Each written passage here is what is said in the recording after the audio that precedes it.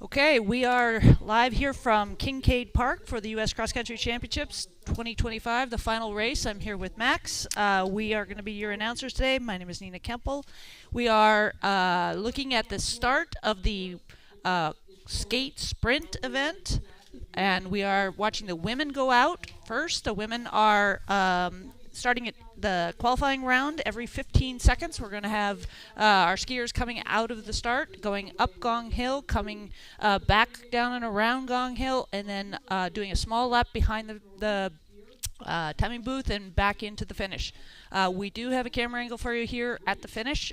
For the heats that are later today, we will have some action up on Gong Hill as well, but right now you are seeing the qualification round for the women. That was Emma Albrecht that just went out bib number 1 from Stillwater, Minnesota, and the women are lining up. The top 20 are the highest seed sprinters in the country, and you are watching the elite women in the starting line at the U.S. National Championship skate sprint event. That's right, and as Nina mentioned, my name is Max Bargrosline, sitting here with Nina Kempel, 4-time Olympian, 18-time national champion. It's a pleasure to be with you all today on a rather dreary weather day here in Kincaid Park. You can see at the starting line there, that's a large puddle. They're nicknaming it Lake Polly at this point, but with dramatic shift in weather from earlier in the week where we were having 5-degree temperatures, and we're seeing our first finisher go up the hill there, off to the start, or one of our first finishers, bib number 6, which is Renee Anderson from APU ski team, looking strong. And again, these skiers will, during the qualifying lap, have a 1.4 kilometer loop. It will be, the snow is extremely fast today, so they are, every second counts. The top 30 will advance into the semifinal, or the quarterfinals, then into the semis, into the finals. Those heats will start at 12:30. But first we have about 250 athletes that are going to go out, and both men and women, and try to qualify for those top 30 slots to compete for the national championship here today at Kincaid Park. That's right, and I believe today is actually just a super tour. Is that correct? Or I heard Adam very out in the stadium might have mentioned something about today being a super tour, not a national championship. But I could be miscorrect. It is. It is certainly not a part of the qualifier for the World Junior team, which has been named on Sunday after the first 3 events and the Junior Scandinavian Trip event. But it is a qualifier today for those trying to qualify for the U23 championships and also the World Championships in Trondheim, Norway. So a lot on the line still for many of the skiers today, and we are seeing some of the skiers here. Bib number 12 out of the starting gate. It's Nina Seaman. Nina Seaman from Dartmouth, wearing the green suit, and she's looking strong going up the hill. She's out there chasing Kate Oldham, who had some previous success earlier in the week at the 10K individual start, as well as Kendall Kramer in front of her, who won Sunday's 20K mass start.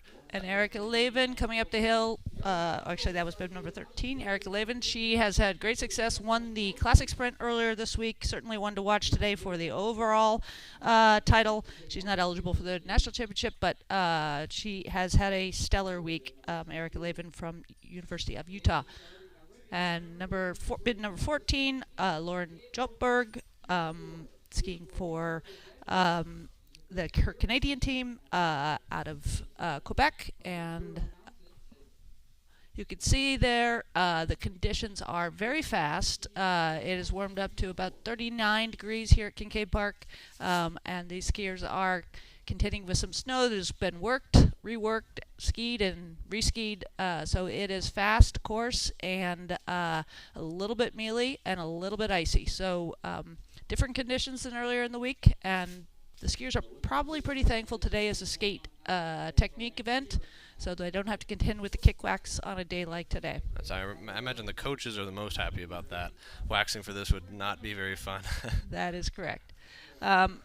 We are going to watch about 111 women start today every 15 seconds. So we are seeing some of them come into the finish line now.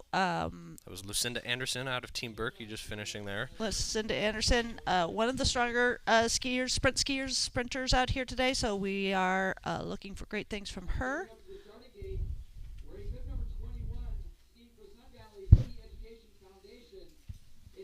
Team Berkey this year at the U.S. Nationals has had some solid representation with Mario Polas and I just lost it there.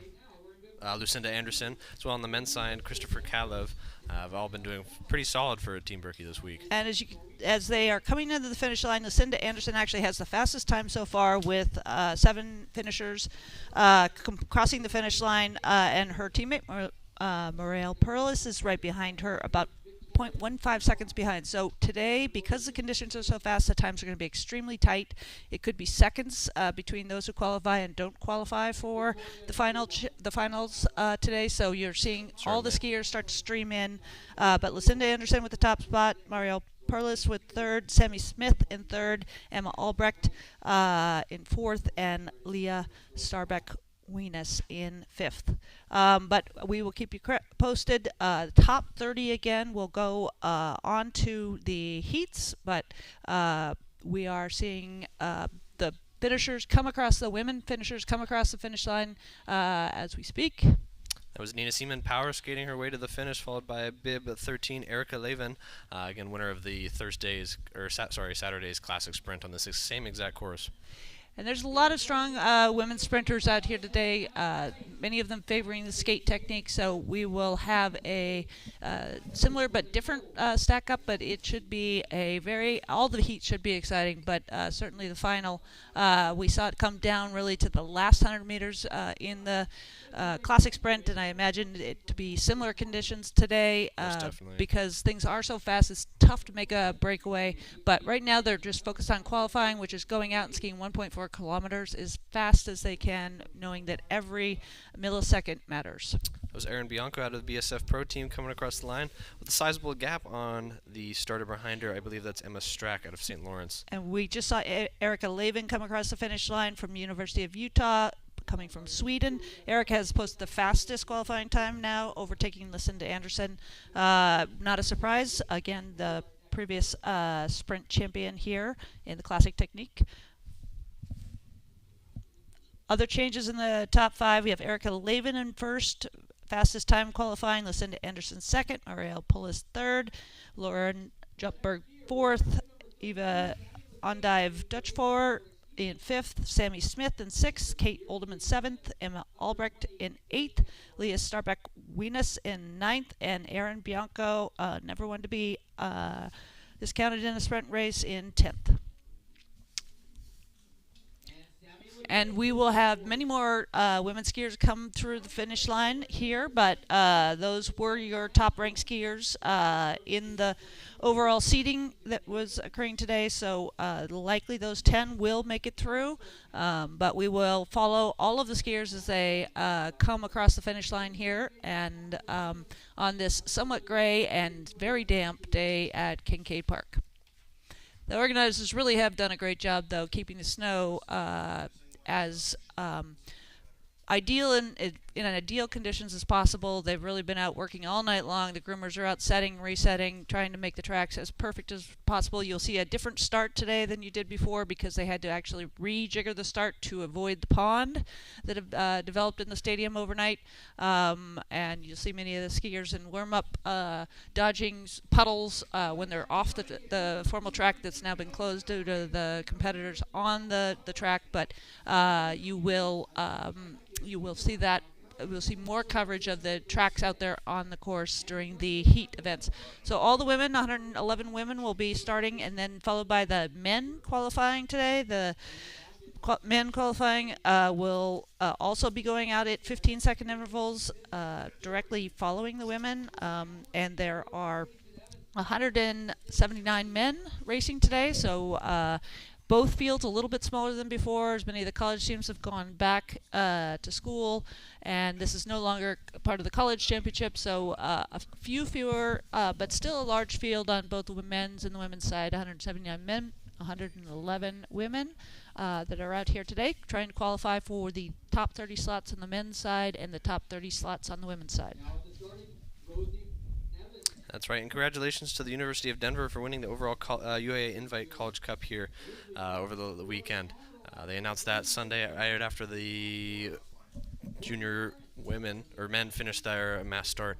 So congrats to the University of Denver again. They had some solid results out there, and of course took home the top title. And we should also congratulate the World Junior team that was announced. Gray Barbier from Montana State on the men, Lucas Wilmot from University of Utah, Jack Levicue from the Alaska Winter Stars, the 15-year-old who surprisingly won the junior men's event on Sunday. That's right. Cole Flowers from the University of Alaska Fairbanks, Murphy Kimball from University of Anchorage, Alaska, Justin Lucas from APU. And on the women's side, Sammy Smith, who competed in the women's senior event, but was the top flying junior for the World Junior Championships. Lena Poluska from Jackson Hole Ski Club, Nina Schumberger from University of Utah, Nev Gerald from University of Utah, Mav Infliger from Dartmouth College, and Sydney Drevlo from Lapet Nordic Racing. Those are your World Junior Championship teams that will be heading off to Norvik, Norway. And again, the women qualification round is still underway, but the results thus far, we have Erica Lavin in the top spot, qualifying in 3 minutes and 8 seconds. Lucinda Anderson in second, just 0.32 seconds behind. Marielle Poulis in third. Lauren Jotberg in fourth. Eva Undive Duchafor in fifth. Sammy Smith in sixth. Kate Odom in seventh. Emma Albrecht in eighth. Leah Stabek-Wienes in ninth. And Anna Price sneaking into the top 10. So those are your top 10 that will be almost assured at this point a slot in the semifinals. And the higher you qualify, it does matter for placements, lane choice, and so those rankings do matter. But again, all of these athletes that are still out in the field have a chance to qualify.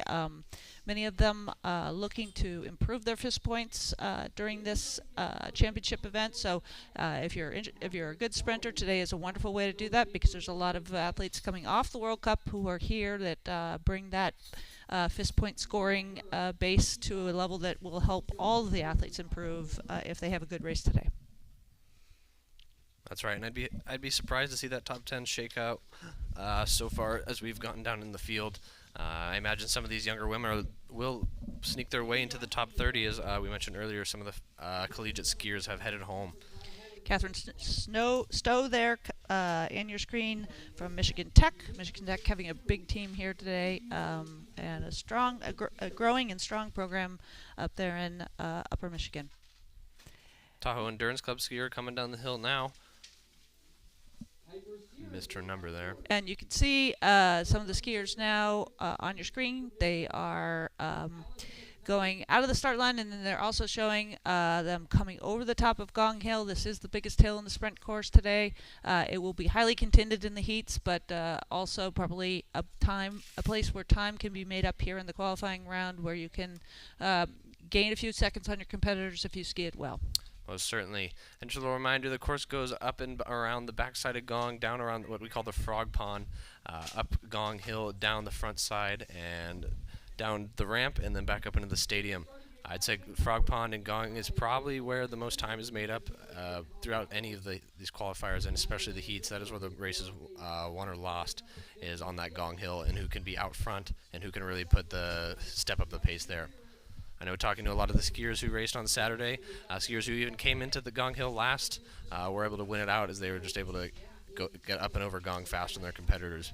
That was Bib 42, Britta Johnson out of Tahoe Endurance Club, just finishing there. Which that's Henrietta Nilsson out of Northern Michigan, coming down this finishing stretch.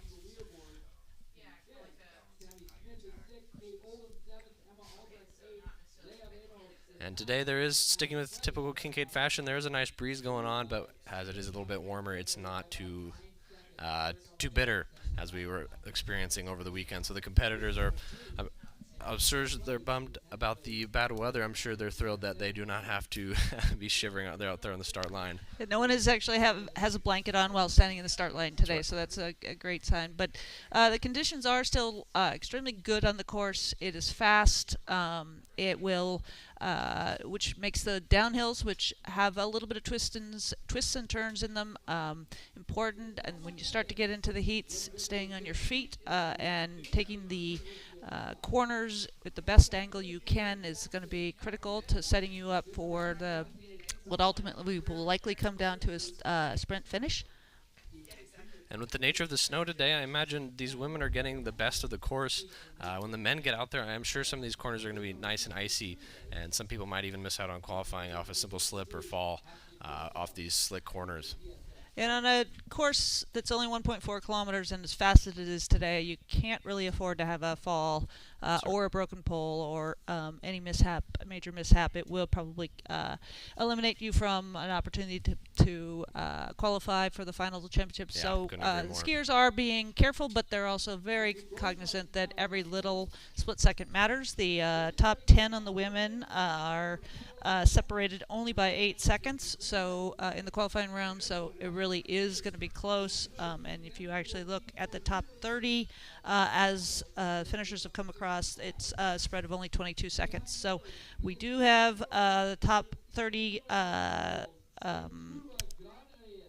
to date, which should be posted online on the Zone 4, but you do have your top 10, many of which we are the people that will be ones to watch today. Erica Laban, like we said, won the classic sprint earlier, has been strong in all races this week. Lucinda Anderson, well-known sprinter, has done extremely well in sprints both nationally and internationally. We have Marielle Poulis, who's been skiing strong all week, Estonian national team, placed in third. Lauren Jutberg. So she is a strong contender in the sprint race as well. Eve Ondive Duchefar, she is skiing for the University of Denver, but from France, and has been strong in sprinting all year. Semi Smith, probably better, known for her strong sprinting capabilities. Already made World Juniors, but a real contender today. And a name to watch on the sprint scene, Kate Oldham, probably better known for her distance skiing, but she is having a strong week, winning the first race pretty decisively, and showing in the sprint race actually that she is still a contender today. And Emma Albrecht out of BCF, also one to watch today. Leah Stambach Winnes from Norway, skiing for the University of Denver, 9th, and Anna Price now rounding out the top 10 from Canada. And we are watching bib number 70 go out of the start line. Finley Dezzini out of Glacier Nordic going hard over the top there. And on your screen there, you can see Gong Hill. You see that they're going up the right side. They crest up the top of the big hill on the right side and come back down the left side. After going back down the back side of it and around Frog Pond, they come back up and back into the stadium. Bib 60 just crossed the line. Selma Naveen out of University of Utah.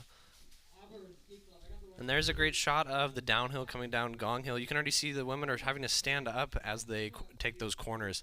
To me, that's showing that the corner is already getting a little hairy, a little icy. So it'll be interesting for the heats, especially the men qualifying. Well, and not only the downhills, but the uphills are going to get soft today. The snow is so worked and reworked that it will get granular, and it will make it a little bit more difficult. Ski choice will be important today. You want to have a ski that's obviously fast on the downhills, but you want a ski that's going to get the edge on the downhills, but also give you the kind of pop that you want on the uphills. So ski choice will be important. Now that fluoros are eliminated from competition, ski choice has become more important both in classic and skate. So you'll see the athletes out testing and retesting their skis to try to pick the very best pair for today. And coming across the finish line, we have a APU skier, bib number 77 starting the race there on your screen. That's Ali Scott out of Tahoe Endurance, or no, Alice Jowers out of Tahoe Endurance Club. Apologize. And I think we commented on this earlier, Max, but it really is wonderful to see at this championships not only the number of competitors out here, 420 signed up for the championships, but the diversity of clubs from across the country. It's wonderful to see the club program providing the pipeline and the popularity of the sport continuing to grow, largely and thanks to individuals like Keegan and Jesse, who have demonstrated at the national and international level that success is possible. It's really inspires this next generation, many of them who are skiing the national championships for the first time. So wonderful to see so many different clubs represented and different universities represented out here. No, it's awesome to see the club teams throwing down with the university teams, and I can be happier to see that. It really is healthy for the sport. APU skier coming up on over top Gong Hill there.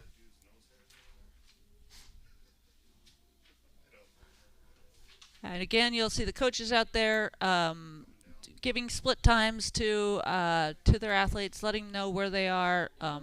The athletes are really pushing for every second on this qualifying round, knowing that they can't let up at all. But the coaches are, telling them that they're on pace to qualify or achieve whatever mark that they're hoping to achieve today. And these skiers that are finishing now are ranked sort of in the top, just in the top half of the FIS rankings for sprint races. So you are seeing them out here today, hoping to pop into the top 30, but also hoping to improve their ranking in the FIS points. Certainly, we are getting down in some of the younger skiers, quite a few U18 skiers out on course and in the start gate. Also, can you remind me, is there junior heats today? There are junior heats today, so okay. We will be having heats starting at 12:30, quarterfinal heats. So 4 quarterfinal heats. The best 2 from each of the quarterfinals will move on to the semis, plus the 2 lucky losers. As we explained, that's the 2 fastest times that did not place in the first or second spot in their heats. And we will have that for the senior women first, then the senior men, then the junior women and junior men. Perfect. We're in for a great day of racing with quite a few heats going out later today. Bib number 88 on the start of the Gong Hill there. That's Greta Boken out of APU. Bokenek. Apologize.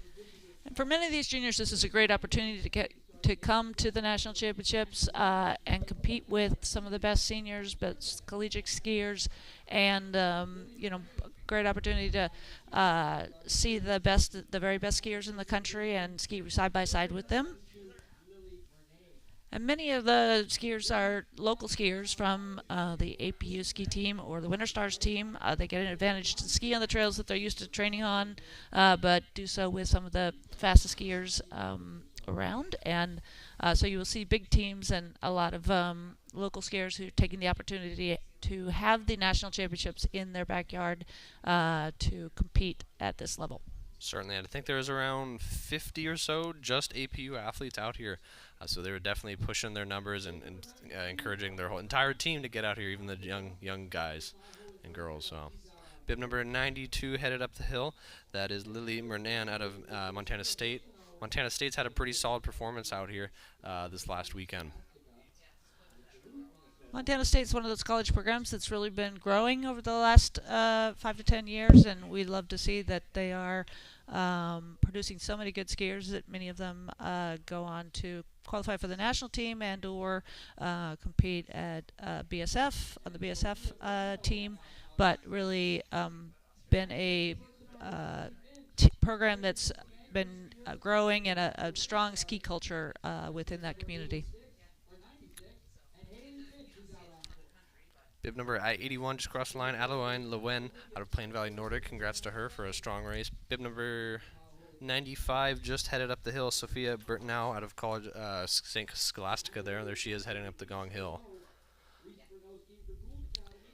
Look at that. You can already see the start of Gong Hill is already getting pretty choppy. Those skis are sinking down in the snow. So if any of you are familiar with some of the Fisher skis, maybe some of those helium skis with the waxable sidewall might be better today, as that entire sidewall might be in the snow. And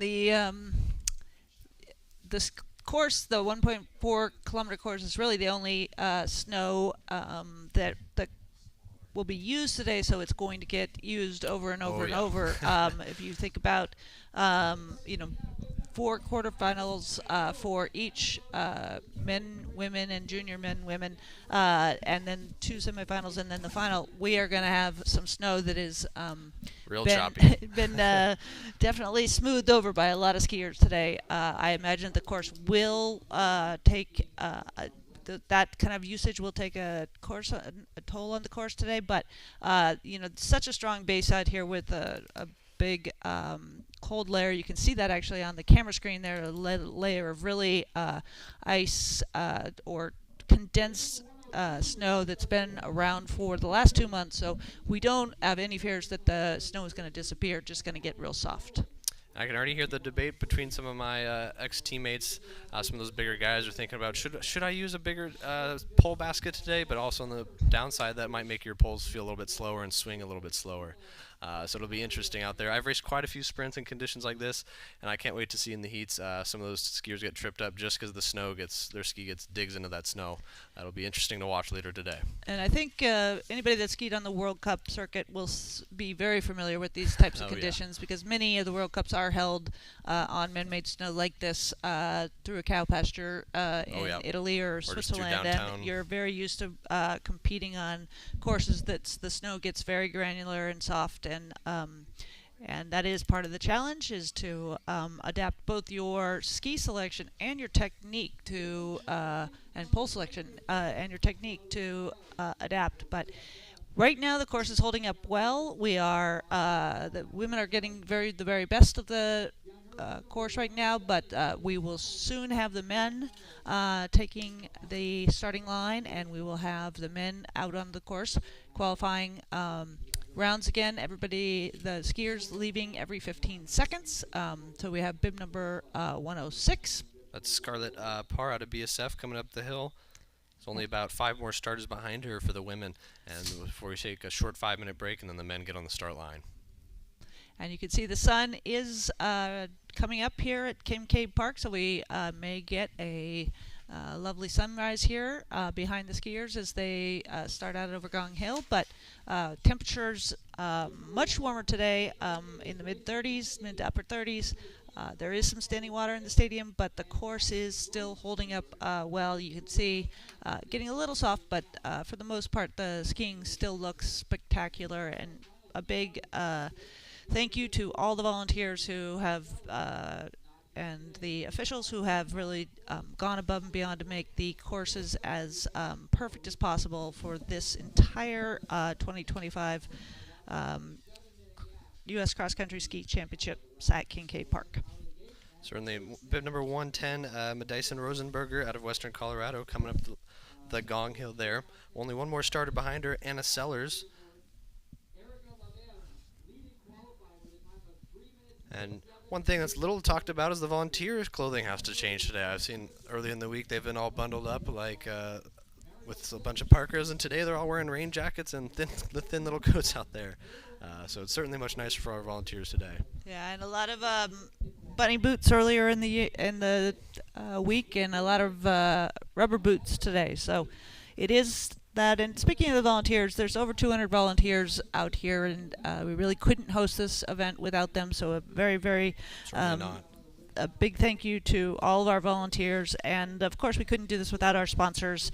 Our presenting sponsor being Toyota, our local presenting sponsor ConocoPhillips, a longtime supporter of skiing in the community, but also national championships here at Kincaid Park. The Waxing Village is brought to you by the Hoarding Marmot. In-kind support was provided by Kaladi Brothers Coffee, which we are drinking right now, Max. Watterson. Followed by Madeline Loreen, an AWS skier. I believe that's Madison Rosenberger out of Western Colorado coming down the Gong Hill now. And you can see that those corners are getting a little rutted. You saw her having to be very intentional in stepping around the corner. You don't want to let your skis slide too much sideways, because you will potentially catch a rut, and that can just take your ski right out from underneath you. So you want to be real light on your feet and step around those corners. but it is getting harder and harder when it gets a little bit more rutted, and that will progress as the day goes on.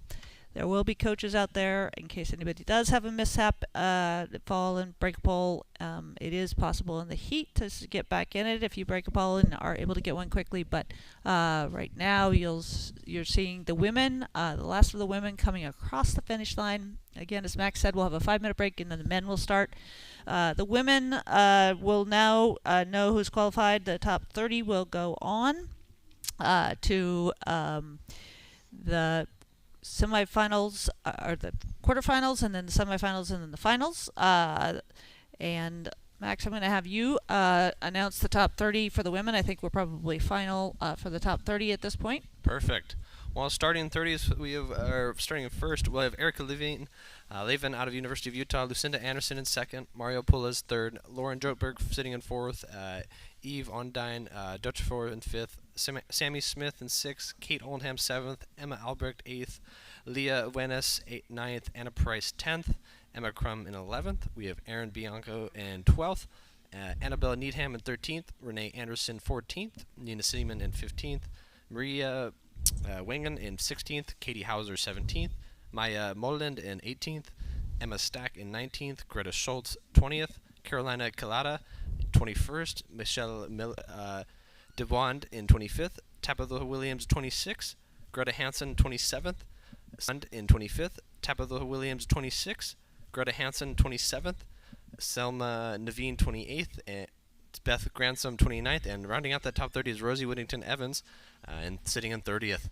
A mere 18 seconds back from the first place there, Erica Levine. So those women, those top 30 is tightly packed there. 18 seconds is not too much for 30 skiers to be sitting in. It isn't, and while that's their top 30, those rankings actually all disappear. It's once we go into the qualifying rounds, into the quarterfinals, everybody is back on an even playing field. Everybody has an equal shot to take home the win today. But those top 30 women will progress on. Most certainly. And lane picking today isn't too much of a factor, as we saw. The start line had to change a little bit, where it's more just straight shot into the gong hill and onto the course. There's no turn to get around onto the gong hill. So even if you're a low seed, the higher seeds can basically be in the same advantage as you. And it's always a little different when it's a skate sprint to the start. You do have to stay in your lane for some amount of time, but it's shorter than in the classic event, and you have a little bit more room, opportunity to jostle around and find your hole to shoot into the into your spot in the heat. There are some people who like to lead, and others who like to be back in the middle of the heat to start. But everybody has their own strategy, and we'll get a chance to see that play out. You can see the men starting to line up in the starting line as we speak, and they are about a minute and a half away from the start of the men's qualifying round. Again, you will see the top-seeded men start first out of the gate here today in the qualification. The top 30 will proceed on, similar to the women, and we will have those results coming to you directly. And then after that, we will have a brief pause, and then begin the heats at 12:30.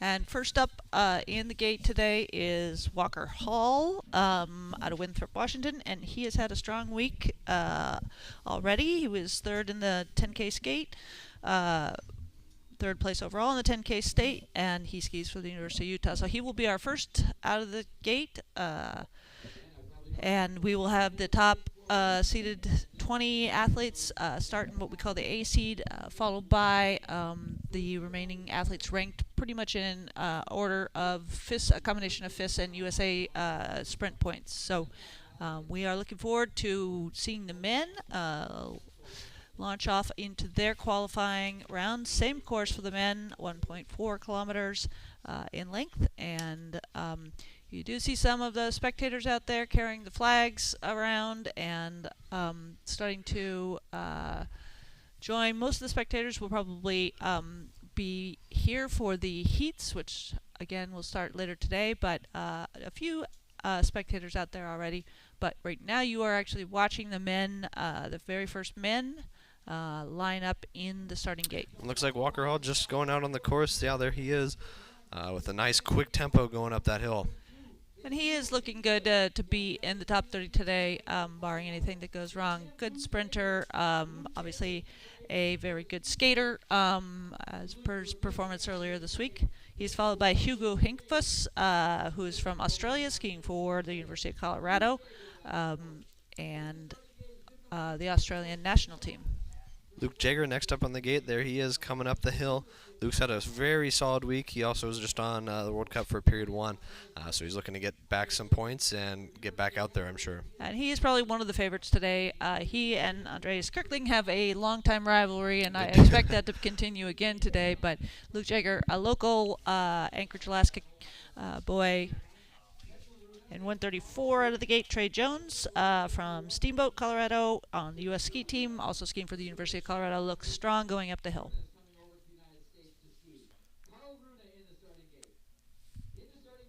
And there's Andreas Kierking powering his way up the hill, nice and smooth like always.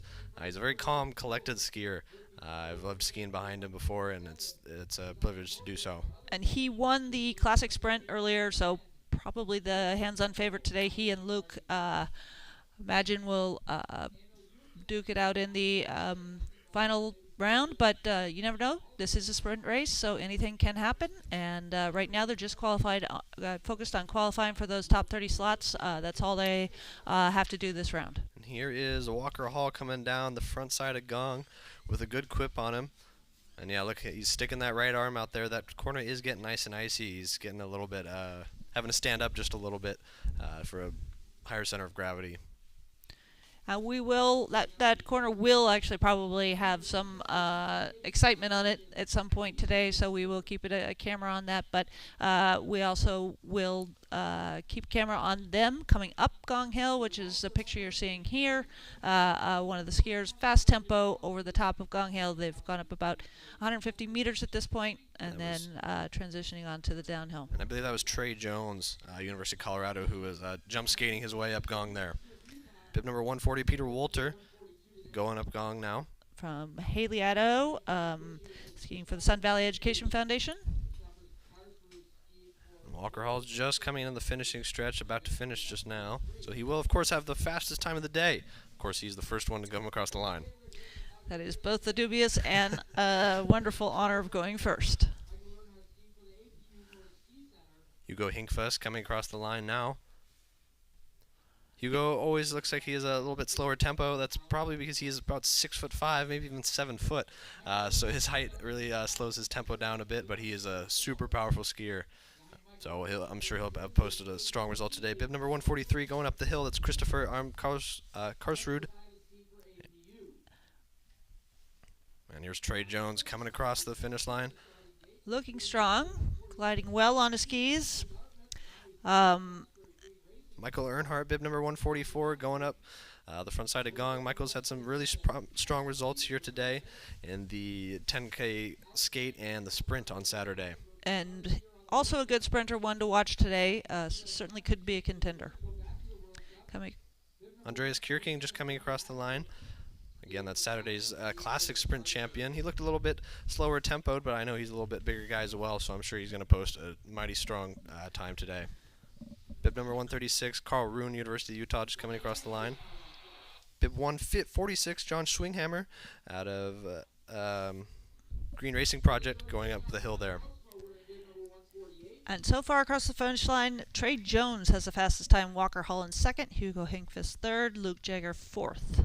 So, this is a long week of racing. It does take its toll. Four races in a very short 6 days, a short span of time. A lot of these athletes have been out here multiple hours, and so it will be interesting who has something left in the tank today and who, may have something on the line today to qualify for one of the remaining teams or remaining slots that are up for grabs in today's that we are going to see the U23 championship team named today. So there are some skiers that are still very hungry out there. That's right. And yeah, so Andreas Kirkling actually qualifies, goes into 7th. So when you said he looked a little bit slower in tempo, the times do reflect that. Still a strong time, but Murphy Kimball has come across the finish line, taking the fastest time to date. A very strong sprinter from Anchorage, Alaska here, skiing on his hometown trails. So he's posted the fastest. That's right, and I believe he made the World Junior team. Is that correct?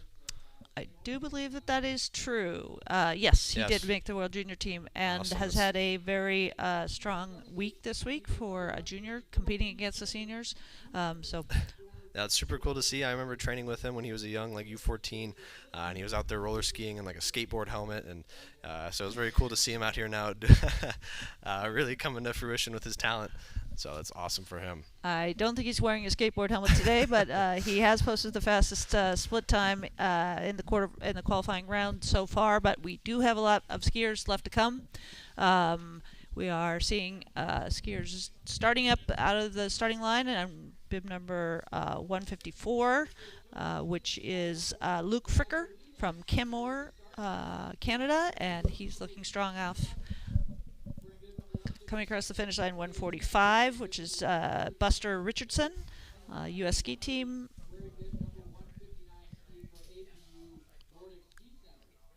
There's Will Coke coming down the front side of Gong. Will had a very strong result on Sunday's 20K mass start, finishing 3rd American. Congrats to him on that. And we'll see a strong time posted from him for sure. Bib 146, John Swinghammer out of Craftsbury Green Racing Project coming across the line, followed by John Steele Hagenbuch, Dartmouth, storming his way down the finish line. John's had an incredible week here at U.S. Nationals, so I'm sure he's going to have a great result today as well. He really has. He's been consistent in every race. He's won 2 races, national champion 2 times over. Really good week for Johnny skiing for Dartmouth and the U.S. ski team, and probably looking to both compete for Dartmouth at the hometown NCAAs in Hanover, New Hampshire, but also maybe looking for a slot on that World Championship or U23 Games team. Certainly, I would not be surprised to see him there. I believe he's aged out of the U23 age group, but I'm certainly sure he's fighting for even more World Cup starts and that World Championships start slot. And he has already earned the World Cup Period 2 slot, but he is looking probably to land a slot at the World Championships in Trondheim, Norway. And we are seeing skiers come over the top of Gong Hill there, and again, that is the hardest point in the skate course today. So their tempo being that high at that top of the hill is a good sign that they've still got energy, good pep in their legs, and you'll see them come down the hill there. A few finishers still coming in to finish. Zachary Jane out of University of Utah coming across the line. And with the majority of the top seed in to the finish line, we still have Murphy Kimball, a junior, at the top of the qualifying list. Trey Jones in 2nd, Christopher Alm Karlstrud in 3rd, Walker Hall in 4th, Adam Bultuski in 5th, Hugo Hinkfist in 6th, Luke Jager 7th, Will Koch 8th, Michael Earnhardt 9th, Johnny Hagenbuch 10th, Carl Rune 11th, Andreas Kirkling 12th, Buster Richardson 13th, Graham Hausma 14th, Brian Bushy 15th, Peter Wolter 16th, John Schwimmingham in 17th. So those are your top 17 men across the line. We are posting more and more times as they come through, but some of the names that have been at the top of the list are a little farther down this time, but this is just the qualification, and all they really want to do is make sure they're in the top 30, but also probably some of them feeling 3 pretty long races this week. Even though the sprint race is short in nature, it is a full day of skiing, warming up, warming down, getting ready for the next heat. So certainly it takes a toll on you. And I know there was a banquet, I believe, on Sunday evening to name the teams and everything, so I'm sure some of these boys were out partying that Sunday evening and recovering even today. Well, we hope not. We hope they're going to wait for the end of the season for that. But the it is always fun to come to an event like this where you get to see all of your friends and competitors, former teammates from all over the country, and it's always a good time to spend catching up with those people that you may have skied with in many different aspects of your life and your career. University of Denver skier coming down the finishing line with an APU skier hot on his tail there.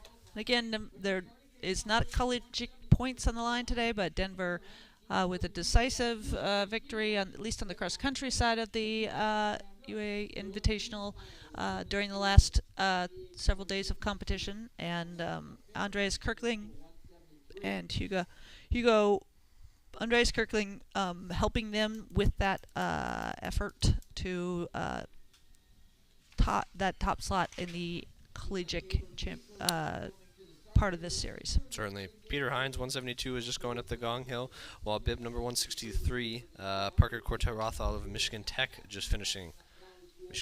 Michigan Tech, like we mentioned earlier, has had a solid team out here at this U.S. Nationals. I toured their facility a few years ago, and it was exciting to see how they were gearing up to develop some fast skiers in the future. Bib number 164, Keelan Durham out of Williams College, just coming across the line there.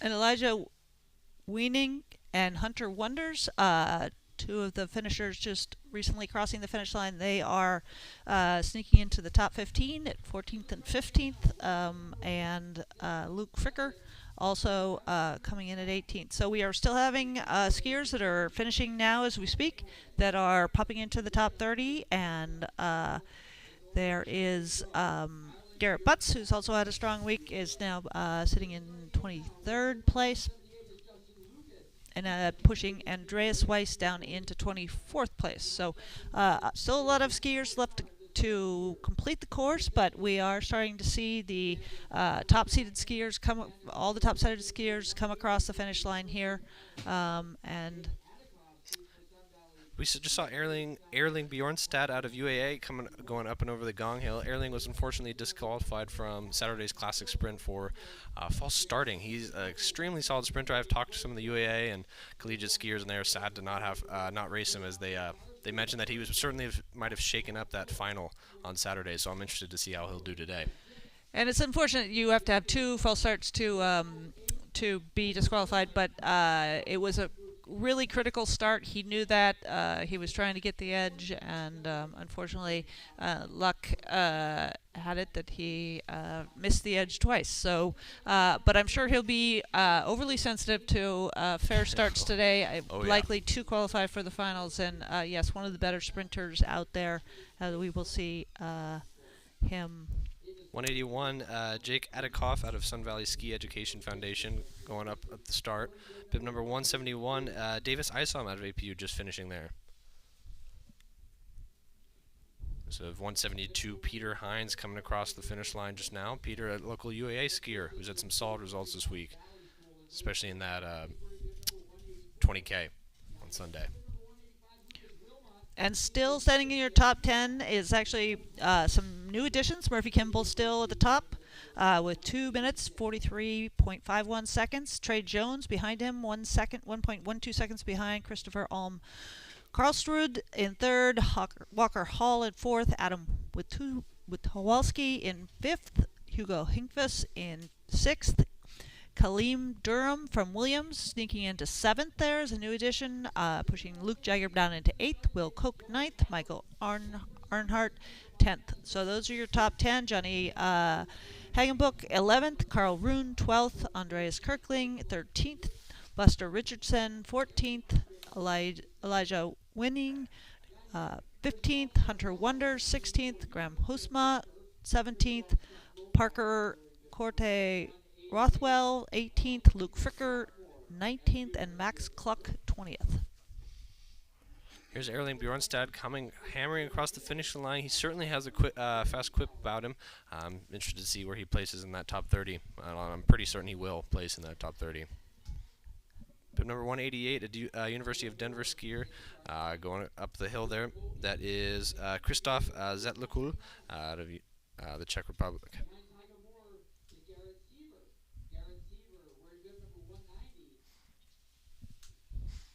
Looks like we have a little gap between some of the finishers there as we're looking. And as a reminder, if you are a junior and you qualify in the top 30, you are eligible to ski in the Senior Open heats, which most juniors do choose, but there will be a separate final sets of heats for the juniors, so that they will have their own separate competition as well. So there are some athletes that will, as juniors, will qualify in the top to be in the top 30 and choose to race against the elite men, but others may choose to go into the junior heats.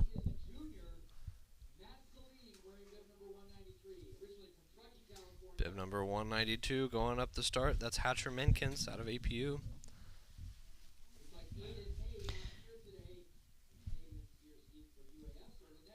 Bib number 182, Nate Veltman out of BSF coming across the line there. And all of these skiers that you see are starting or finishing, they still have a real viable chance to make it into the top 30. The top 30 are separated right now from the winning time to the 30th by only by 9 seconds on the men's side. Wow. So it is extremely tight. But you know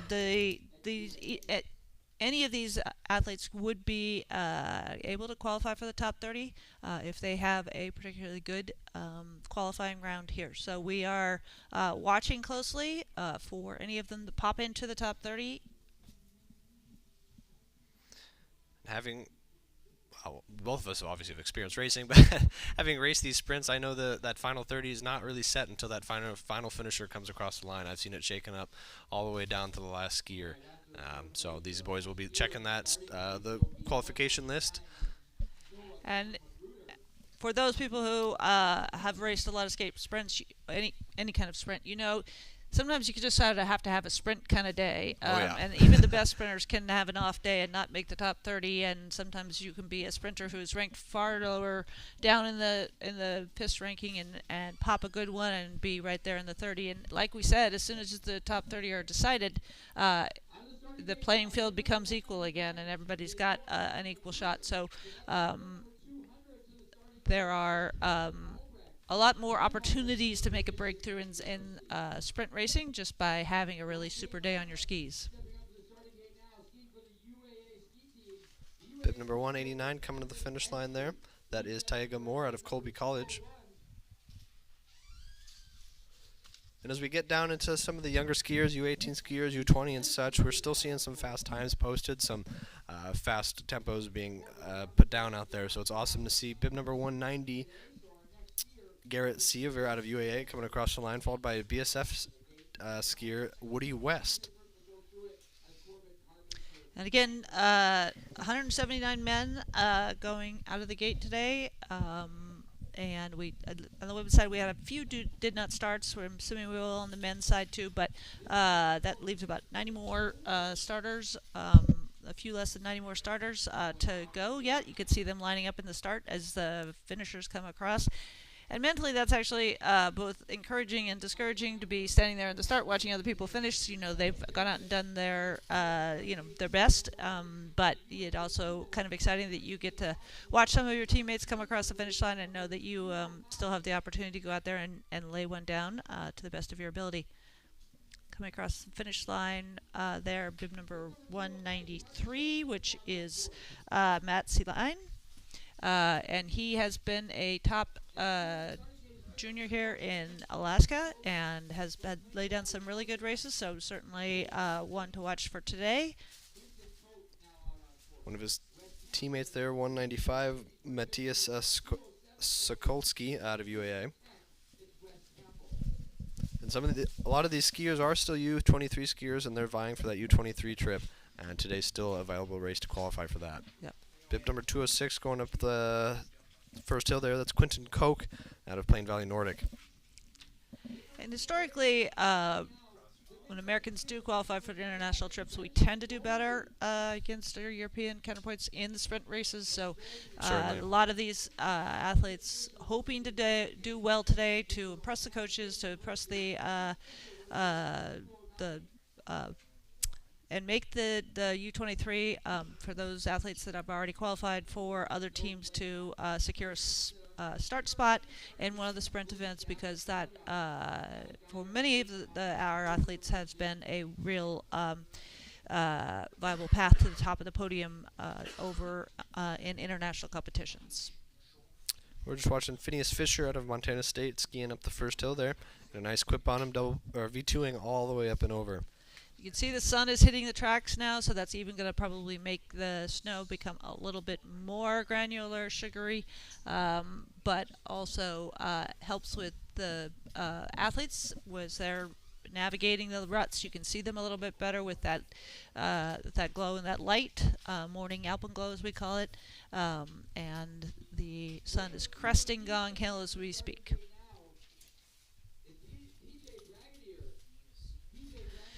Okay, well, as we said, the top 30 can change at any moment, but Max, you want to read the top 30 men as they stand to date? Certainly.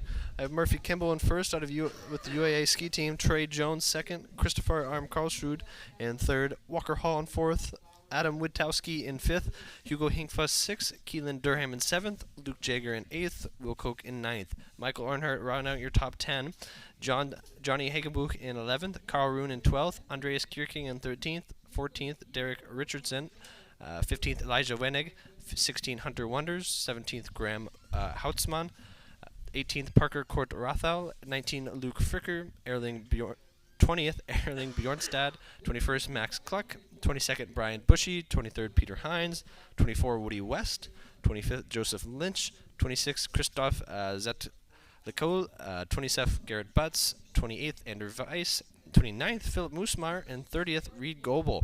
That's a strong top 30 there. There's a lot of names I recognize, and I would expect us to be in that top 30. So hopefully Reed Goebel and Philip Moosmeyer and Anders Weiss can stick in that top 30. But a lot of new names, too, that we haven't heard mentioned as much this week. Woody West, Joseph Lynch, some of the names that Max Cluck, some of the names that probably have been waiting all week for this race. Certainly. Sprint skating being their specialty, but great to see some new names in the top 30 to mix things up. Always a welcome opportunity to see everybody get an opportunity to compete in the heats and show off their tactical skills. The qualifying rounds here, really, it's just a power and strength test, and to be able to ski fast enough to qualify. But once you get into the heats, there becomes a lot more strategy, a lot more tactics of when you're going to make your move, how you're going to ski the corners, and what techniques you're going to use V2 versus your jump skate, which you can see different athletes choosing already in the qualifying rounds to use different techniques at different points in the course. So it will be a fun afternoon. It will be the last competition here in this National Championship Series, and we hope you will all join us for the heats. And I believe those will be starting about 12:30 today, so stick around for that. Bib number 222 going up the starting hill. That's Henry Snyder out of Team Berkey. And I forgot to mention, for that top 30, the Reed Goebel is only sitting 8.67 seconds back from Murphy Kimball. So those top 30 is real close, even closer than the women qualifier we saw earlier. So and that really does go to show that you can't have that many missteps and make a qualifying heat at this level. You really have to ski strong and with some amount of perfection the whole way. When you get into the sprints, and the heats, it's a little bit easier to recover from a bobble here or a bobble there, because you can kind of suck off the energy and stream from the others. But here in the qualifying, you really have to be on your A game from the very beginning. Josh Bauer out of the UAF ski team coming across the finish line.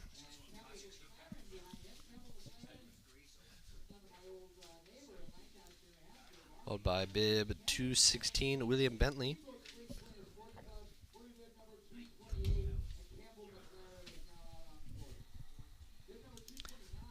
And it looks like we're trying to pull up some rolling results out of the qualifiers on the bottom right-hand side of your screen.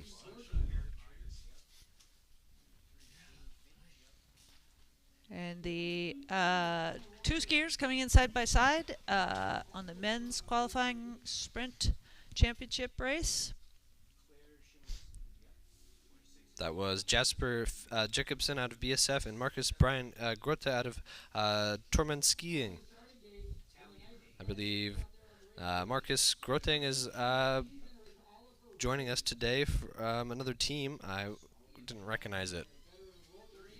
Bib number 219 coming across the finish line. This is St. Scholastica skier Alexander Burtenow.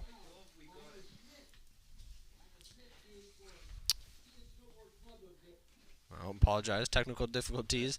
Our production crew, 49th Media, is always dealing with the weather and such out here, so they're doing an awesome job always having a continuous feed for you. Bib 220, Braden Bilzini out of Rochester Nordic coming across the line. Followed by Bib 221, Quinn Holen with a strong finish there. And now the athletes that are finished, they're trying to warm down, work some of the lactic acid that they've accrued in their legs during the qualifying round, get up to the warming hut or into their wax trailer and put their legs up, get some fluids in them, try to rest up for the final rounds, final heats if they've qualified for them. If they haven't, then they're probably packing up their bags, putting some travel wax on their skis and getting ready to depart. But most will stay and cheer on their teammates, which is always a fun thing if you don't make the finals to Most definitely. Cheer your teammates on. And so we will see probably a lot of athletes out here on the course rooting for their skiers of choice that did make the heats. But those that are qualifying in the top 30 will move on and will ski at first a quarterfinal, then a semifinal, and then the top 8 will ski, top 6 will ski the final. So. And there is that junior heats that some of the juniors are vying for that will be after the senior heats today. And yeah, as Dino mentioned, being the last day of 4 days of racing is kind of awesome because you can actually stick around after the races and cheer your teammates out and have some fun. I know those are some of my favorite days of racing collegiate. It was the last day of racing, getting to cheer on your counterpart in the female race or vice versa. And the athletes that are excelling today are athletes generally that have been training for a significant number of years. They have a training base that allows them to compete, 4 days in a row or 4 days consecutively, relatively speaking, and still have a strong performance here today. So you're seeing a lot of the athletes out here today that have been at this for many years and are still able to ski extremely well on a 4th day of skiing out of 6 days of competition. That's right. That was Bib 229 David Runovec out of Team Berkey, who just came across the line. Bib 241 going up the hill, that's Miles Brown out of University of Wisconsin Green Bay. APU skier coming across the line here. Or powering down this finishing stretch, I should say. That's Bib 231. Oliver Wright. Alaska Winter Star skier going up the starting hill. That's Grayson Stanek Alvord. AWS has had a strong week out here, so it's awesome to see some of these juniors racing against these big dogs. I know it's a huge advantage, and Jan Burrow, their head coach, is definitely pushing for them to race these big guys. And actually, in typical AWS fashion, Miles looked, or I apologize, Grayson looked extremely light on his feet there going up the hill. 233 coming across the finish line. That was Jace Peters.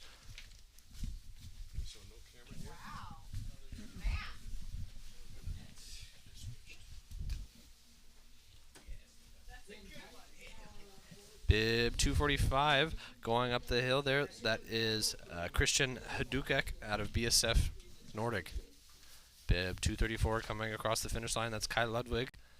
Followed by Bib 233. Or I apologize, that was not Jace Peters finishing. That was another bib I missed.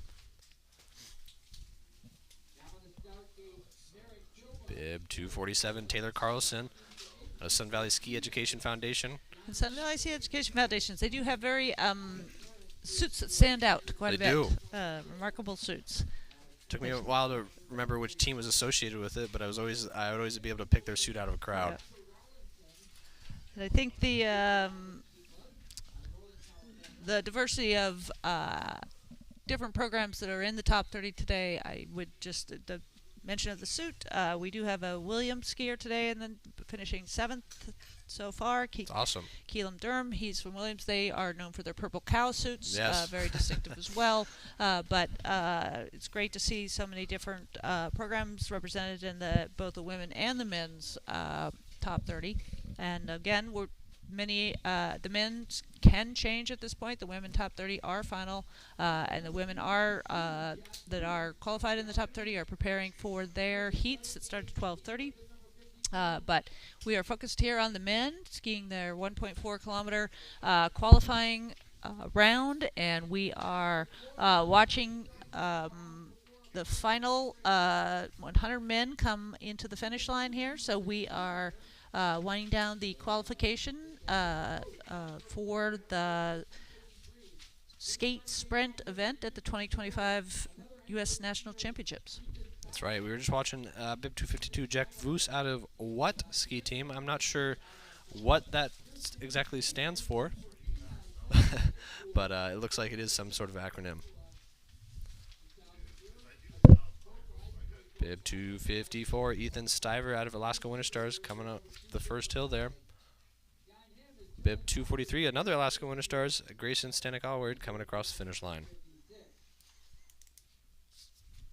And we are down into mostly juniors here. All these juniors are vying for a spot in that senior heats, but those who won't make it have their own set of heats to make it, the junior heats, which will be after our senior heats. And this is a real advantage for the juniors that are competing here, because this is likely a matchup, a pre-matchup of what they will see at the Junior National Championships, and everybody wants to win the Junior National Championship. But to be a junior at the National Championships is also a feather in one's cap. So it also gives you sort of a preview of who you're going to go up against come March at the Junior National Championships. So good opportunity for all the juniors to have a high-level competition today in their own heats and not have to manage through the crowds of the senior ranks. Darren Binning out of Rocky Mountain Race just went up the hill with a super cool pink suit. I haven't seen too many of those ones out here, so awesome to see him out here. Bib 247 coming across the finish line. That's Taylor Carlson out of the Sun Valley Ski Education Foundation. Got two skiers coming up the Gong Hill. Side by side is sun rising in the background there, both looking strong. One overtaking the other. Again, 15-second interval starts, so if you're having a good day, you will overtake the skier in front of you, and an opportunity for the slower skier to hop on and we call it get a ride. And right. So you see them navigating the corner there. The corner is looking like it's actually settling out a bit.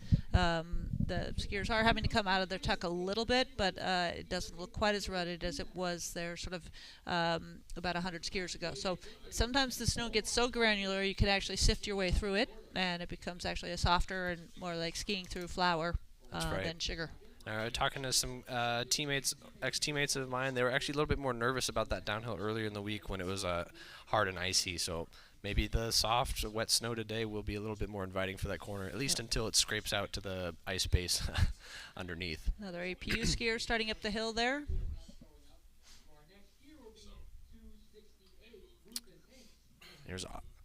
You can't see it just now, but Oscar Flores coming in the finish line. There he is. Oscar Flora, one of the young rising stars here in Anchorage, Alaska, skis for APU. His father is the coach of APU. His sister, Marit Flora, had a very strong week this week, making a mark on her own skiing for the University of University Anchorage, Alaska. Another Winter Stars skier coming across the line, or coming down the finishing step. That's Ethan Stivar out of AWS. And it's interesting. There are a lot of brother-sister, brother-brother combos out here this week, which is fun to see. You recognize the same last names, but fun for the athletes too. I had the chance to ski with my sister for many years, and it's great to have a sibling out there who kind of understands what you're going through. Warm up, warm down with. talk about the race with. And so many of those, and a lot of athletes out here this week that have had parents that also were former Olympians or strong World Cup skiers. Well, one thing you can say about Nordic skiing, especially in the U.S., is these ski families are a strong pillar of the community. Like Nina's mentioning, you often see their parents were competing a number of years ago, and then their kids are out here throwing down with the same last name. It's super cool to see. Excuse me. Yeah, I mean, Will Koch, Walker Hall, too, on the men's side, and we already talked about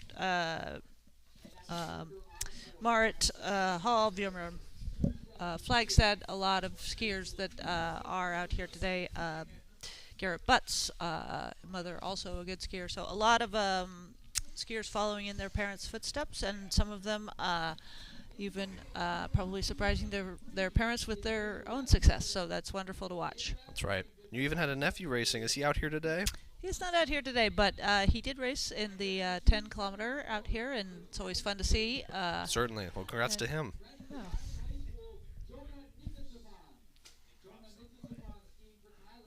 AWS skier coming to the finish line now. Lots of AWS skiers now, as we're in the juniors here. Like I mentioned, I'm sure Jan is encouraging all his junior skiers, no matter their skill, to come and race and get some experience.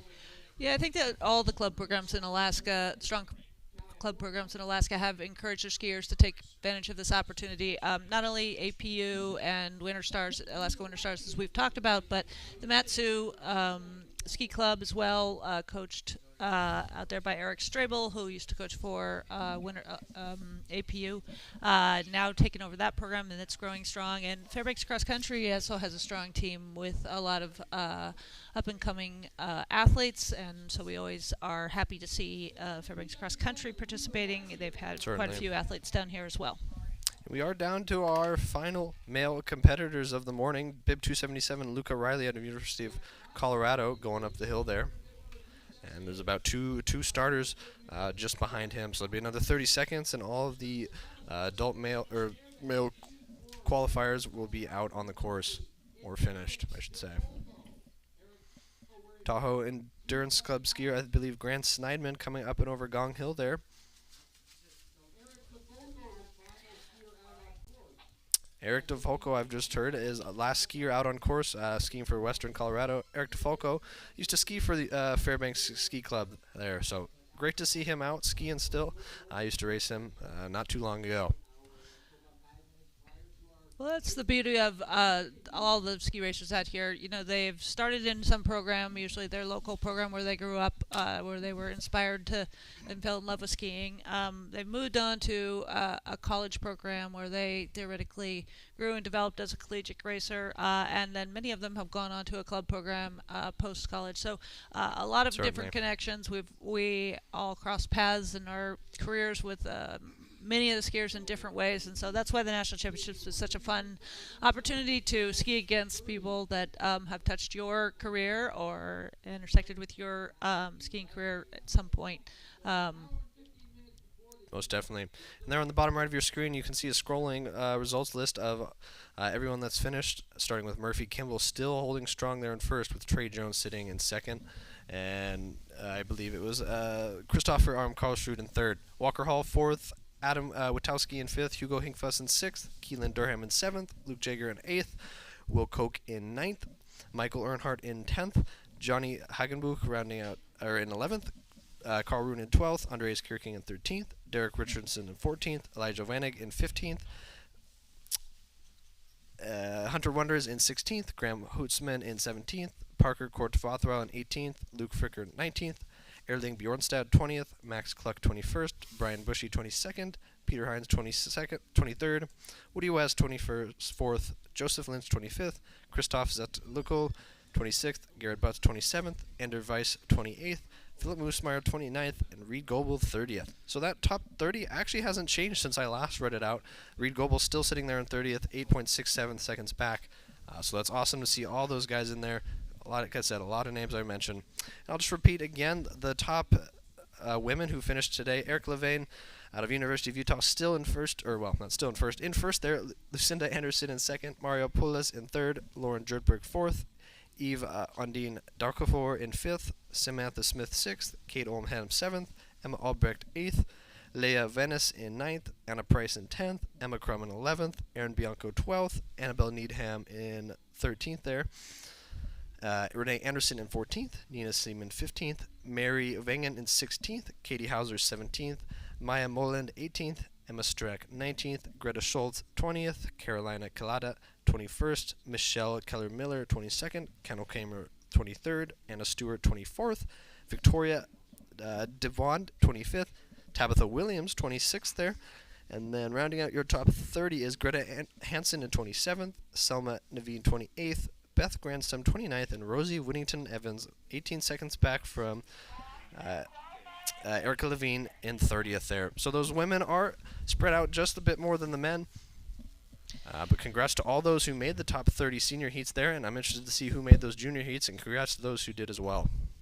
We will have those posted shortly as soon as they are confirmed and official. But again, those are the top 30, which at this point rolls the clock back to 0. It means you've qualified for the heats, but everybody starting as a quarterfinal skier at 12:30. We'll start with the women quarterfinal heats, and then the men quarterfinal heats proceed through the semifinals and finals, and then move on to the junior heats about 2:30 this afternoon. So we will leave you with that. I think all of the skiers have come through the finish line, and those are the unofficial results that we have shared, but feel free to continue to follow on Zone 4 the heats as they're posted, and we will be back with you at 12:15 to prepare for the heats for the 2025 U.S. National Championships skate sprint. Congrats to all those starters this morning. Thanks for hanging out with us for the qualifier. Again, like Nina said, we'll see you back about 12:15, 12:30, starting with the senior women heats.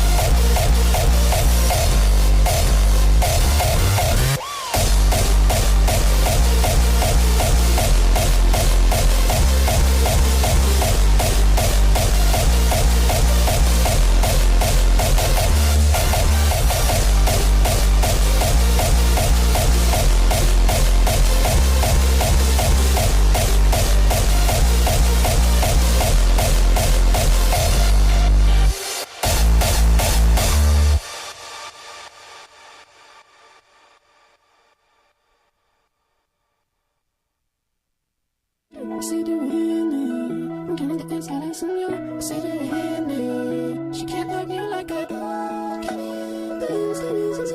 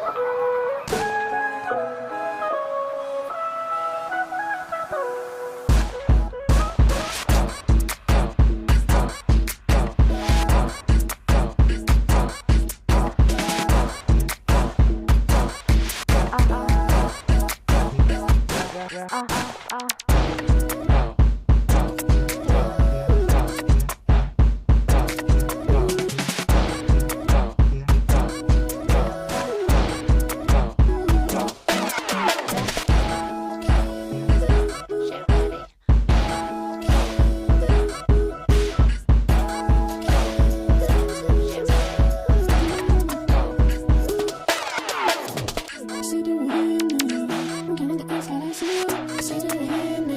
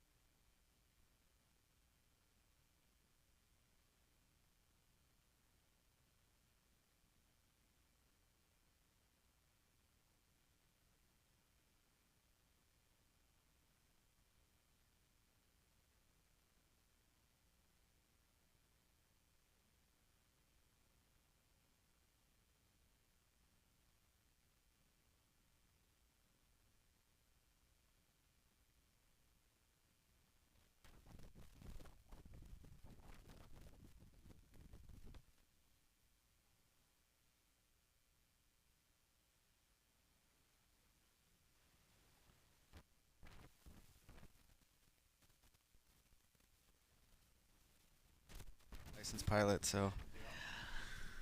All right, we are back for the 2025 U.S. National Championship Sprint competition. We are to the point of the day where we are beginning the heats, starting with the women's quarterfinal heats and then the men's quarterfinal heats.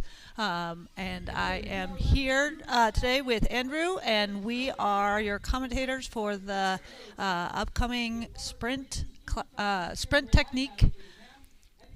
Skate technique, and it is a warm, blustery day here at Kincaid Park. There are a few puddles out there. The snow conditions are still an extremely good track in place for the skate event, but there is a lot of warmer weather, warmer air out today, and we are bringing to you live a aerial view of the skate sprint course.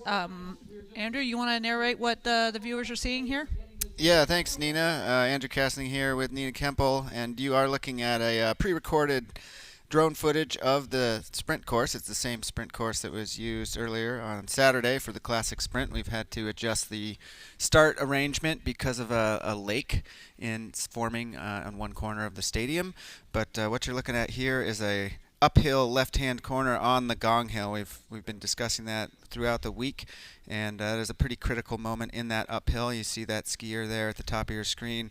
We'll be approaching the top of the Gong Hill. The top half is very much a straightaway, but it is not unrelenting in its incline and steepness.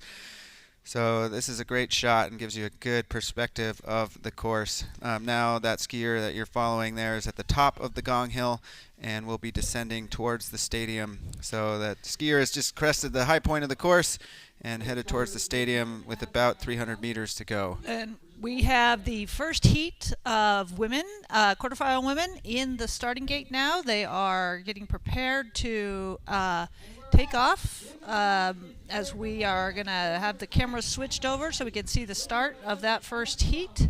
Yeah, and it does look like Erica Leven, bib 1, for top qualifier from the morning, out in front. Also in this heat is bib 10, Anna Price, bib 11, Emma Crum, bib 20 is Greta Schultz, 21 is Carolina Coletta, and bib 30, the final qualifier to make the senior heats, Rosie Whittington Evans, all on course. And Erica Levin is obviously one of the favorites to win, to be watching to win today. Been successful all week, but the winner of the Classic Sprint earlier this week and dominant in all of the 3 races previous to this one. Certainly one of the favorites as she took the lead going up the first hill and wanting to just sort of stay out of the harm's way in this quarterfinal and come in and have a fast heat, but a strong heat. Nothing more to prove than the first 2 will go on to the semifinals, and then the first 2 from each heat, as well as 2 lucky losers. So the next 2 fastest times from all of the heats will also progress. So that will be the next round of heats. So we will wait to see the skiers as they go down the backside of the Gong Hill, around the Frog Pond, and back up Gong Hill. Will come back into view, negotiate a fairly tricky downhill, and then take one more spin out of the stadium before they come into the finish.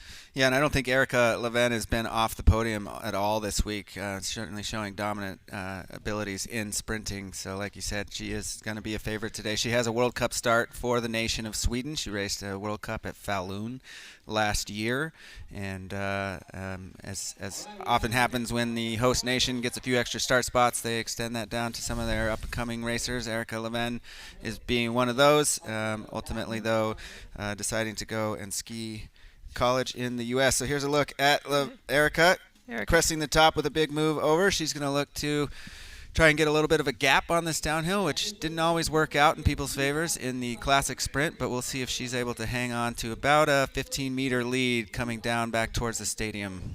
She looks to have good skis and a pretty decisive break, so we'll see if she can maintain that. But Erica also leading her team, the University of Denver, to the overall collegiate victory in this series of races. The University of Denver came out on top of all the colleges on a scored 2 race invitational.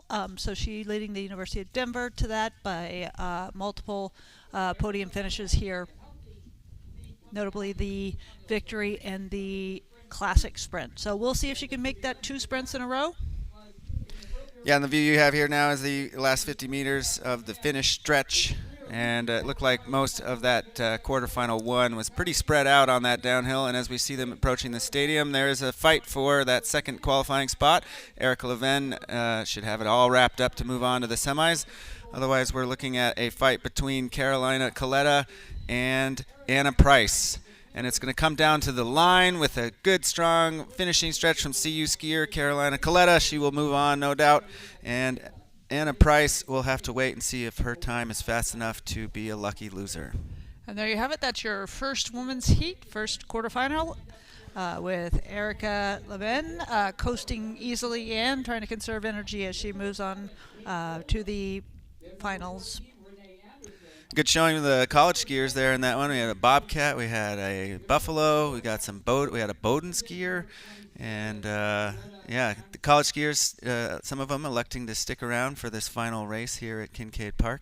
We had about half the size field that we've seen in the earlier part of the week, but still plenty of fast skiers here vying for a Super Tour win, and hopefully if they do really well, they can potentially make a World Cup trip or World Championships.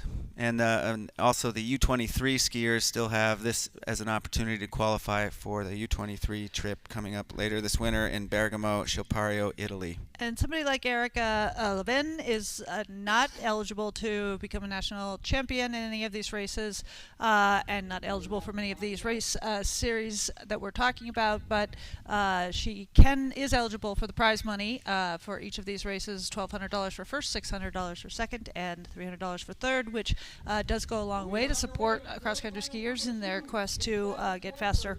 But because Erica is from Sweden, she is not eligible for many of the trips. So you're looking at quarterfinal 2 on its way out of the course, as well as Renee Anderson. Bib 17 in this heat, Katie Hauser. Bib 24 is Anna Stewart. And Bib 27 there at the back is Greta Hansen from the University of Vermont. And Katie Hauser, local Alaskan by trade, and comes to us, has a good race in the qualifying to be in this quarterfinal, and she's a good sprinter, but good to see her out there battling it out with the likes of Kate and Lauren. Yeah, and Katie Hauser from Palmer, Alaska is really stock is rising for that young lady. She has been getting faster and faster. She's under the tutelage now of Coach Adam St. Pierre, and it seems to be working for her. She is becoming a contender and a household name, I think, at least on the domestic circuit.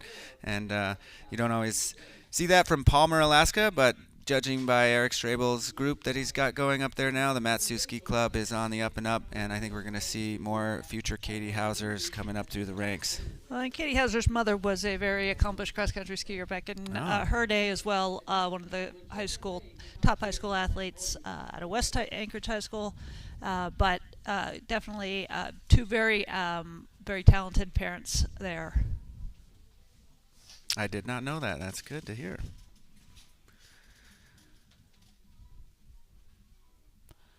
And you're starting to see more spectators out on the course now that the heats have begun. Many of the athletes that have not qualified for the heats able to come out and cheer on their teammates, and now that everybody's done with the series, people can relax a little bit, and enjoy. Still have left. Lauren Jortberg, person tangle that occurred right out of the start, and so she was not able to move on in the Saturday sprint, but looking to redeem herself here with a blazing charge. Not only is it her favorite, but she's quite good at it. She did have a commanding lead with one kind of hairpin turn left between that last shot and the finish shoot here, but once again emerging with a clear and very decisive lead over the second and third. Again, this looks like it's going to be a battle for that second spot, but at least Lauren is going to glide it into the finish, knowing that she's going to progress on to the semifinals. Yeah, Lauren looking quite relaxed. Had period 1 World Cup experience to draw from, and she is going to be just ahead of Kate Oldham, who will also automatically qualify. And it looks like in third place there was number 24, Anna Stewart. And Kate Oldham qualifying after a very strong distance performance earlier this week, winning the 10K skate on the first day of competition. And I do have some times populated. We'll keep track of who remains in those lucky loser spots and gets a chance to race the semifinals. And quarterfinal heat number 3 getting ready to start as we speak.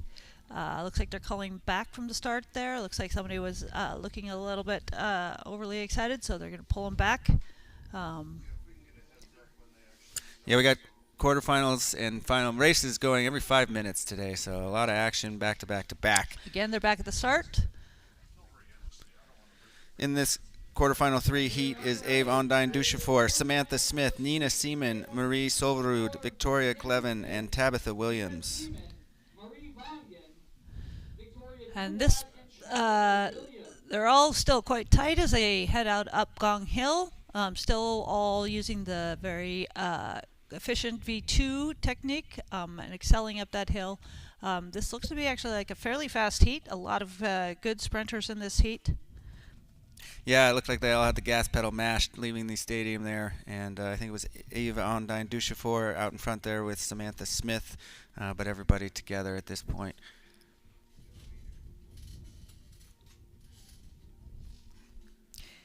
And just as the heats stack up, this is one of the heats that tends to be more evenly matched, just by the way they matched fastest and slowest, and vice versa. Throughout the day, this is an evenly matched heat, so you may see this to be a little bit tighter than one of the first two, but all great skiers. And like we said, everything that happened in qualifying is equalized at this point, and everybody's got an equal shot to progress to the next round, which would be the semifinal round. So top 2 of this heat will go on, as well as the fastest 2 times of the remainder that do not qualify in any of the heats. And we've spent a lot of time this week talking about the weather, and it's certainly been a factor. It continues to be so today. Throughout the earlier races, the wind was coming out of the north, and it was quite cold and keeping everybody chilled and the waxing easy. Now we've turned the wind around. It's coming out of the south. It's lofted. We had a bunch of rain last night. It was quite gross around town. School was canceled in Anchorage today, so I got 3 energetic daughters trying to find something to do at home. And we have a lake now in the stadium area. They had to adjust the start a little bit to get away from that lake, but they've done a good job pulling off a race. And overall, the course looks to be holding up quite well despite these challenging conditions and this change in weather we've seen. Yeah, I mean, this is what's so wonderful about hosting the national championships here in Anchorage is they've got such a wonderful volunteer base that's out here, but a lot of officials and track setters that are very experienced at pulling off high-quality competitions like this with very small amounts of snow. But, you know, they're out here track setting all night long and, you know, trying to hold the lake that's growing by the minute off with the metal fences there. But they've really done a great job at moving things around to make it this the best conditions for the skiers today, and certainly it's fast and it is going to be exciting on the downhills, and it's getting a little bit softer out there on the course, so the skiers are having to negotiate a little bit of sugary snow on some of the climbs, but a hurdle that many of them are used to overcoming. And here they come into the finish, a fight for first and second, it seems.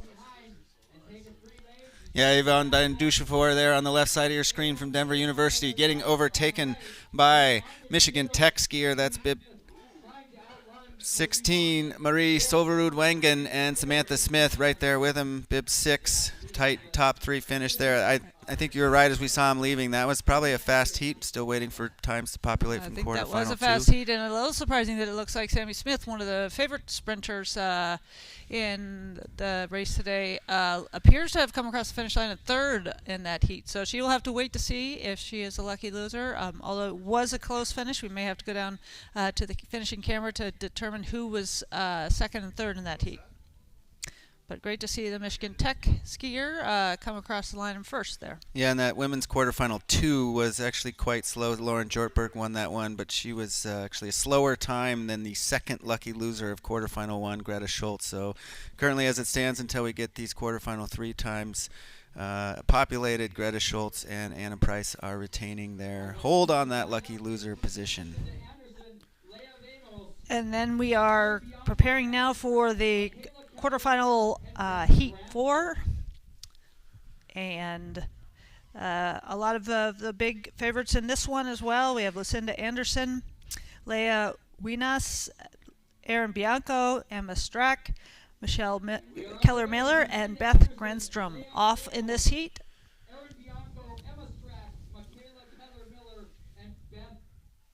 You can spot the Craftsbury Green Racing Project suit quite well there. Bib 22, Michaela Keller-Miller, former Seawolf skier, so she knows these trails well, electing to go out and ski in Northeast Kingdom, Vermont. I know she's working on an accounting career as well as a biathlon career, so she's been picking up the rifle a little bit and shooting the gun. She's done some IBU cups, and she's a great skater. Not as strong a sprinter as a distance skater, so I think if she can figure out the shooting aspects of biathlon, she could have a strong future in that sport.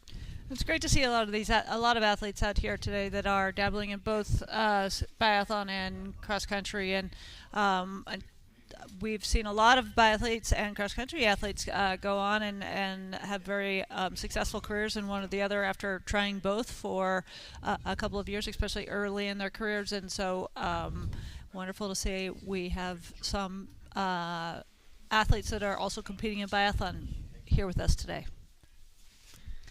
Yeah, and Lucy Anderson actually is another one of those who's also in this heat, and so the biathlon community represented well in the Open Women Quarterfinal 4. And the Moose probably are going to avoid this heat at all costs. That's right.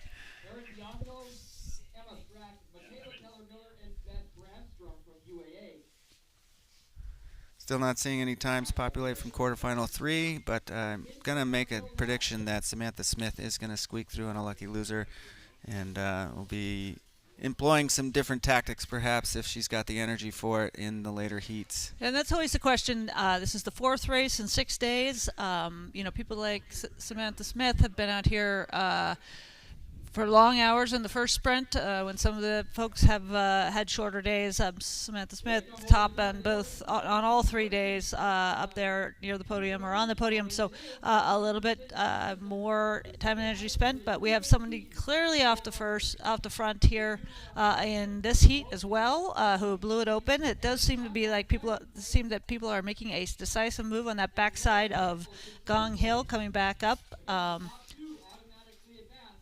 So it looks like it, unless there is any sort of mishap on this last turn at the bottom of this hill, it looks like we may have a battle for second place again, but we'll wait and see as they come around the corner into the last 100-meter stretch.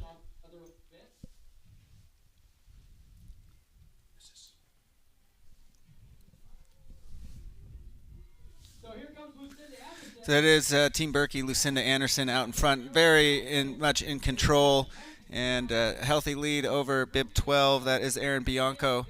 Erin Bianco was a top 10 skier a couple days ago in the Distance Classic. She is going to cruise right on into the semifinals. Are these two skiers? Lucinda Anderson, very comfortable in the sprint technique, and wonderful to see Erin Bianco free and clear, progressing into the finals.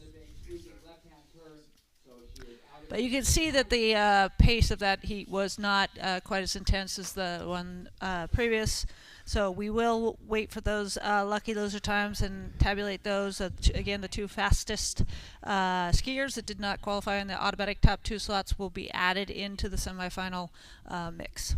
Yeah, and we have times now from the quarterfinal 3, and all top 3 skiers from that, including Samantha Smith, Maria Vangen, and Ave Ondine Duchefor, were all in the 3-minute 12 seconds. So if you put all those 3 together, that was the fastest quarterfinal we've seen so far. Erica Leven was also in the 3-minute 12 second time range there. So Samantha Smith takes over a lucky loser position from Greta Schultz, and Anna Price is now in the hot seat as the last lucky loser.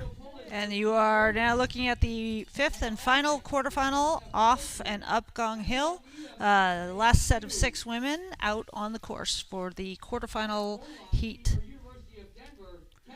Yeah, quarterfinal heat number 5 featuring Mario Poulos, Emma Albrecht, Annabelle Needham, Maya Kyrgios, Kendall Kramer, and Selma Nevin. Kendall Kramer was your national champion from 2 days ago in the 20K Classic, her first national champion, and in front of the Alaskan crowd. Her parents were on hand. It was a big celebration, big win for her.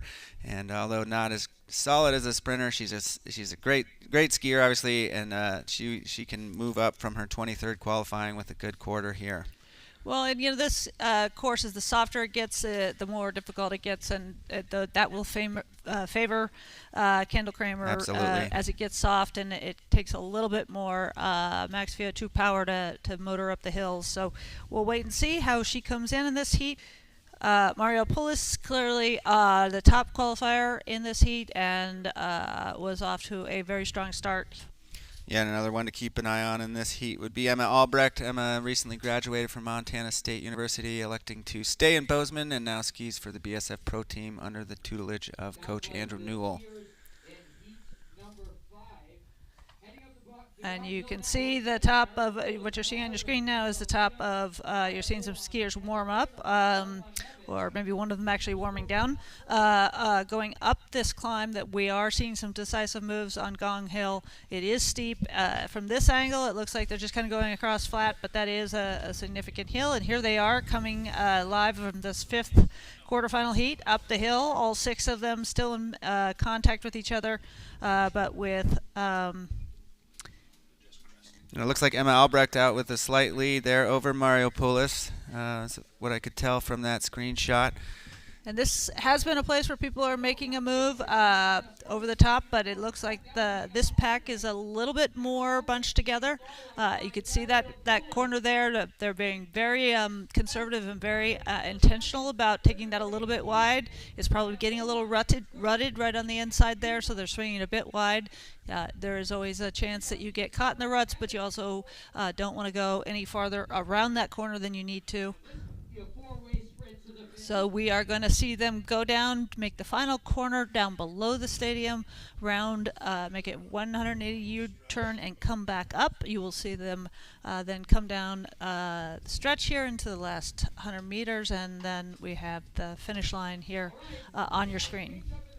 And judging by the momentum I saw on that downhill, is the DU skier with a ton of momentum. In fact, that momentum took her from 3rd into 1st now. So it's between Maya Moreland and looks like Mario Poulos here for these 2 guaranteed qualifying spots. Emma Albrecht just off of that in 3rd, crosses the line. It looked like Emma just sort of ran out of gas there in the last 100 meters, but the DU skier coming on extremely strong, and Mario Poulos looking strong as well. So 2 clear women progressing on to the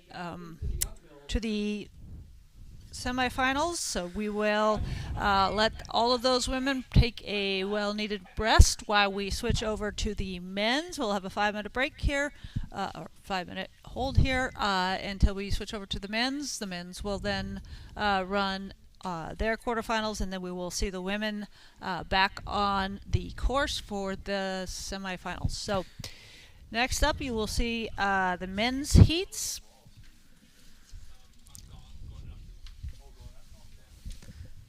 Yeah, and they are set to go off in about 3 minutes. That's going to feature your top qualifier from the morning, Murphy Kimball, UAA skier. Also in this heat, Michael Earnhardt, John the Steelman Hagenbuch, Erling Bjornstad, Max Kluck, and Reed Goebel is the final qualifier to the senior heats. And what you'll see in the first heat, Murphy Kimball, a junior who actually qualified, who has skied the fastest in qualifying today. He is wearing bib 101. He will be up against some stark competition, though, in his heat with Michael Earnhardt, also from the U.S. ski team APU, competing, a very good sprinter. Johnny Hagenbuch, who's had a wonderful week of skiing here all week, looking to add another win to the 2 that he already has. Erling Bjornstad, a well-known sprinter who happily has made the heats this time, had a mishap in the last sprint. And then Reed Goebel, also a very good sprinter. So this first heat should be an exciting one with the men, and we will see. Murphy Kimball did qualify for the World Junior Championship, so he's already got a trip under his belt and a plane ticket in hand if he so chooses. But this is today is probably about showing that he's a big boy on the block, not just a junior skier. So he's we're going to look for him to do great things. But Johnny and Michael also two very big contenders here. Yeah, Murphy Kimball ended up 5th on the ranking list for that World Junior trip, and so he is probably on his way to Bergamo Scipario, Italy later this winter. Joining him will be Gray Barbier, Lucas Wilmot, Jack Levesque, the U16 skier from AWS, also qualified for that trip as the 3rd rank. And then you have the university skiers from Alaska, from UAF, Cole Flowers, Murphy Kimball from UAA, and holding on to that last and 6th spot to go on that trip is Justin Lucas from the APU Nordic Ski Club. I like about the Junior World Championship team is there's a lot of diversity, a lot of young skiers from many different clubs, showing that we are building a team that truly represents the pipeline that we've built here in the United States of America. But here we go with the all attention now on the first 6 skiers in the quarterfinal heat number 1. They are going to the start. Yeah, and it was a real unfortunate classic sprint for Erling Bjornstad. He had 2 false starts, and that ultimately ended him a yellow card. But look at the 2 Seawolves now, Bjornstad and Murphy Kimball taking the lead early as they enter that first hill. 2 Seawolves in the green and yellow suits, side by side going up Gong Hill, and very, very strong V2 technique. And yeah, I think the Erling Bjornstad, who is a one out. A skier's good liner. Sure. Walker Hall. 5th heat, so we Gong Hill. Boys and So, distinguishing between 1st and 30th in the qualifying. So, distinguishing between 1st and 30th in the qualifying, but all you have it on a heat like this. So, it will take some strategy. It will. That's right. Now they are approaching the top of the Gong Hill, and we'll see if we can get you some updated sprinting information, ranking information. It looks like they are all together in this heat, so it's going to be a big draft going down this hill towards the final few hundred meters of the course. It looks like Graham Hootsma with a good head of steam. He's going to swing around the outside and take over the lead into the final turn. And you can see when you actually are hugging somebody and catching their draft, you really gain on them quite quickly. Now the question is, do you shoot around them, or is that making you in the front and then letting somebody then boomerang around you coming into the uphill? So you really want to be boomerang or slingshotting around somebody at the bottom of the uphill, giving you momentum as you start this last climb. It always feels like good to be gaining on the crowd versus the opposite. So here they come, though, down the final straightaway. We have a very tight race for positions 1 and 2. Looks like Walker Hall will move on without issue, as does Bib 127. We have a tumbling across the line, but Bib 127, Garrett Butts, moving on without issue, and we are going to have to wait and see how they sort out the remainder. That was a busy, busy finish for the men's quarterfinal number 2. 124, Woody West, and 117 tangled there at the finish, Graham Husman, but they'd already crossed the finish line by the time they both went down, so that shouldn't impact their time or their finish. What you see now actually is men's quarterfinal 1, so a replay. We got some drone footage for you. So this would be Murphy Kimball, Michael Earnhardt, John Steelhagenbuch, Erling Bjornstad, Max Cluck, and Reed Goebel. To give you some viewing pleasure as they wait for men's quarterfinal 3 to get underway. Men's quarterfinal 3 will feature Adam Witkowski, Hugo Hinkfust, Elijah Wienig, Hunter Wonders, Joseph Lynch, and Christoph Zatluko. And you can see from the footage of the aerial footage here, they really are skiing in very close proximity to each other, so they really are trusting that the skier in front of them is as certain on their feet as they are. They're trying to get as close so they can catch that draft, they can catch the aerodynamic slipstream of the skier in front of them, but also, being very light on their feet so they could dodge right or dodge left if there is any obstacle in their way. But this whole aerial camera will show you how close and how tight those skis to skis, poles to poles are, and how easy it is to actually get tangled out there. Remarkable that actually more skiers don't. And so watch the APU skier on the right there in the up. And so that's what I was talking about. The other two took that inside, and it's steeper. It might be shorter distance, but it's a little bit steeper and tougher hill that way. That APU skier, they're able to use that momentum from the outside of the corner and get into the front to the top of the gong hill. You can see the tempo that those skiers are having on that backside of the hill. There is very little time for glide. They're just almost hop jumping it up the hill, and now you get the camera footage of them going around some of the and then we did have a crash in that heat. That was probably the broken pole, and that probably was Erling going down, and unfortunate, just a little hook of the tee. It looks like the ski may have hit one of the trail markers there and just spun him around. So. And we are now getting ready for the next heat of the men's quarterfinal skate sprint race. And we do have some times from that quarterfinal we just saw the drone footage from. So Murphy Kimball's time of 2:44 puts him at the lucky loser spot, and Reed Goebel was the fourth skier, 2:47. So we'll wait and see how those times compare. There's 4 people, it looks like, in men's quarterfinal 4, and I'm not sure who we're missing. But it's if you're one of those 4, you got a pretty good statistical chance of moving on. But at the same time, it actually gives you a little bit more space to ski, so the pace actually may be faster, making it a little bit harder to keep pace with whoever's feeling hot for the day.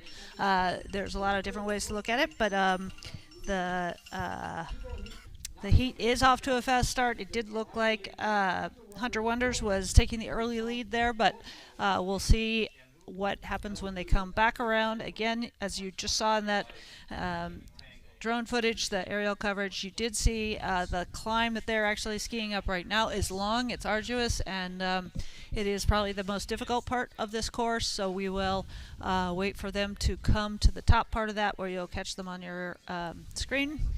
And I think I heard stadium field announcer Adam Verrier say that Adam Witkowski was one of the ones that are not in this. So he was the 5th qualifier from today, and I don't know that he is in this heat. We'll confirm that in a moment. But I think that's what I heard from the field announcer, who has a much better look at who was on that starting line than we do.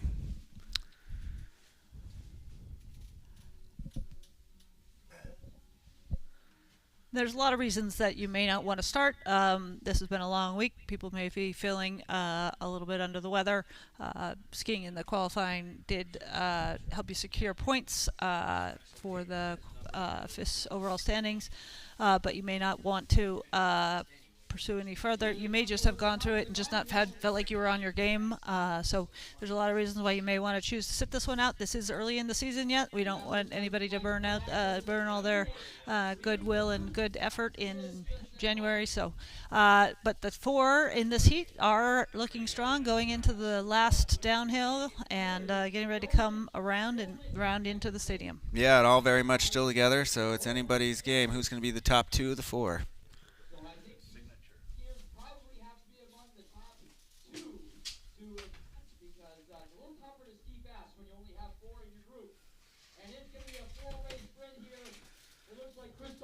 So it's sounding like it's going to be a 4-way sprint, and it is. You're going to see him just a moment on your screen here.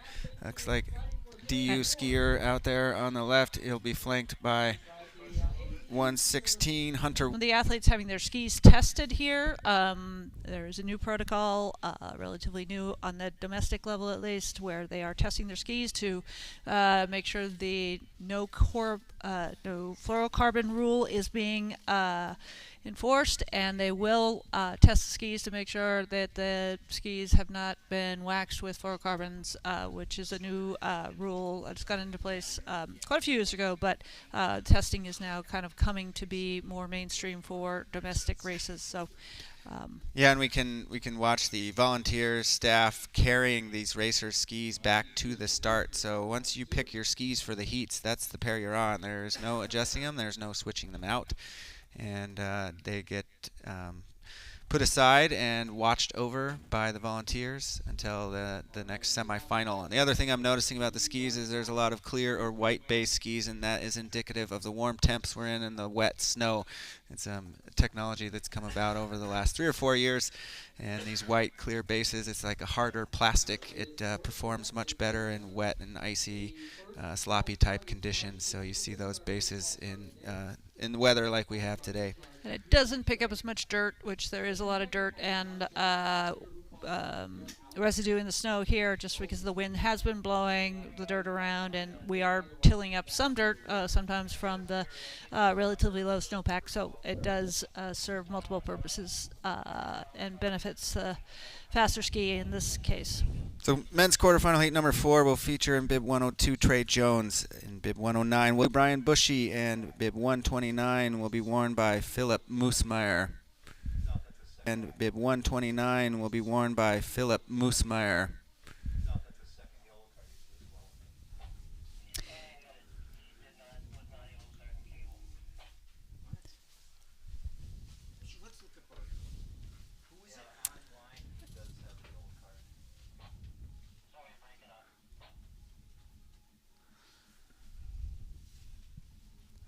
So there were no, the men's quarterfinal number 2, the Walker Hall and Garrett Butts both came in a time of 2 minutes 48 seconds, and that would have been behind lucky loser number 2 of Reed Goebel. So currently in the lucky loser spot still is Murphy Kimball and Reed Goebel. And it is both a blessing and a curse to be in the lucky loser spot. You don't know that you're going to be in the final till the very end, but in some ways that is nice also because you don't have a lot of pressure on you. You're coming sort of as one of the last 2 into the semifinals or finals, if it may be the case. But it is so it has its advantages, and if you're the right type of skier, it's a perfect position to be in.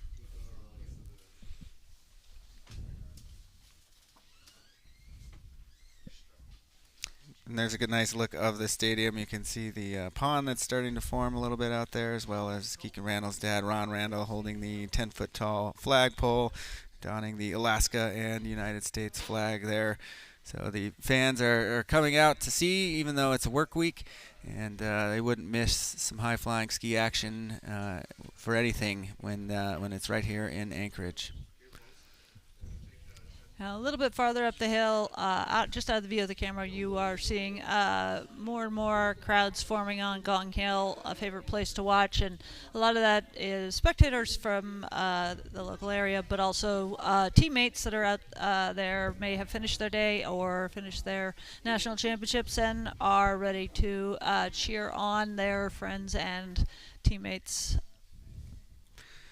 And it was still men's quarterfinal 1 as the fastest heat. So Murphy Kimball and Reed Goebel are still in that lucky loser spot. They both had a time faster than Hunter Wonders and Christoph Zatlukol, who won the 3rd quarterfinal. And they have called the next heat back off the starting line, so they are still warming up there in the warming pin, but they are most likely doing some review of either the course or one of the previous races while we put a small pause on the start for the next heat.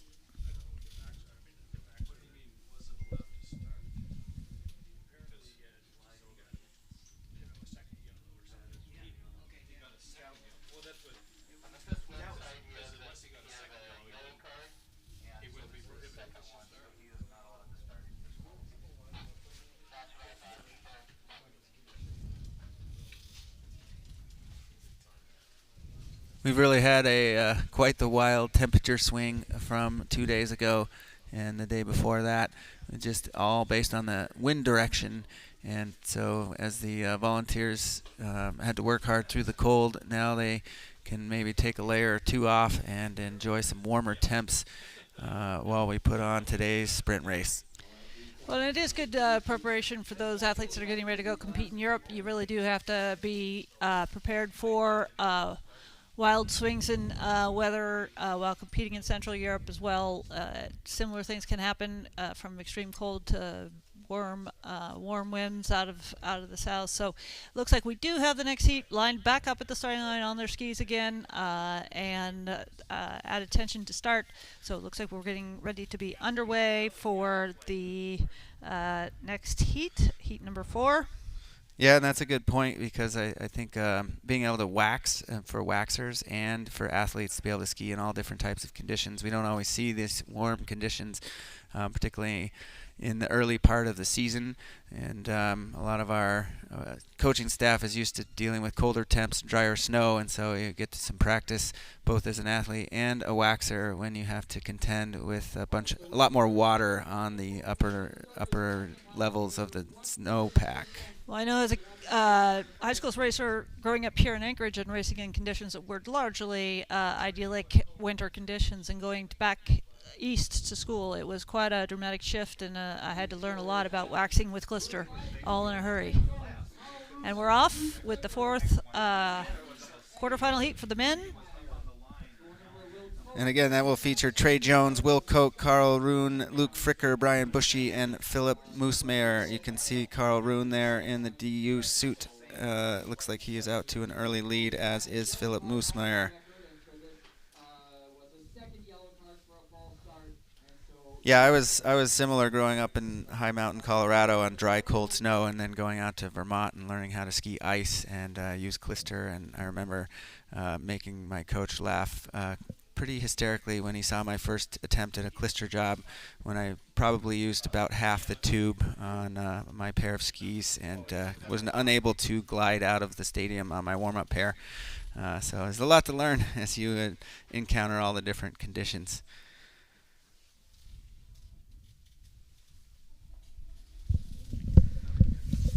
Trey Jones was your second qualifier from the morning, and Will Koch qualified in 9th. So they are probably your favorites for this heat, and they are swinging down through the Frog Pond low point of the course, and then we'll begin that big ascent to the gong.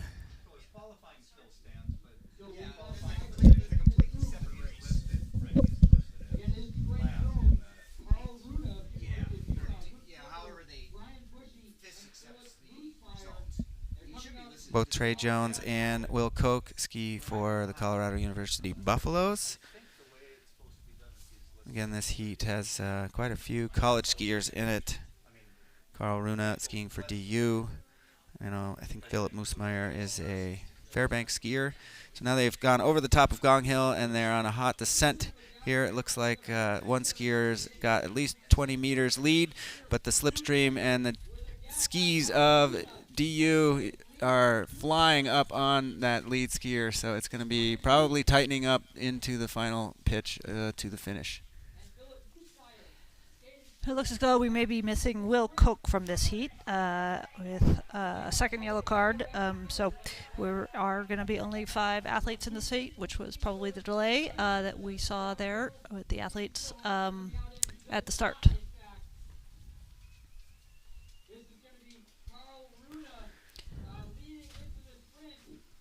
Sounds like Carl Rune is the one leading in the sprint. He will be on the left side of your screen. You saw a little tussle there between 2 of the athletes in 3rd and 4th there, but 2 in front solidly coming across in 1st and 2nd. Yeah, Trey Jones will have no problem moving on along with Carl Rune, and then that was Luke Fricker there in 3rd place. Philip Moosemeyer from UAF coming in 5th.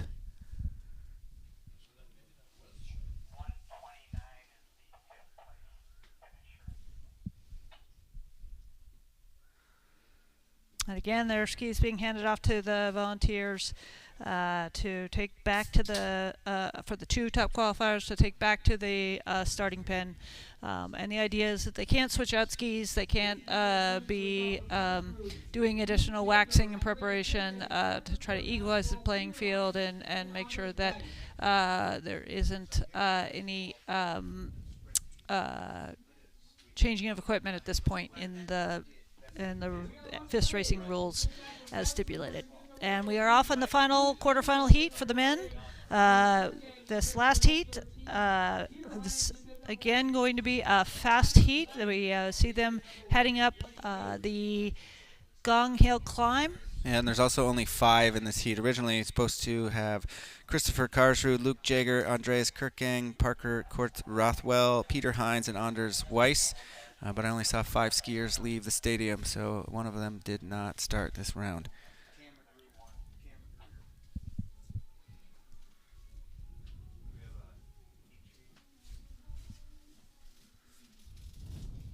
And we do see a DSQ listed next to Will Koch, so a previous yellow card came back to bite him. I don't know if it was a false start in his quarterfinal that got him disqualified, but just like in soccer, 2 yellow cards and you're out.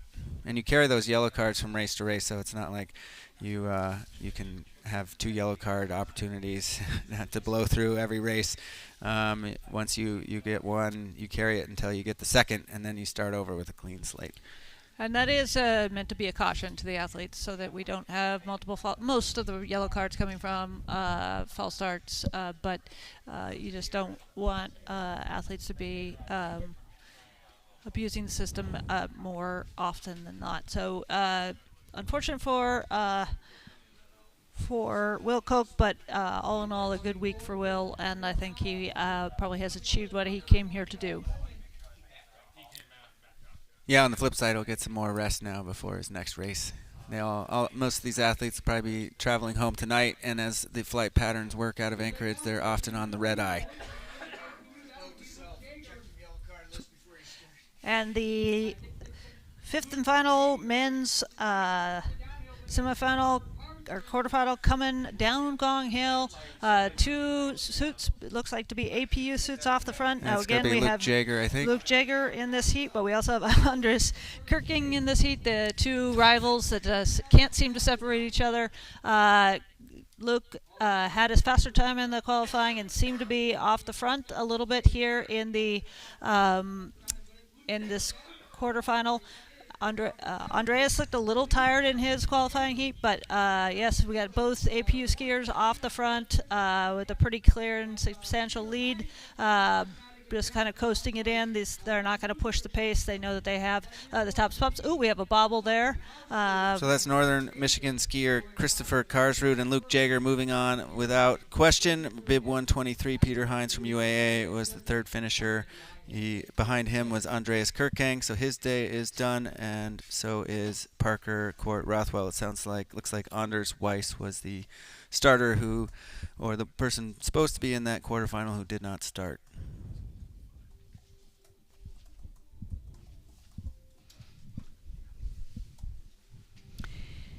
And then we will shortly have for you those men progressing to the semifinal heats, including the 2 from each heat plus the 2 lucky losers. As soon as we have those official results coming across our screen. Yeah, so the next move will be women's semifinal number 1. And featuring in that semifinal number 1 will be Erica Leven, Lauren Jortberg, Eve Ondine Duchefor, Kate Oldham, Carolina Coletta, and Anna Price. And that will be coming up here any minute. We see them, the women in the starting line, getting their skis down in the tracks. And we are excited for the semi-round heats here. There will be 2 semi-round heats for the women, 2 semi-round heats for the men before we go on to the final. So again, in similar format to the quarterfinals, top 2 in each of the semifinals will be automatically into the final, as well as 2 fastest times. And they're off. Women semifinal heat number 1. Erica Levin clearly taking the lead straight from the start. It seems to be her strategy here to get out clean. She feels comfortable skiing off the front here in the first part of the heat, and did the same in the last heat. No one was able to actually touch her after she took the lead, so she's going to see if she can do that again. Challenge for Erica is this is a pack of chasing athletes that are have proven themselves already today as well. So we will see how this unfolds. They're going to go down the hill around Frog Pond and back up Gong Hill, and we'll catch them coming over the top of Gong Hill. Yeah, and with the exception of Carolina Coletta, who qualified in 21st, all 5 other women athletes were in the top 10. So this should be the faster of the 2 semis based on their qualifying times. And many of them on the podium this week. That's right.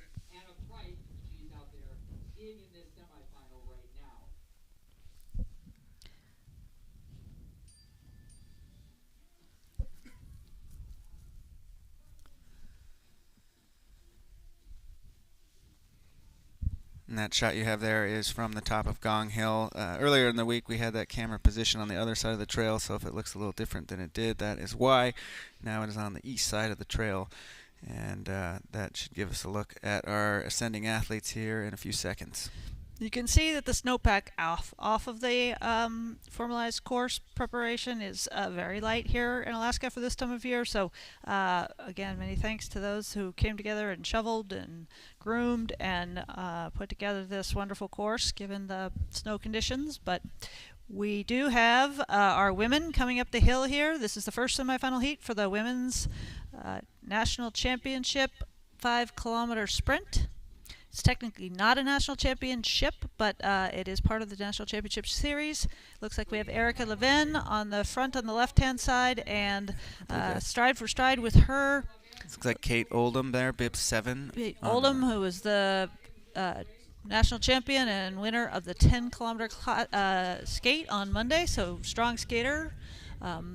Erica Levin has been strong in all events all week, but also the champion of the last classic of the last sprint. And it is a busy downhill, all 6 of them together down that descent. It's going to be a tight finish and anyone's game at this point.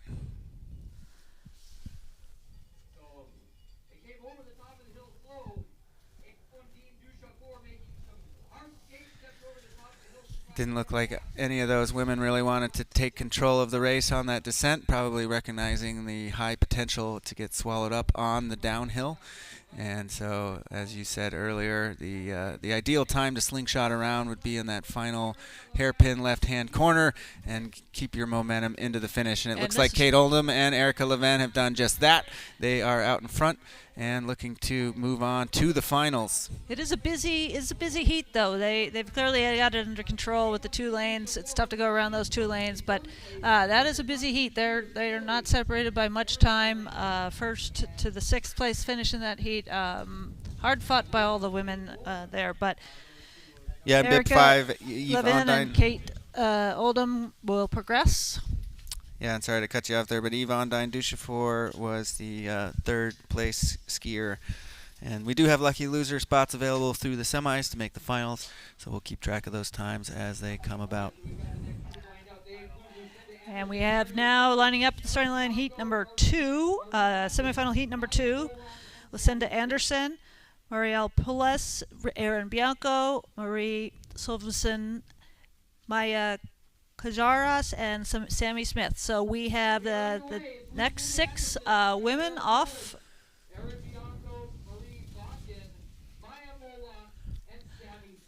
And it looks like Maria Polis with an early go to the front.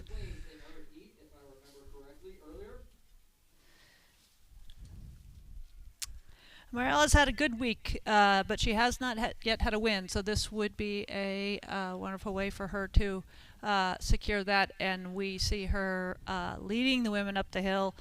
Sammy Smith off the back. Again, Sammy's already made the World Junior team earlier, announced on Sunday afternoon, but wants again to have a strong sprint here to secure rights for sprinting in the relative championships that she may be attending.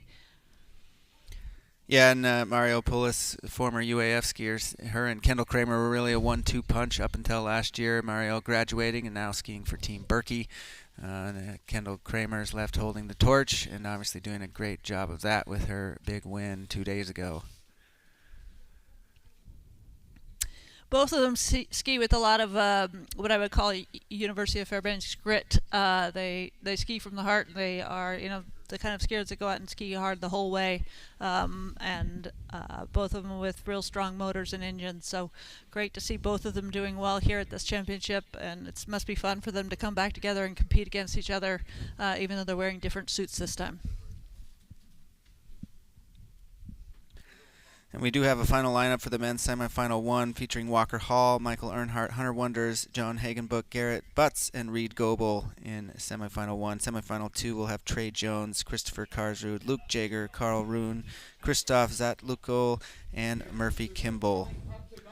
So Murphy and Reed were ultimately able to hang on to that lucky loser spot. That quarterfinal 1 and was here the come fastest. the women's heat number 2. Looks like we have off the front.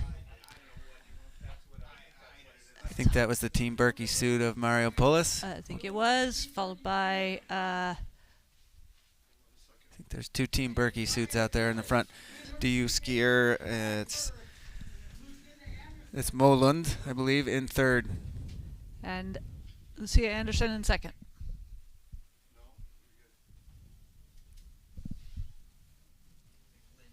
So they will go down, make the final turn, and come into the finishing stretch. Again, the top 2 moving on to the women's final, and joining Erica Levin and Katie Oldman from Heat 1.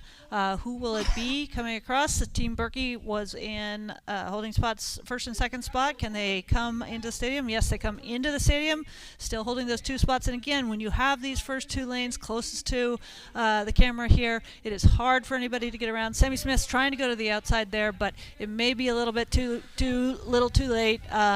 But here we go with Maria Perlis and... Yeah, so Team Berkey took both those guaranteed qualifying spots, Mario Pulis and Lucy Anderson, in there, no problem. It was not quite enough for Samantha Smith or Maria Vangen to make it on. We'll have to see what their times compare to semifinal 1. So we do have the 2 Team Berkey skiers. They have to be happy with that, going 1-2 in the semifinal heat and joining each other in the finals, increasing the chances of Team Berkey being on the podium greatly by those performances. But we will have to wait for the lucky loser calculations to see who the final 2 will be joining the heat. But now we are going to shift over back to the men's semifinals. We'll have 2 semifinal heats for the men, and they are making their way now to the start line. Yeah, that heat set to go off at 1:35, so about 4 minutes from now. We'll feature bib 101 or 104 Walker Hall, 110 Michael Earnhardt, 116 Hunter Wonders, 111 John Hagenbuch, 127 Garrett Butts, and 130 Reed Goebel. And that is well, we are in the semifinals, so all heats are difficult heats, but I would say that is a particularly difficult heat. There's a lot of talent in that heat. A lot of people who have skied extremely good races this week, and a lot of good sprinters. So I would look to that first heat to being a real fast and hot heat, and we will see them starting to enter the starting area, gather their skis. Again, the highest ranked skiers getting to pick the lane. Like you mentioned, Andrew, today the lane choice being less critical than it was in the classic sprint, but still important from a mental point of view about where you as an athlete like to be. If you like to have room on one side or the other, you might pick an outside lane. If you like the inside shot, you may pick the middle. But unlike track and field, you do get to pick.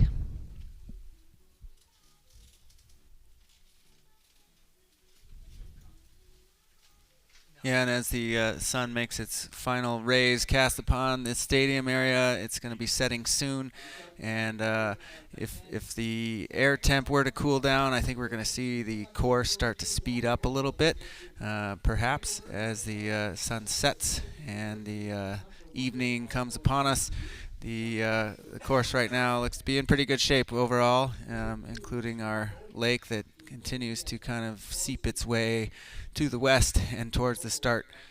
Well, and I think we'll be able to tell when the temperatures start to drop, when that lake starts to get a nice little film on top of it. But I think the spectators will probably appreciate cooling. There are some puddles out there, you need to step over as you're negotiating your way from hill to hill and cheering on the skiers. But all in all, the course is staying in good condition. Now is when skiers are really testing out in their warm-up. Is it faster on the sides of the course, which haven't been skied on as much? Is that glaze of small ice from the freezing rain that fell last night a faster an advantage, even though you may have to go a little bit longer distance to get that fresh ice glaze area. So they're testing that different parts of the trail. They're also trying to figure out what parts of the trail suit their technique the best. Some people are gliders. They want to be on the part of the snow that's the fastest. Other people are tempo skiers. They'll take the shortest route between 2 points. So all about your strengths as a skier and making sure you're finding the best strategy for your race. Yeah, I imagine if you could find a lane of unused or unskied on snow, that would be faster, probably firmer, give you a little more response when you push off of it. And we have the men's first semifinal off and running. Michael Earnhardt on the inside there, taking an early lead. Johnny Hagenbook in the Dartmouth suit on the outside, both kind of going side by side up the hill as we speak. Yeah, both of them won their quarterfinal 1-2 in there. They looked really strong in the quarterfinal. They're in the same quarter, and they're looking to repeat that performance now. And this is interesting. You know, I think you would say that Michael Earnhardt is probably the more favored skater, but Johnny Hagenbook having such a wonderful week and skiing strong in all events. Though you really will see the two of them matched up against each other. But I would not either count out Murphy Kemble. He had the fastest qualifying time. He's a junior. He's trying to sorry, he's not in this heat, but I would not count out Walker Hall, who's been skiing strong all week, and Garrett Butts, who's really had some very strong results and some brilliant moments this week. So we have a strong field all around in this Yeah, heat. you mentioned how tight the times were in qualifying, but I still think it's impressive anytime you're in the final 12 of the day, but you're just barely qualified for those heats. So a shout out to Garrett Butts and Reed Goebel, qualifying 27th and 30th respectively, but making it into the top 12.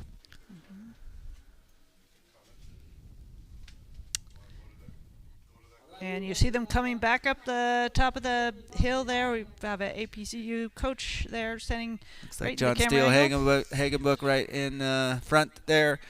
And yeah, we got a nice look at APU coach Carolyn Brisbaugh, Thomas O'Hare's girlfriend there. And it is John Steele Hagenbook first off the hill. He's got Michael Earnhardt straight on his tails, but it's going to be tight, and the slipstream will be in effect. And Johnny does not mind leading the race here. He has done that all week in all of his heats. He feels comfortable at the front, but you got to question if it wears you down in the long run in the sprint. If you have enough at the finish line after leading the full race, but only time will tell.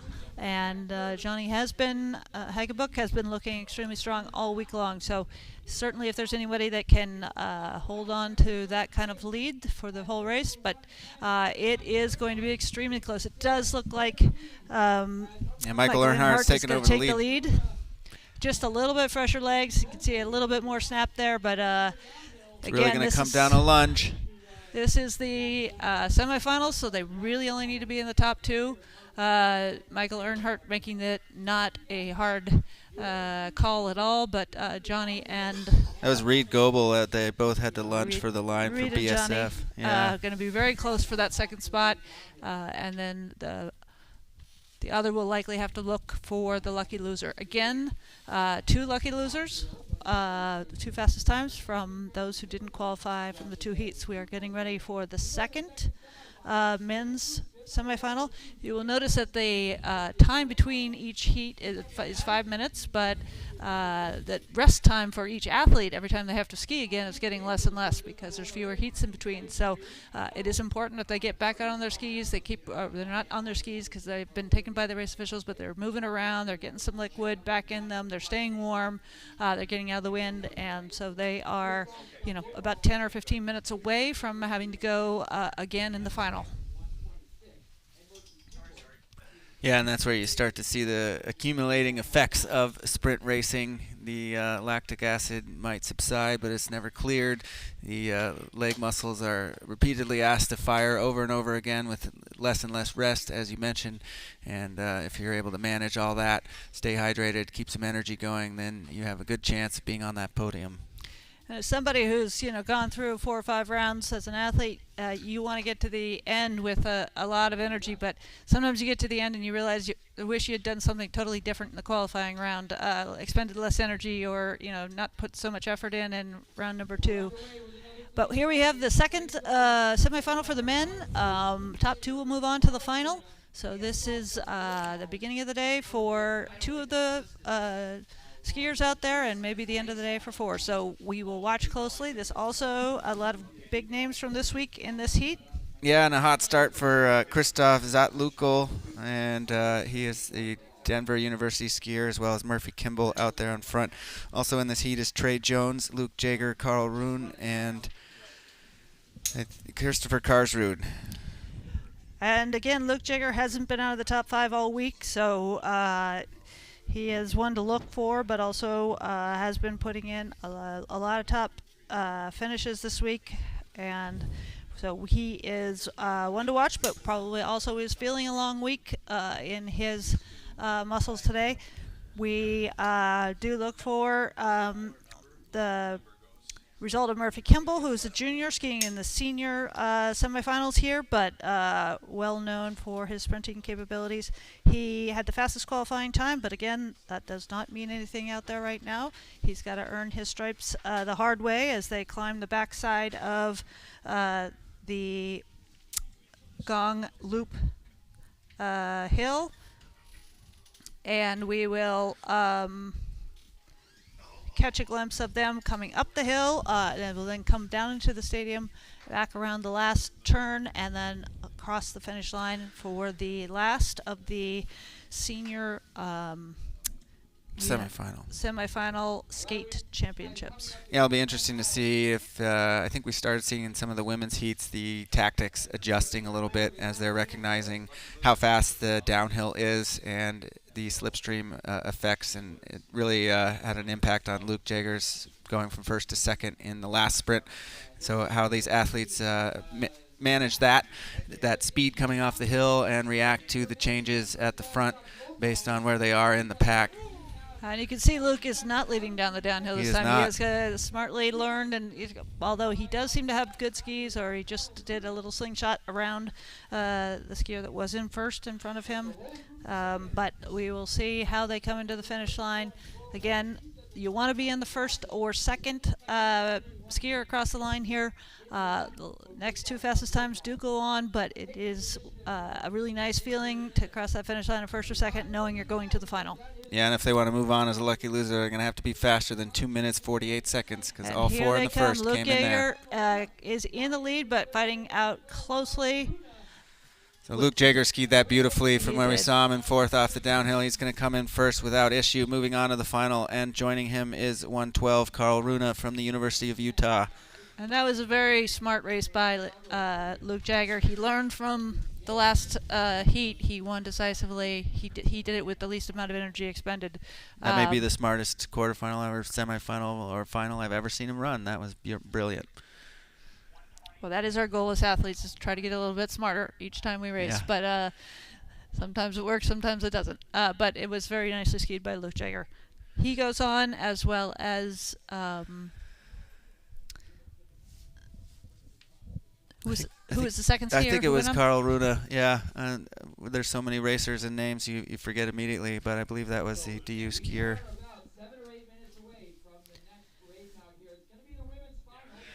So the next race we'll shift our eyes and focus to is the women's final, and this will decide the Super Tour winner of today.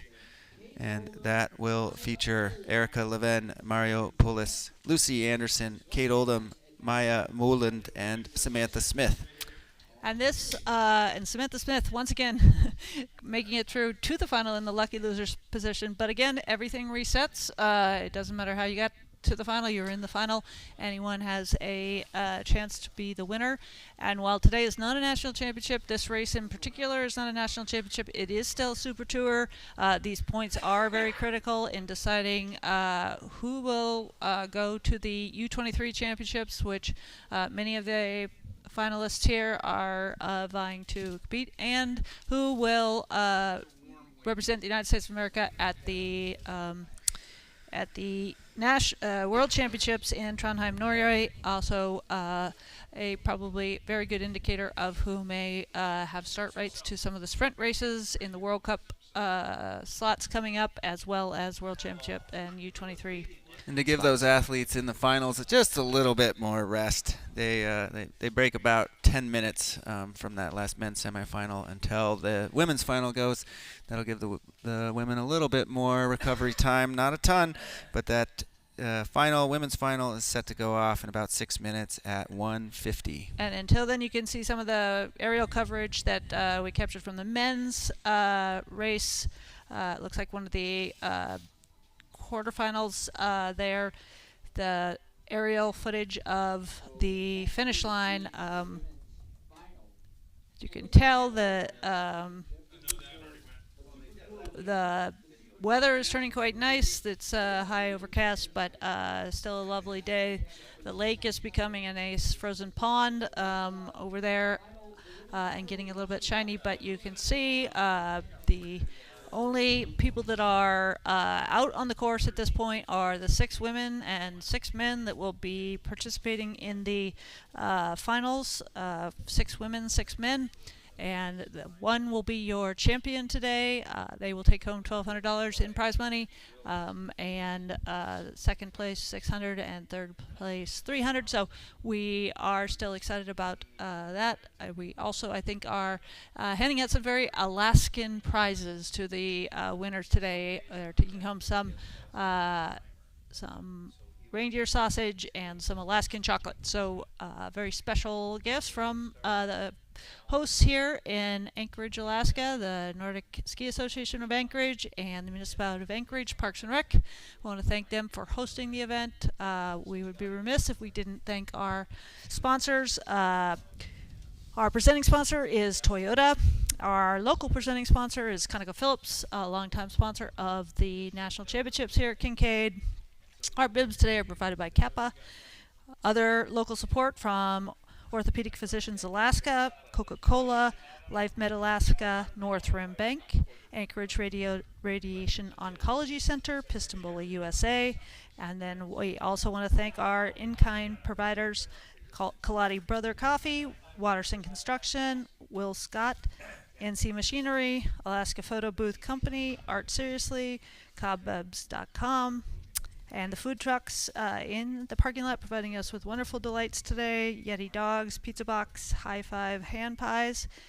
We are delighted that we have so many sponsors, and equally as delighted that we have over 200 volunteers that have come out to help put this whole event on today. And you can see them out on the course with their red, white, and blue jackets, and really have done a wonderful job at pulling off an event that 10 days ago we knew we would pull it off as Alaskans, but we knew it would take a little bit of work. So a big call out to and thank you to all of our volunteers who helped us come together and put on this amazing event for over 420 athletes that registered this week. Yeah, and I was speaking with Keegan about that volunteer force, and she had looked over past U.S. Nationals and saw that about 100 people had come out to help, and so she thought she could have everybody warm in their nice Bjorn Dolly jackets with 125 jackets, and was pleasantly surprised to see about 200 sign up for volunteer positions. And in this day and age, you don't always find the movers and the shakers,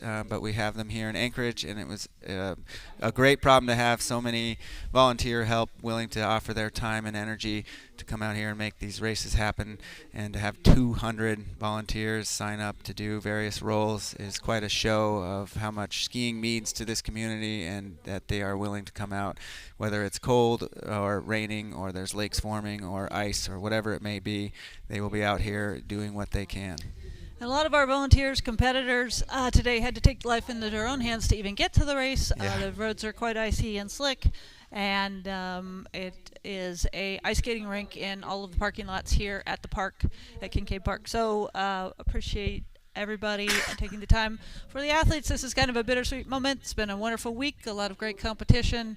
This is the last race of 4 in this series, and it won't be until later next month that we come back together for a super tour or major competition, either college or junior level. So what a great way at the national championships to compete against people from all over the country, the best American ski racers that we have. Certainly we are rooting for those that are still competing internationally, many of whom just finished the Tour de Ski, but we are delighted that there were so many wonderful athletes here, joined us in Anchorage, Alaska for the 2025 U.S. National Championships.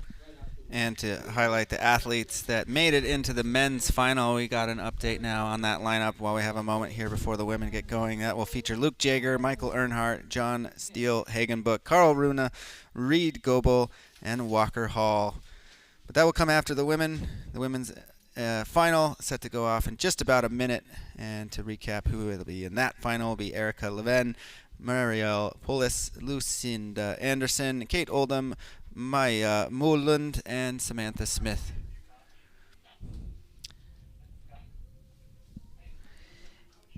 And I think just from looking at the flow of the day today, I think Erica Levin has been skiing extremely strong all day, but Marielle Poulis looking for a win today. So here we go off the front, and those two take an early lead, both Erica Levin and Marielle Poulis.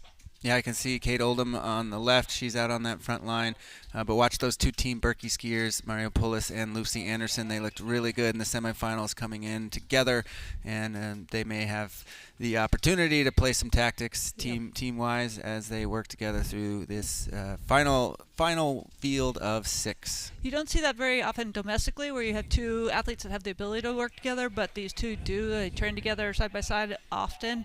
But you do see this on the international front, where two teammates will work together to give one another an advantage over the others in the heat. But we'll see if they're able to use that today. It's hard to tell if they were able to use that in the heat that they went 1-2 on before, but at the very least you have a teammate that's pulling for you, that's skiing side by side, shoulder to shoulder with you. It's always a good feeling. So we are waiting for them to go down the backside of Gong Hill, come back up to the top, where we will have a camera there to catch them before they come back into the stadium through the sunshine.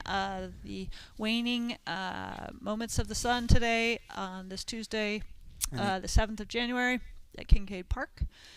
Then they will come down around the bottom of the course before they make a U-turn and come back into the stadium. And nice shot there of all the spectators doing the heat migration, where they climb to the top of the hill and get a chance to scream and yell at their favorite racers as they climb the steepest part of the course. And then many of them will come sprinting down the hill after the racers, so they can catch what would most likely to be a very exciting finish coming up in just a few minutes. So this is for the Super Tour win. The women's finals coming over the top of the Gong Hill. And there they are coming over the top of the Gong Hill, and I do see two Team Berkey suits at the front, so they are working together and working fast. It is going to be very much a draft coming off this hill, as I can see Erica Leven tucking in behind the second Team Berkey. Looks like Lucy Anderson. Erica Leven takes the inside line around that corner, and with some good skis will just ever so slightly glide up in front of Lucy Anderson and towards the tails of Mario Poulis. Kate Oldham sitting in 4th, about 5 meters back. Samantha Smith working the legs in a free skate to try and gain the group. And I think Erica Levin is actually in a very good spot. She took that corner on the inside very smoothly. She's sitting in 2nd place. I think the Team Berkey athletes, Marielle and Poulis and Lucinda Anderson, are both strong, but Erica has been skiing extremely strong all week, and yes, in fact, she is going to come into the stadium with the lead. She's fighting down the finish line here. She wants that Super Tuber championship today, but she is getting a run for her money from Mario Puss, and looks like Mario Puss is going to take it at the line by Oh, that was by a toe. edge. Yes, and that is why that boot thrust that Jesse Diggins has made so famous is important. That was by a toe. Yeah, to start the finishing stretch, Erica Levin certainly had the advantage, and it looked like the momentum, but a huge push in the end by Mario Polis to come in and take the Super Tour win.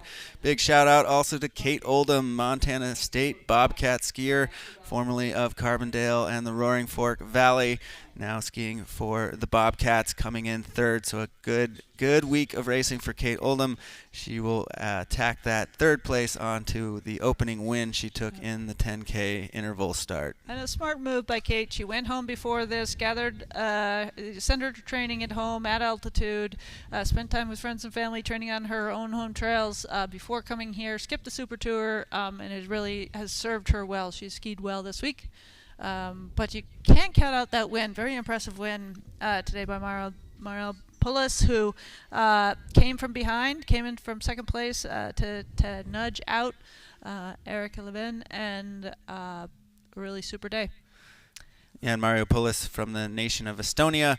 We mentioned earlier skiing for Fairbanks and now on Team Berkey. So finding ways to stick around the U.S. and make a name for herself on the domestic racing circuit. It looks like we may have Keegan going live for us down in the stadium here, trying to get some words with some of the winners as we wait for the men to line up for their final, which will begin here in a few minutes. But the men's final set to go off at 2 o'clock sharp, so we have about 5 minutes until that goes. So we'll see if Keegan can get some words with some of the athletes that just finished.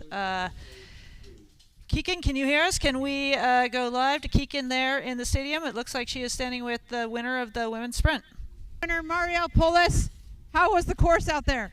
Oh my god, so much powder on uphills, but it's really fast. And I was kind of scared yesterday because it was raining all day.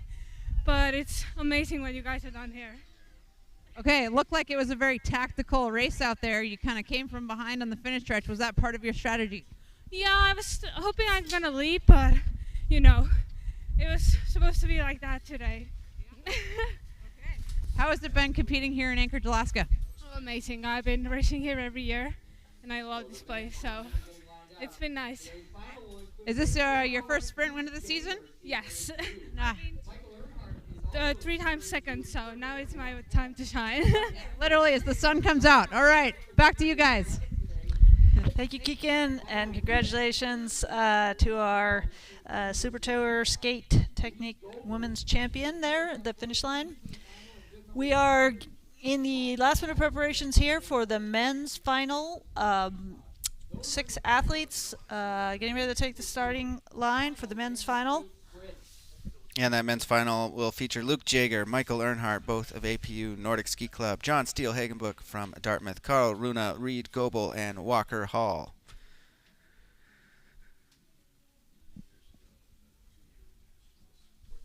I bet we're going to see quite a bit of tactics play out on the upper half of that downhill. Luke Jaeger showing some brilliant skiing in the tactical side of things, and that semifinal going from 3rd or 4th to win his semifinal. And I think the other athletes are probably taking notes, and sometimes you see the pace slacken a little bit, even in a sprint race when it's short at the top of the hill, just knowing that there's a big long downhill with some corners and a drafting, and the person that out in front of that group over the top of the hill can often be a sitting duck when it comes to getting swallowed up in the final few corners. Yeah, and oftentimes it's a balance. You also don't want the skiers behind you to catch up if you wait too long. And you have to judge tactics and try to let somebody else take the lead. It can mean that other people go flying past you with momentum and leave you behind. So it's a real, in many ways, I think you need good skis, you need a strong body, you need to be feeling good, you need a good strategy, you need to be adaptive with that strategy on the spot, and then ultimately in sprint racing you need a little bit of luck to get the right spot at the right time. So. And one of the things I'm noticing from this men's final, with the exception of Walker Hall, is they're all older skiers. So Walker Hall would be the top qualifier from the morning at 104, but otherwise the next up would be Luke Jaeger at 108. So, and then everyone else in this men's final falling in behind them. So some of these older skiers that probably can manage the repetitive hard efforts that required in sprint racing, making their way to the final, and they're showing some veteran gusto to make it here, and Walker Hall is going to be the young buck trying to mix it in with them. And I think that a little of what you're seeing is the maturity of sprint racing. It used to be that sprint racing was for the younger athletes, but I think as sprint racing has matured and people have figured out that they can ski different strategies, you're finding that the older skiers actually sometimes ski the races smarter and have a little bit more experience that they can rely on to help them at the end of the day. So we have our racers lined up in the starting line. The starters are getting ready.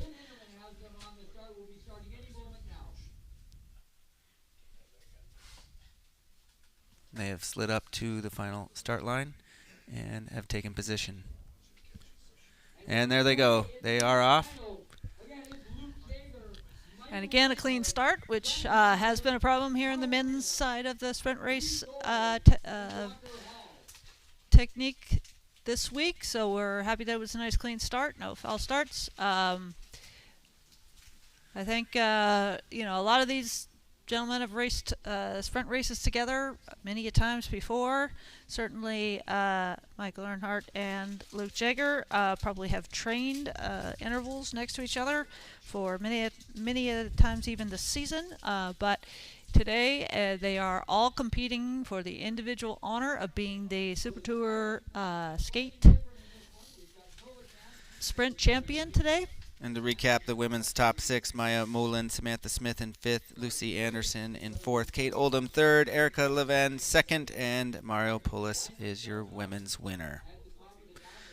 So now we get to decide who joins those women on the men's podium, and if this semifinals were any indication, we're going to expect Luke Jaeger to be joining Michael Earnhardt and John Steele Hagenbusch at the front of this group. Don't count out Carl Rune, and I saw Reed Goebel with a hot start, and never underestimate the scrappiness of a young skier from the Methow Valley, Walker Hall.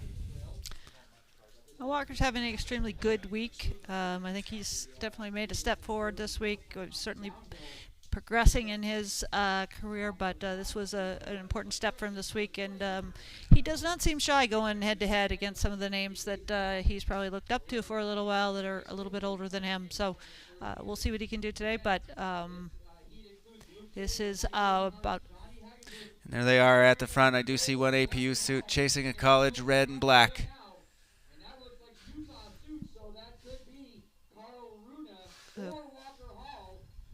We do have two Utah athletes in this, Carl Runa and Walker Hall, so could be either one of those two, but it is going to be a tight finish any which way. Those skiers on the tail end will likely close that gap up as they come around the last yeah, it looked like they were all grouping up there. Luke Jaeger had ahead of steam. He was in fourth, and Reed Goebel was in third. I think it was Michael Earnhardt in hot pursuit of Runa, I believe. Carl Runa was looking like the leader coming off the downhill. Now we will see how they sort themselves out around the final corner into the finishing stretch. Here they come. Michael Earnhardt has taken the lead with an excellent tactic around the final corner. He's got a couple ski lengths lead, but don't count out Walker Hall right behind him there in 104. It's going to be tight. Walker Hall looking for his first U.S. National Super Tour podium, and I think he got the leg in front of his teammate, 112, Carl Runa in third. Michael Earnhardt, though, clearly winning that heat in control from the very beginning. It was going to make anybody go around him if they wanted to contend for the championship. So clearly a decisive win for Michael, which is great because he's been chasing that elusive championship all week. So congratulations to Michael. Yeah, he skied that very well. He was in second coming off the top of the hill. He had a big burst of glide and momentum into that final corner, and he was able to use that to slingshot himself around and take the win. And that Michael Earnhardt skiing for APU, Denver skier Runa was second, and And now we're going to kick it over to Keegan Randall, who has got Michael Earnhardt, barely able to catch his breath and ready to go. Take it away, Keegan. Okay. All right, we're here with the men's winner, Michael Earnhardt. Tell me, going into today, did you have a tactic for this final? No, the course kind of changes a little bit every day. Like sometimes the draft matters, sometimes it doesn't, so I wasn't sure. But we were watching the quarters and the draft was making a big difference, so plan was just to try to be in the top 3 at the top of the hill and make something happen on the downhill. So, yeah. Seems like your form has been coming on through this week of racing. Were you targeting this race specifically? No, I mean, I don't really know what my specialty is, so I was just kind of like hoping that, any race went well and ended up having 4 good ones, so I'm really happy with this week. Okay. How was it racing with this group of guys you know so well in the final? It's kind of scary, I guess. I don't know. You know them well, so kind of know. I mean, like, they beat me all the time in practice. I mean, I beat them too sometimes, but you get nervous on the line, and all you think about is, like, when they beat you, because I trained with a lot of them all summer. But it worked out all right, so. All right. Well, congratulations, and we'll send it back upstairs. Cool. Thank you, Keegan. Thank you, Michael Earnhardt, our champion today. We were looking at some live footage of looks to be the final. Coming up the top of Gong Hill before they go down. So it's right at the beginning of the race there, that aerial camera capturing the final men's descent into the frog pond before they come back up over Gong Hill for the major climb in the sprint. Yeah, and a great aerial look here at that men's final. Even though it may be freezing a little bit, it gives you a great perspective of how the sorting and the tactics play out over this 1.3 kilometer race course. And the thanks to 49th Media for that kind of footage of our skiers out there on the trail. Also goes to show that there is not a lot of snow on the each side of the trail, but these athletes winding their way through in very, very close proximity to one another. Skate technique, easy to hook a ski, but this is exactly why these 6 individuals are in the final, is that they're very aware of where each other are, and they're intent on keeping their skis and poles separate and moving forward as best they can. But you can also see a little bit of the brown color of snow coming through there. There are some patches that are starting to get overskied and skied a lot.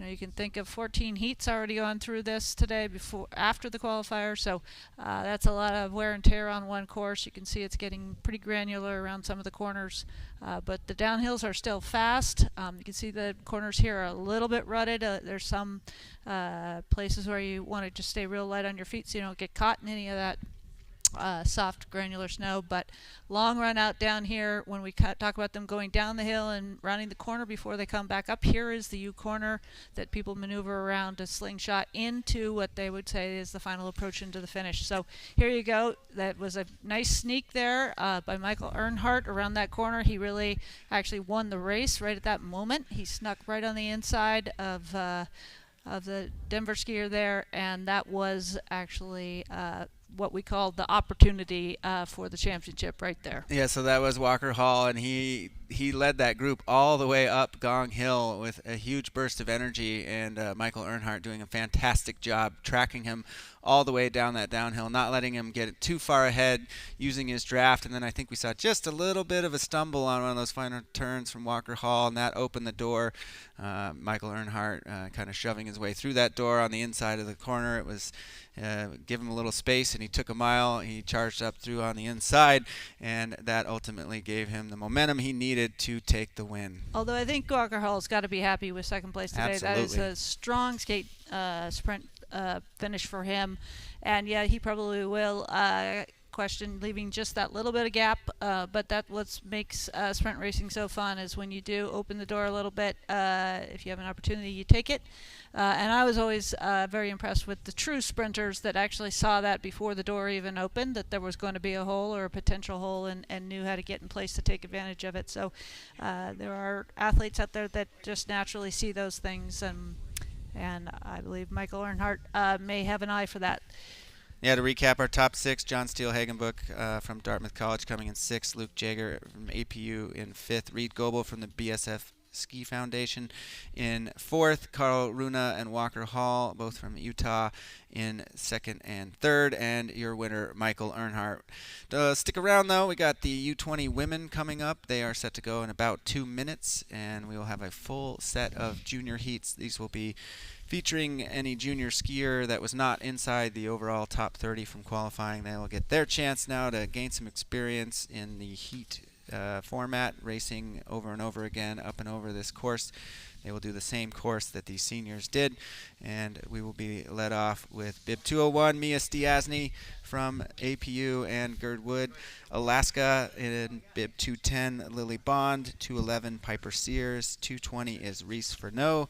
221, Anna Rhodes, and 230, Grayson Kennedy.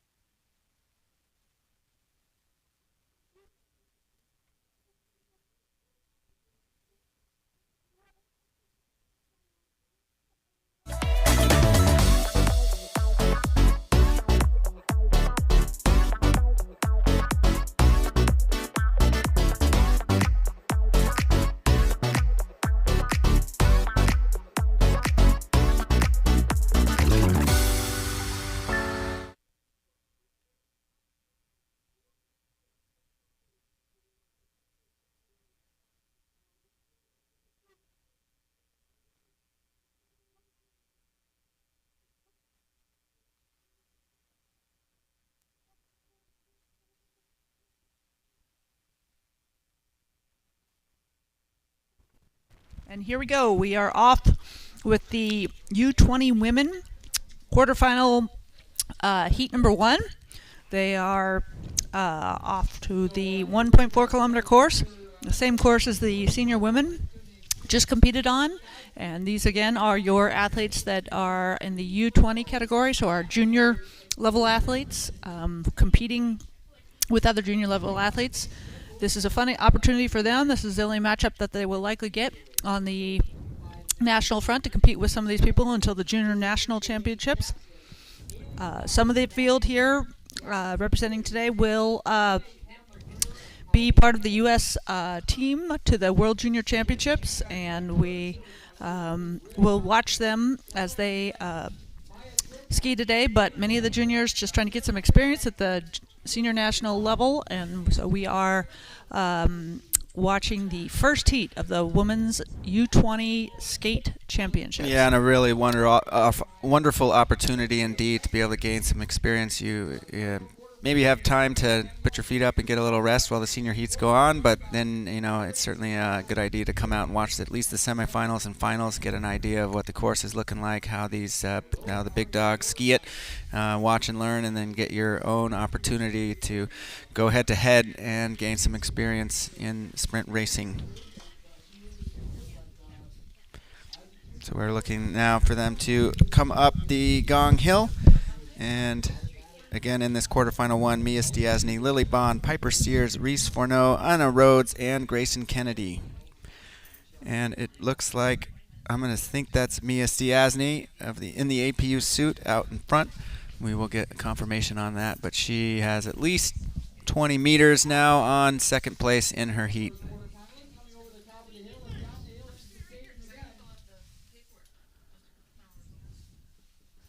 And it is Mia Stiasny way out in front.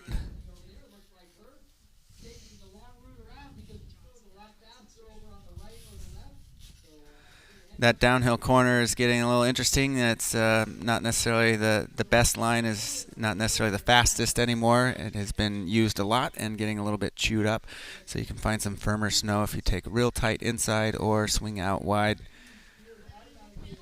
next shot we'll see is them coming to the finish.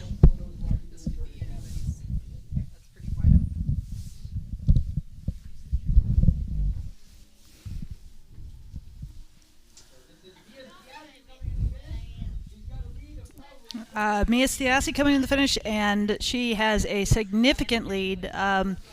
Mia is a member of the World Junior team that we discussed earlier, skiing for APU and looking very dominant in this first heat, quarterfinal heat. Yeah, cruising in on her way to the semis, no issues at all. She is going to be joined by her teammate, that is bib 211, Piper Sears, and waiting for a lucky loser spot is the FX skier Lily Bond.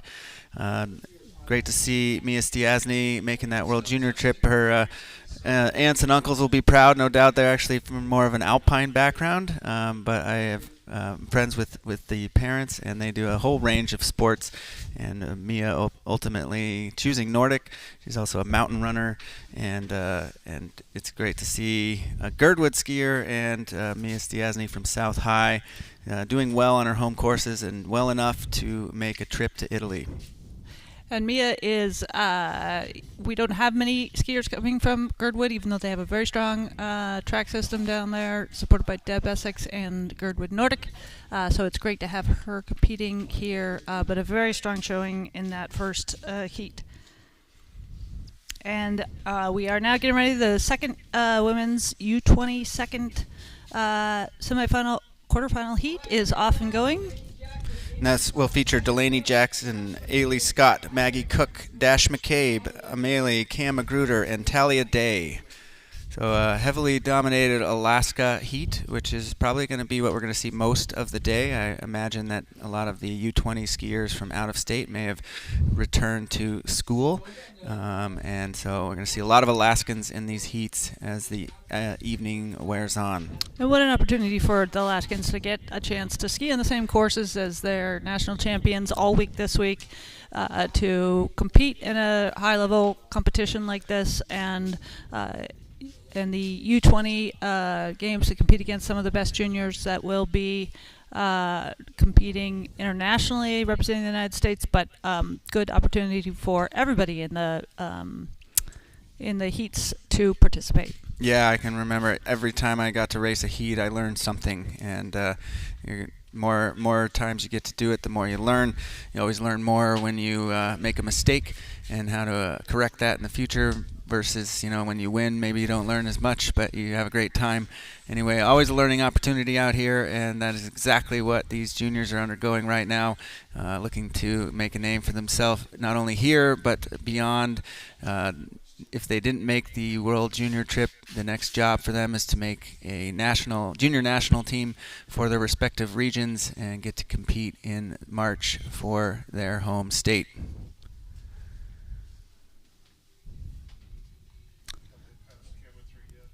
And I actually misspoke. Mia, who won the first heat, did not make the World Junior team, but is an alternative to the Scandinavian Cup. So, sorry for that mistake. But the lists are coming at us fast and quickly here.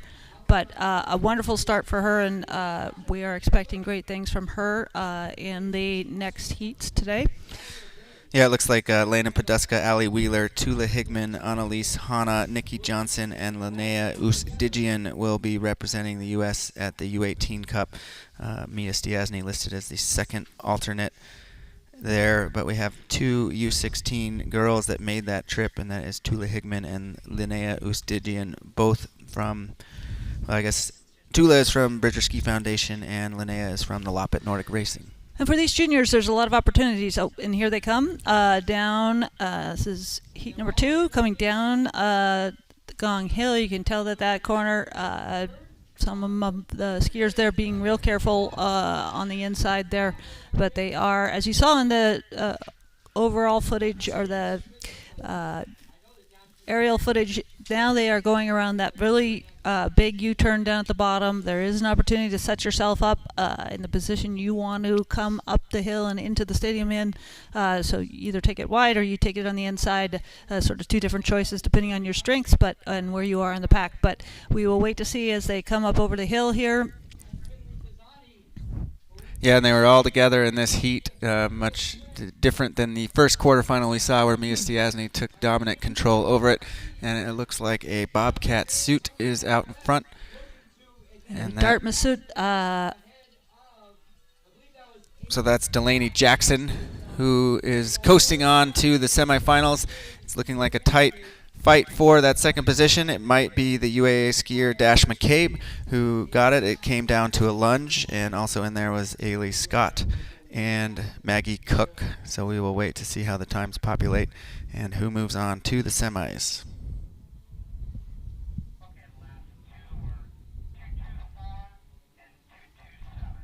Mia Stiasny skied her quarterfinal 1 in a time of 3 minutes 32 seconds.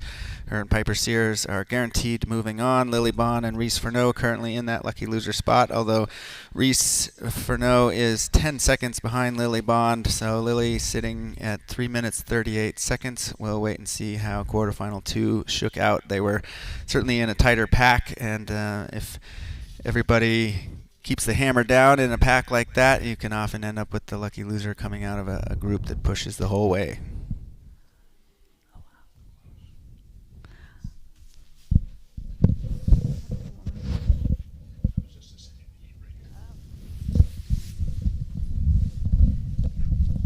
Yeah, and it looks like that second heat was actually a very tight heat right here at the finish. We had to use the photo finish to determine who came across the finish line first. But we are now watching the third heat go out and up the hill. The waning rays of sunshine on Gong Hill there as they ski up and over the top. And I see a strong start out of the gate, and a hop skate is the winter star skier Maya Turpak there. She's already got about 5 meters on the next athlete, so she is looking to shut this race down on the rest of them real early here. We'll see if they can slide back up to her on the next downhill. Well, and what she's saying is, I know this course better than anyone. I'm gonna make it my day. So let's see if she can keep that pace up. If she can, she will secure herself a spot in the semifinals. But that was extremely excellent skiing going up that first hill. Yeah, when you have the energy to basically leave both feet off the ground into that hop skate, and you keep a lot of momentum, and you're basically in full attack mode when you're skating like that. The more amount of time that both skis are on the snow, that means your weight transfer is just a little bit slower, and you may be shortening your glide a little bit, not quite have the pop in the legs. But we saw Maya Turpak in a full hop skate coming out of that first uphill, and was looking very good going into the down. In this heat is also Britta Johnson in bib number 205. Her sister, interestingly, Nikki Johnson, is, as we just talked about with the lead here, looking strong, going into the final downhill before they round the U-turn at the bottom and come back into the stadium. The finish line now has gone into the shade officially, so the temperature is dropping out there, but again, still a good 35 degrees warmer than it was during the first day of competition this week. But here we come, our first U20 finisher for the third heat of the quarterfinals. It's 205, which is Britta Johnson coming across the finish line. Yeah, and she's just able to coast it in, working hard on the early part so she can conserve some energy on the back half. She will be joined in the semifinals by 206. That is Caroline Mena. And Maya Turpak, despite the hot start, will be on the outside looking in fourth. That brings us to the heat number 4 for the U20 women.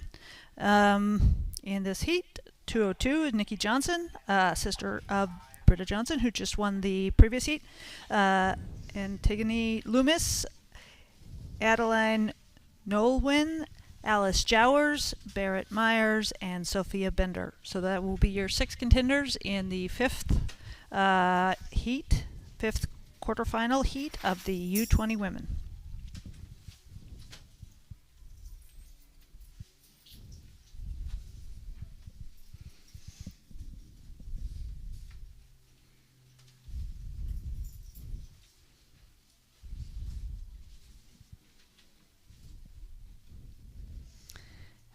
pushing the athletes back. They had them in the starting gate, and they've pulled them back a bit. And they head back into the gate to take their marks once again. And they're off. Underway, Nikki Johnson, Antigone Loomis, Adeline Lowen, Alice Jowers, Barrett Myers, and Sophia Bender. This is the fourth. Oh, and we have a little trip and stumble there by one of the women on the outside there. She just looks like she missed a pole plant, and you can just tell that missing one pole plant can take you from tied for first to tied for fifth. So that's why every step matters. But off the front there, we have it looks like Mickey Johnson, but I can't quite tell, taking a strong lead going up Gong Hill. Yeah, and Sophia Bender was the one who either missed a pole plant or had just a little bit of stumble. She's from Crested Butte, and that really shows you how much every single push matters in an event like this. She was right there with a great start at the front, but then one pole plant missed, and suddenly you're in fifth or sixth. Plenty of time for her to get back on the group and work her way up through the crowd.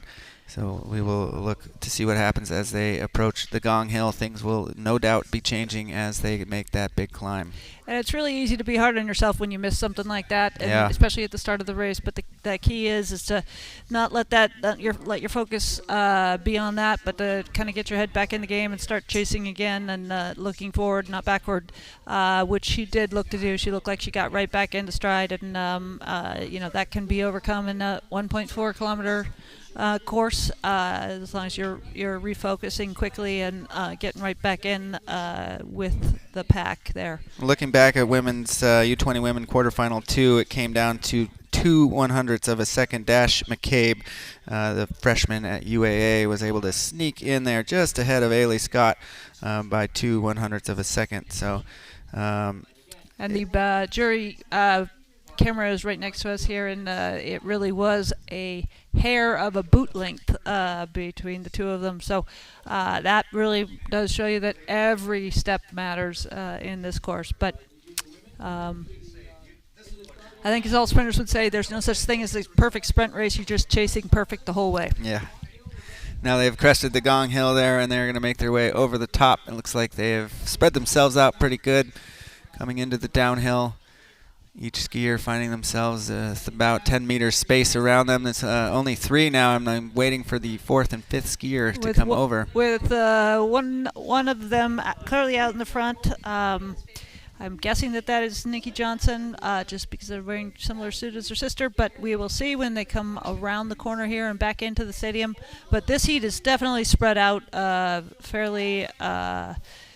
From the beginning to the end, of number 1 skier to the number 6 skier, quite a bit of distance, and that is to be normal for a U20 championships. There's just a lot of more different levels, a lot of younger athletes that may be U16 even competing here. So a lot of different age levels and experience levels. So we said that there was a large lead, but I will say that the number 2 skier is coming on strong. So looks like bib number 202, and that is Nikki Johnson. She looks over her shoulder. She'll be moving on easy. Yeah. But 212, which is Alice Jowers, or 212, which is Adeline Lowen, coming across in a very strong fashion. With the steamboat skier Antigone Loomis.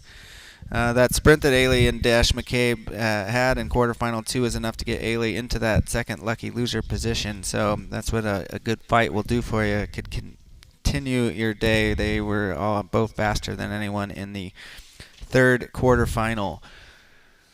So out of that one, Nikki Johnson and I believe Adeline Lowen moving on for sure. And in the starting pen now is the 5th and final women's quarterfinal heat. That will feature Sammy Legat, Sierra Strecker, Cora Faye Scott, Meredy Littell, Haley Finch, and Greta Bochenek. And at least 3 of those are APU skiers, so we will do our best to see who is who and where they fall as they make their way around the course. And by fall, I mean not fall to the ground like as they rank themselves. We wouldn't want anybody falling. It is an APU skier out in front. I believe that is Sammy Legat into the hop skate, looking very strong up the first climb. And these APU juniors have skied together all year, likely spent some time up on Eagle Glacier together. So they know each other's tactics, they know each other's strengths and weaknesses. It does appear that they all seem to be going out extremely hard, and there isn't a lot of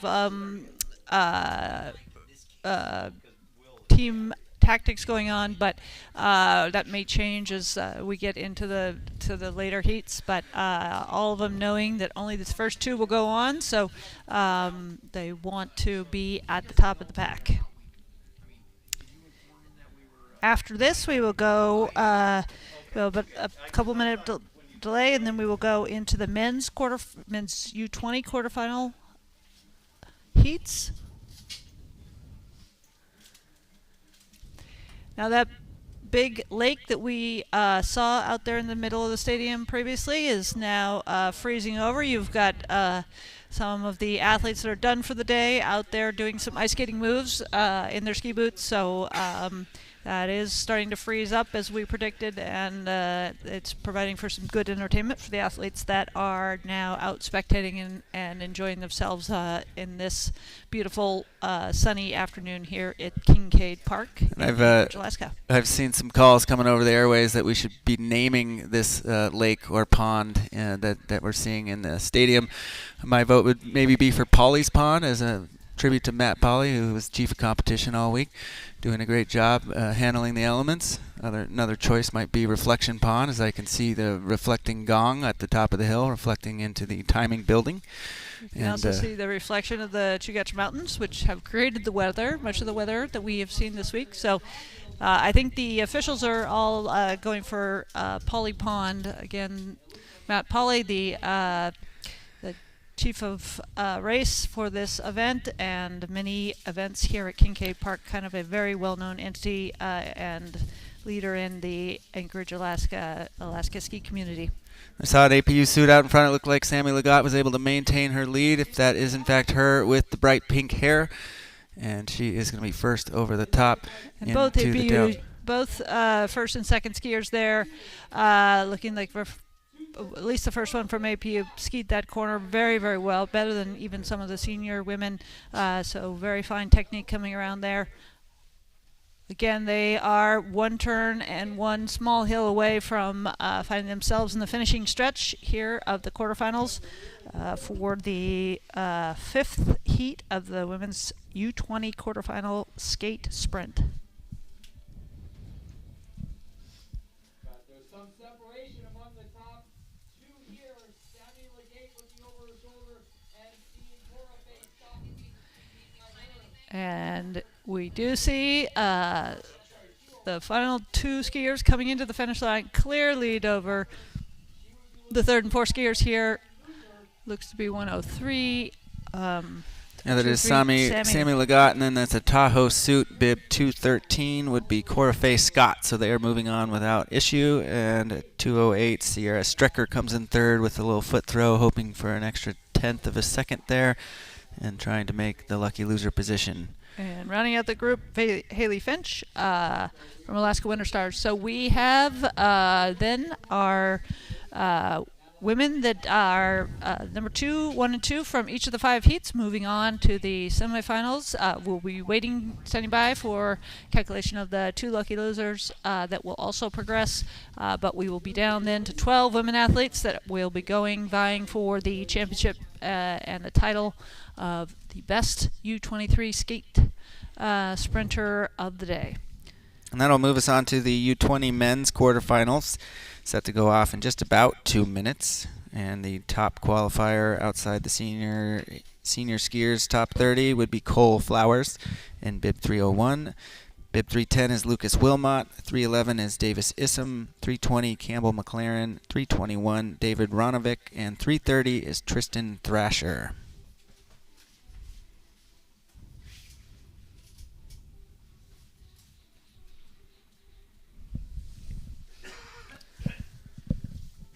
Cole Flowers, I believe, is a freshman Nanook skier University of Fairbanks. Yep. He is skiing. qualified for the World Junior Team.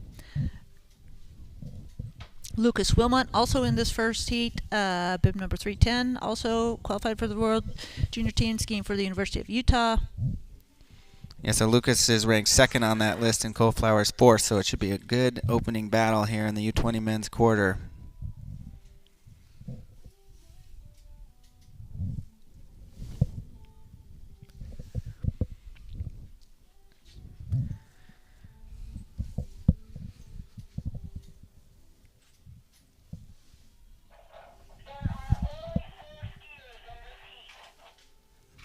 Sounds like we may only have 4 skiers in the upcoming heat. We will try and bring you information on who is sitting it out.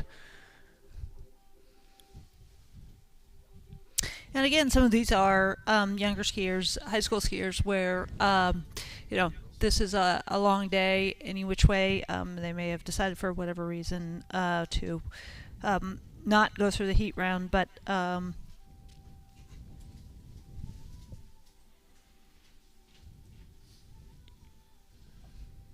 for many of the high school skiers, this is sort of the beginning of the season, and what you don't want to do is race too much or tire your body out in January so that you're not able to perform later in the year when some of the bigger races for junior level skiers at least happen, which is the junior national championships for many states, the state high school championship, and then obviously the NCAA collegiate championship for all the college skiers. So there's a balance of experience at the national championships with the sort of level of training and ongoing preparation for events later in the year.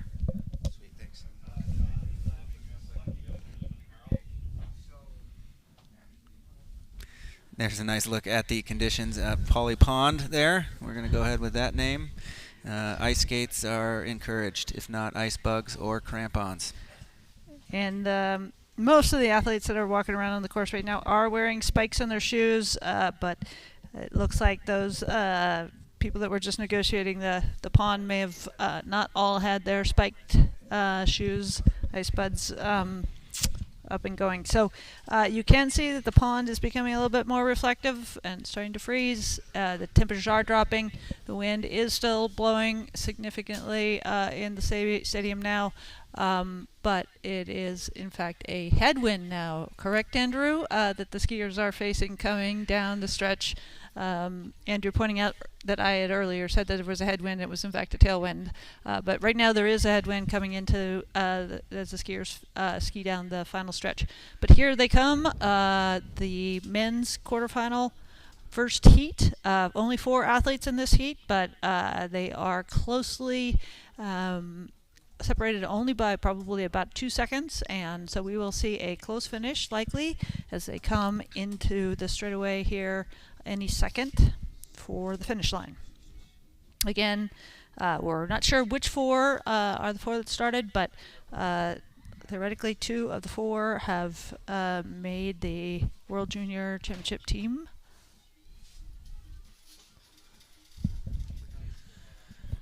Oh, and we have one of the skiers down, one of the skiers that was actually in second place looking to go on. It was well positioned APU skier that was down, but we will...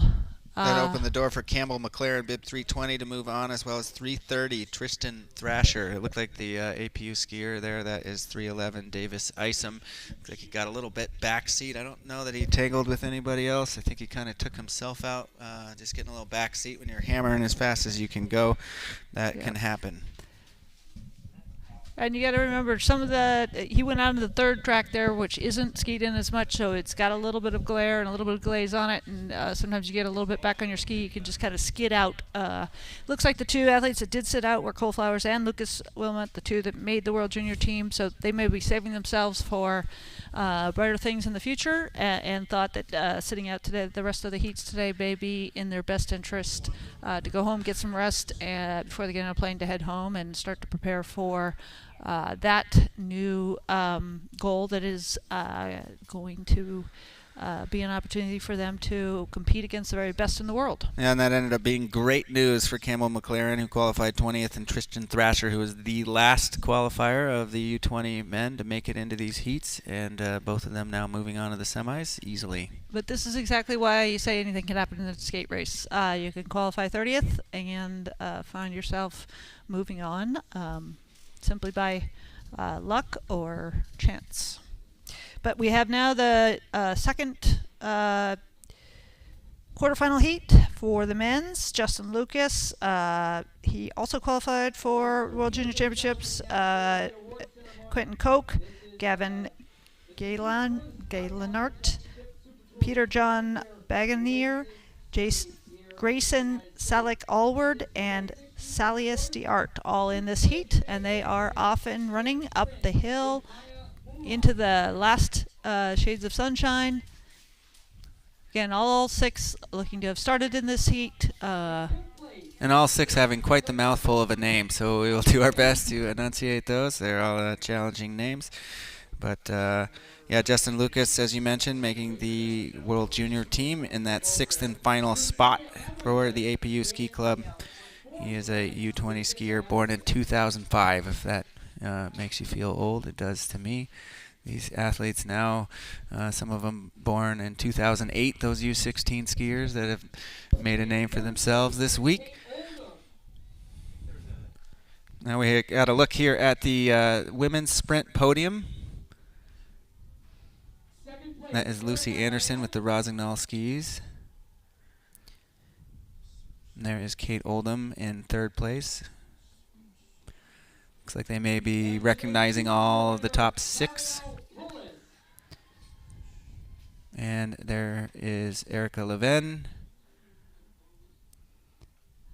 Swedish skier for Denver University.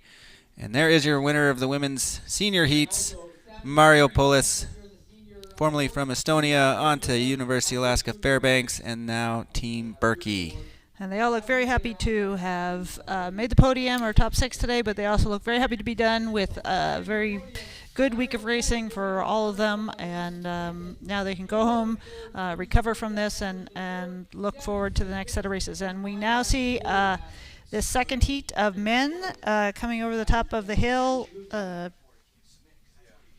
Yeah, everybody together there, tight grouping.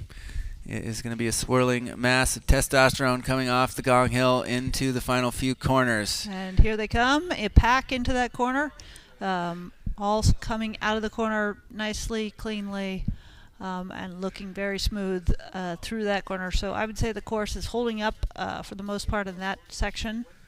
Yeah, and I'm going to estimate their miles per hour coming off that hill. It's somewhere in the upper 20s, low 30s. They are flying off this hill as the sunlight dips behind the horizon and the snowpack starts to hopefully firm back up. It's going to get faster and faster. And in just about a half an hour from now, right as we are finishing our coverage, likely the lights will come on at Kincaid, and we'll place the natural light here with the cover of our lit ski trails. But we have APU in the first 2 slots, looking like they're going to both move forward into the semifinals. So that was actually Quentin Koch. I don't know that suit. It looks like an APU suit, but he'll move on alongside Justin Lucas, who does ski for APU, and we will try and get indication who Justin Lucas again, or Quentin Koch. Let's see if I can find out where he was not even on our U20 World Junior ranking list, at least in the top 20. So a great quarterfinal for him to move on to the semifinals for Quentin Koch. Next up in the men's quarterfinal, number 3, will feature Matthias Sokolski, Miles Miner, Hatcher Menkins, Finn Christensen, Alex Current, and Zach Shockey.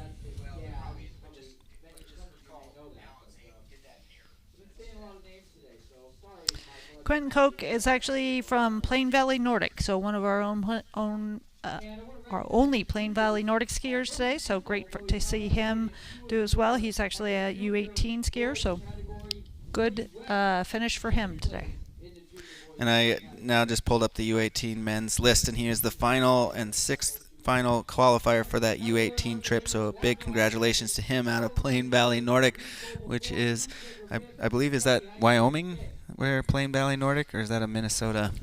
I was thinking that was Minnesota, but I will do a quick I might check. be confusing it with High Plains region, which is eastern Wyoming.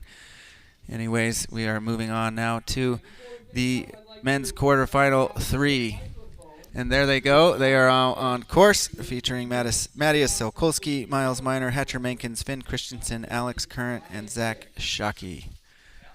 Hello, everyone. First of all, thanks to all the racers, to all the coaches for a great event. On behalf of US Ski and Snowboard, we want to recognize the Nordic Ski Association of Anchorage for a great event. I know today was really tricky to hold, but they pulled it together, and I think they had a really good championship.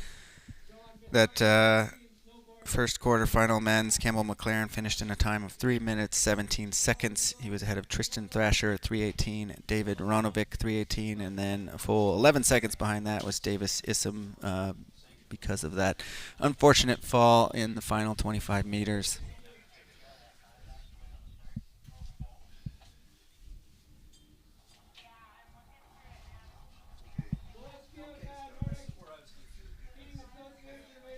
Nice look at Gong Hill there. You can see the final throws of the sunlight. There's some of our top volunteers. There is Matt Polly of the famous Polly Pond in the jury suit, chief of competition for the week. That is the president of the Nordic Ski Association of Anchorage and Michael Earnhardt's father. Mr. Earnhardt, I'll call him because I'm not thinking of his first name at the moment. But we appreciate their hard work and dedication. Well, and they're getting a special thank you from the U.S. Ski and Snowboard for being the hosts of this event. So official recognition from U.S. Ski and Snowboard for hosting the 2025 U.S. National Championships.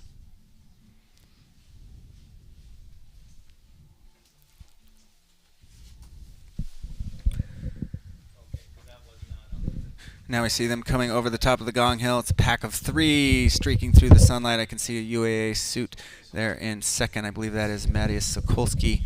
And APU skier goes down hard. Oh, he caught an edge. That is getting sugary and loose, and he definitely caught the right ski into something. It's spinning him out and bringing him down, so that is an unfortunate turn of events. Does look like he is able to keep all of his equipment intact, although he was holding his left hip, which I think was the first to make impact on the hard sugar.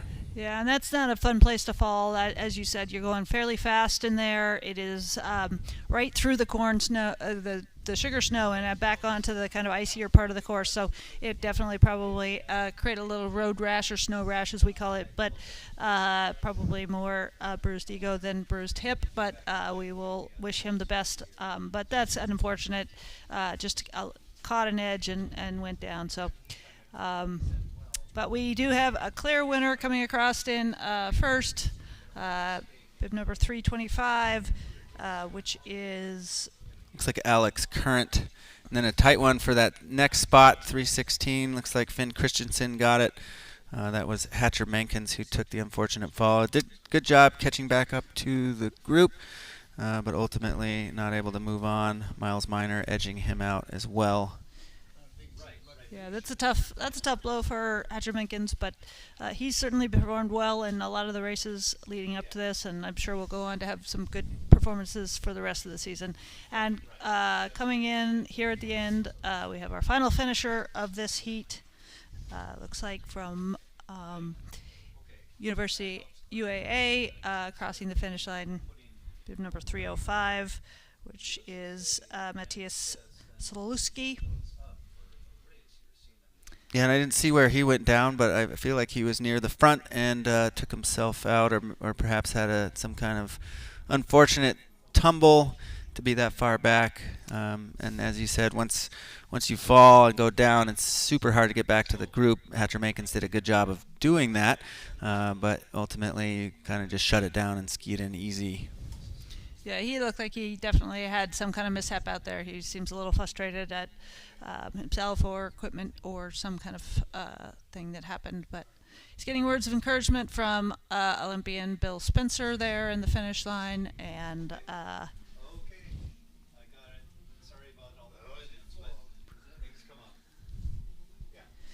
as we get ready for the fourth quarterfinal heat for the men U20. That will feature bib 302 Dane Karch, 309 Nate Veltman, 312 Marcus Grota, 319 Oliver Wright, 322 Oscar Flora, 329 Braden Belize. Dane Karch was the U20 sprint winner from the U20 heats of the Classic Sprint earlier in the week on Saturday, and so he is going to be looking to repeat that today. And they are all in a pack. I can see at least 3 APU suits in this group. And they are out of a clean start and on their way to a quick band of sunshine before they drop over the hill down towards what we call the Frog Pond.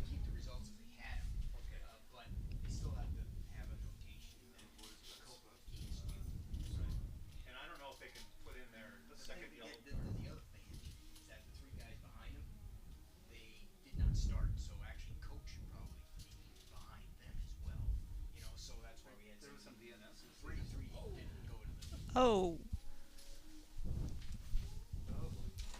That doesn't sound good.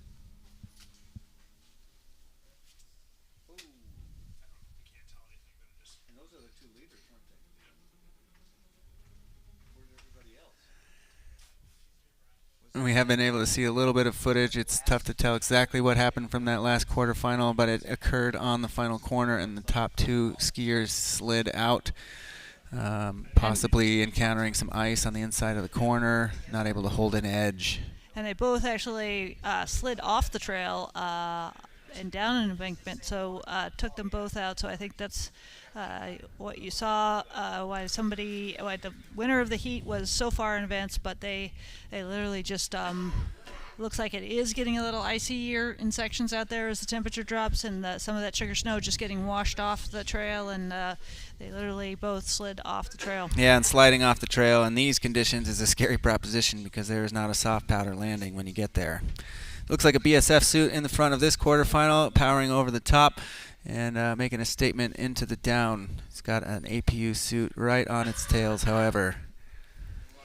And these skiers are checking their speed on this hill, make sure they're not going too fast, but also wanting to use the hill to propel themselves around the corner and into the final climb that will lead them into the stadium and towards the finish line.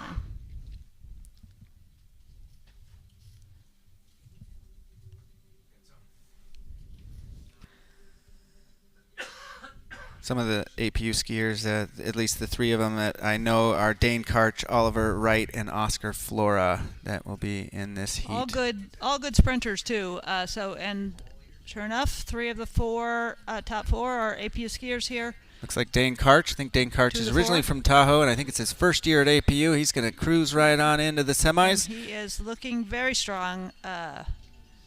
Looks like. And Nate Veltman in the BSF suit will move on as well, and just behind him was Marcus Brian Grota. We're certainly seeing some shake-up in the rankings in the final few corners where they kind of disappear from sight after the main part of the downhill from Gong Hill. Yeah, and I think the snow is actually really changing this race from the start of the race, where the course was fairly stiff conditions. It's gone through its sugary phase, and now we're getting some sort of icy patches. So really, it is becoming technical on the downhill as much as it is on the uphill, and skiing the corners and the downhills well, and using them to your advantage is becoming a tactical thing. And think that this is where sprinters that the junior U20 athletes that have been in a lot of sprint races may have a little advantage because they have a little bit more experience of skiing in multiple conditions. But that will lead us to our last quarterfinal for the men. Last and final. This will be quarterfinal 5. Quarterfinal 5 will feature Benjamin Barbier, William Bentley, Noah Cam Magruder, Quinn Holan, Elias Oswald, and Dylan Autry. Yeah, and to your point about skiing in a group and skiing fast, that U20 men quarterfinal 2 was a fast one. They were all together. No, it was all clean the whole way. They pushed each other hard, and they are way faster than any of the other quarters. All five skiers coming in under 3:05, and all 5 would be the fastest of any of the other heats. So right now the lucky losers are solidly from quarterfinal 2. That's Peter John Bragonier and Gavin Galliart, sitting pretty comfortably, I would say, at this point in that lucky loser position.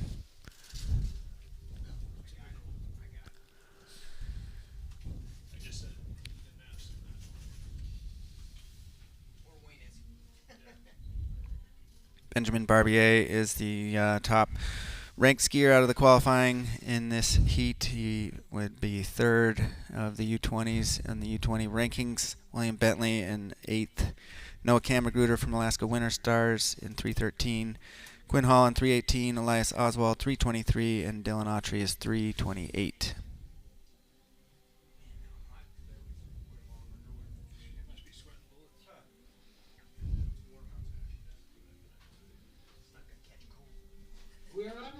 And they are off. The last and final of the U20 men's skate sprint quarterfinal. You can easily pick out the Winter Star suits and the red and the white legs. Right, red and white. APU athletes putting the blue, white, and black.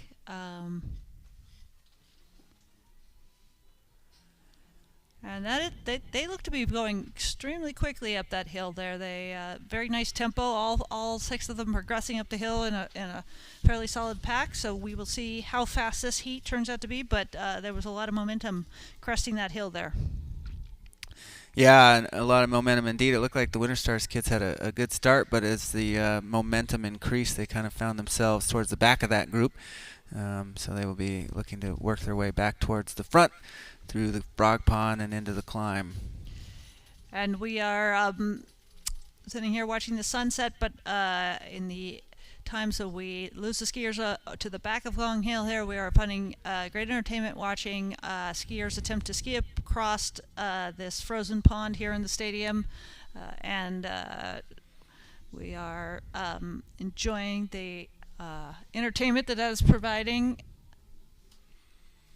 Yeah, absolutely. It's a welcoming scene out here. It's a warm day. The sun is shining still, and if you're at the top of the Gong Hill, you can soak in some vitamin D, which is always at a premium this time of year in Alaska.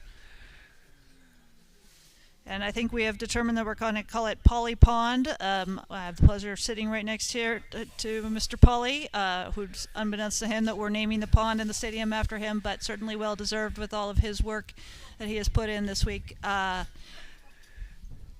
We are waiting for, here they come on the downhill here, the leaders standing up pretty high, which leads me to believe there may have been a mishap early on, that people are being fairly cautious, but that was high and not aerodynamic as I've seen anybody ski it, but that may mean that something happened out there on the course earlier, that people are being just a little tentative, or it could mean that the course is just speeding up to such a degree that they were trying to scrub some speed by standing up and letting the air kind of slow them down. So. And I believe that was Maya Kamagruder in the Winter Star suit. So as I said, they were in the front, they went to the back, and now Maya Kamagruder in the front again.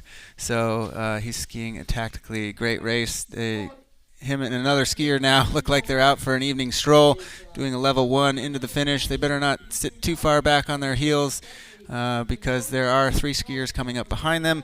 Otherwise, it's an easy coast in for bib 313 Noah Kamagruder and 308 William Bentley. Yeah, and my guess is something happened to kind of divide that heat up as much as it is, but what a decisive 1 and 2 there. There is no question on who will progress on to the semifinal. That takes us now to the semifinal, the first of 2 semifinals for the women. So the first 6 of 12 women that will vie for the final heat of the U20 skate championships today at Kincaid Park. It is a Super Tour race today, so the champion will be given the Super Tour champion rights and associated prize money. But we will look to watch this first final heat of the women's U20. Yeah, set to go off at precisely 3 o'clock, and you know Lynn Hinderman has that schedule and tight. It will feature Mia Stiasny, Delaney Jackson, Britta Johnson, Piper Sears, Dash McCabe, and Antigone Loomis. Antigone making the trip up from Steamboat. Some of you may remember the name Scott Loomis, and that is Antigone's father. So she has the pedigree and the name to go far in this sport. And Scott Loomis was known for his skate sprinting, very, very good at tactics, very wonderful, beautiful technique to watch. So we're wishing his daughter the very best out there today. They'd be able to copy that likeness of her father. I'm sure has handed over many of his words of wisdom.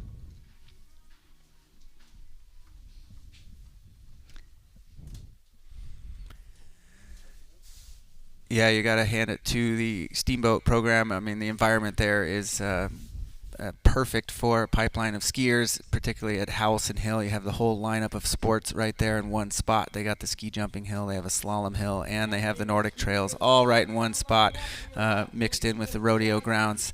So it's a great place to be a skier. But now we see the semifinal one off and running.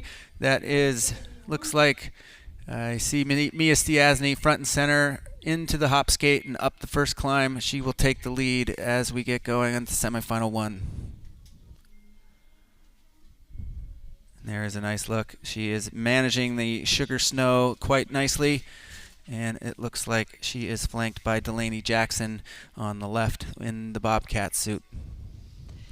And you remember, this is a long day for these junior women. They started their qualification round this morning at 10 a.m. So it is now 3 p.m. here at Anchorage, Alaska Standard Time. So they've been out here at the park for 5 hours on their skis for probably 6 with warm-up for sprint race. So a long day for these athletes, starting, getting warmed up, racing, warming down, resting, and all over again. This is their 4th go-around of 5, so we will wait to see how they come down into the stadium, but they're going to be happy. The ones that progress onto the final are going to be happy to have that last final round under their belt today. Yeah, and hopefully earning some well-earned Moose's Tooth pizza or ice cream. We have a lot of fabulous restaurants here in Anchorage, and if you're going to pick a spot to go and eat pizza in Alaska, it's got to be Moose's Tooth, and I imagine that several of these teams have been in through that front door this week.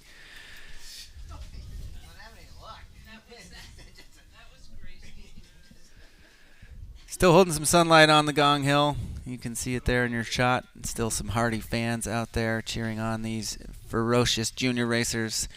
It's good to give all the support they can. Everybody's out here working hard and doing their best. There we can start to see the bobbing heads of the women's semifinal one coming up the Gong Hill with coaches whispering words of encouragement to them. Looks like Mia Stiasny with a commanding lead, maybe 10 meters on the front. She's going to need to put every ounce of energy she can into the top to avoid some sort of draft happening behind her. She is well in control of this heat at the moment. But Mia Stiasny really showing what she has in this sprint event.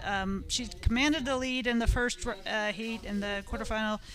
Easily commanding the lead again here in the semifinal. You know, I think she's making a statement. She likes sprint racing and it likes her. So this is a pretty impressive result from the Girdwood local.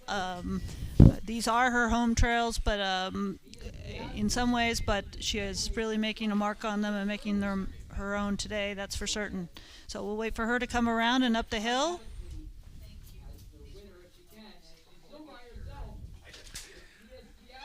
And still all by herself is Mia Stiasny through the final few turns and into the finishing stretch straight away with 75 meters to go. Mia Stiasny well in control. Looks strong, looks very good, very nice technique coming in, and really no threat to her. She would be wise to just shut it down and let it kind of glide in. But she looks like she's going to push it all the way in to make sure there is no question. But decisive victory in the semifinal to Mia Statazi from Girdwood, Alaska. Tight fight between Delaney Jackson and Piper Sears for that second guaranteed spot. I could not call it from here. It looked like Piper Sears was just below the roof line that I see looking out the timing building. But a tough and hard-fought finish for those two. They will have to wait and see how the times shake out. Refer to that finish line camera to get an accurate reading of who got the foot across the line first. And the second semifinal for the women, U20, our women juniors, the best juniors we have in the United States, starting up the hill. Yeah, and in this women's semifinal two, Nikki Johnson, Sammy Legat, Caroline Mena, Adeline Lowen, Cora Faye Scott, and Lily Bond.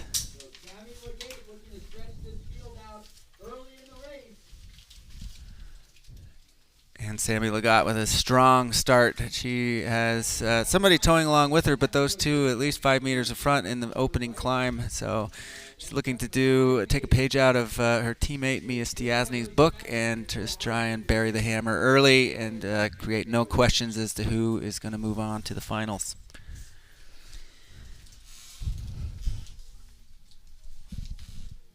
And while we're waiting here, and we've been talking about Polly Pond that we're looking at with the sun reflecting on it here across the race officials wanted me to let everybody know that today is Matt Polly, our chief of competition's birthday today. So happy birthday to Matt Polly. Thanks to the officials who let me know that. But we are going to, in honor of his birthday and in honor of him pulling together a wonderful competition named the Pond at the stadium after Matt Polly today. He's the guy that stays up all night making sure, worrying about whether the tracks are set straight, whether or not the fencing's going to be put up right, or the flags got blown away by the wind. So many thanks to Matt Polly for all of his work and dedication, and happy birthday. Absolutely. Thank you, Matt.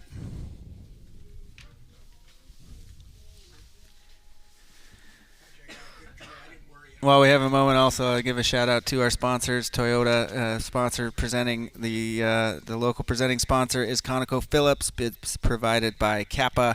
Additional local support from Orthopedic Physicians of Alaska, also known as OPA. We also have help from Piston Bully USA, Coca-Cola, Life Med Alaska, Anchorage Radiation Oncology Center, and North Rim Bank.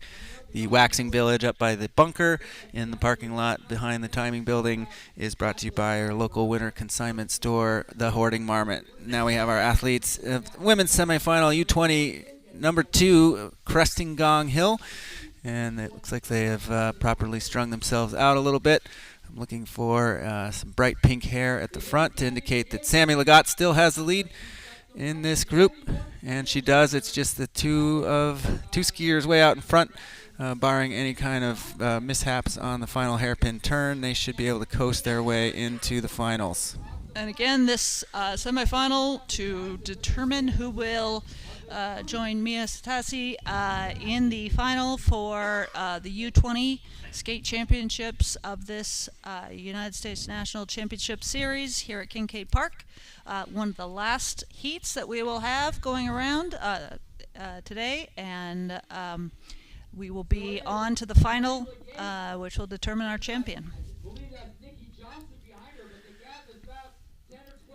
So then Sammy Legat and Nikki Johnson come out around the corner relatively in control, although Nikki Johnson is looking a little bit tired, and she's going to have to keep the hammer down because the door has not quite shut on bib 210.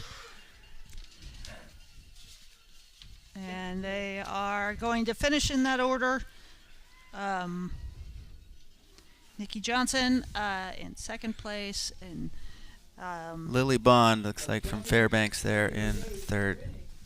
So a chance for Lily Bond to advance one of those lucky loser spots, but likely the rest of them will be done with their day today. So we will bring you the lineup for the women's final U20 skate event here. Yeah, next up would be the U20 men's semifinal 1.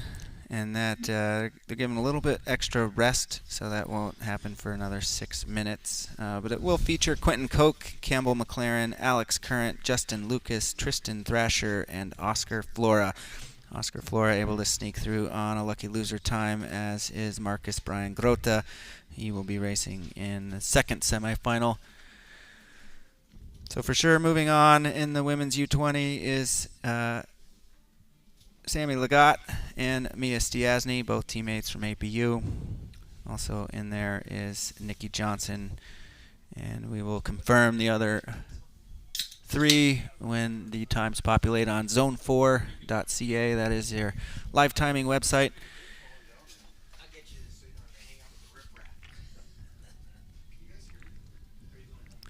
Thanks to 49th Media and 49th Productions for bringing you these images that you're able to see today. This is their first ski race they ever shot, so it was a huge learning curve for them, but they did a fantastic job adapting to the situation and dealing with some of the elements and connectivity issues that go along with covering a sporting event that's spread out over a 5,000-meter course. So they've done a good job. They added some drone photography today, which you got to see. They've added cameras on Gong Hill. They got cameras out on Elliott's. And it's a big lift to cover a ski race properly, and they've done a good job here throughout the week.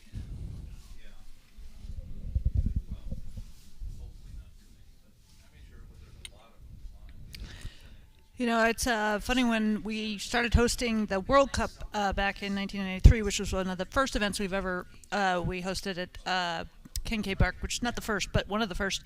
There was a lot of talk about Anchorage being a contender to host the Olympic Games, and Kincaid Park would have been the venue for the cross-country skiing event.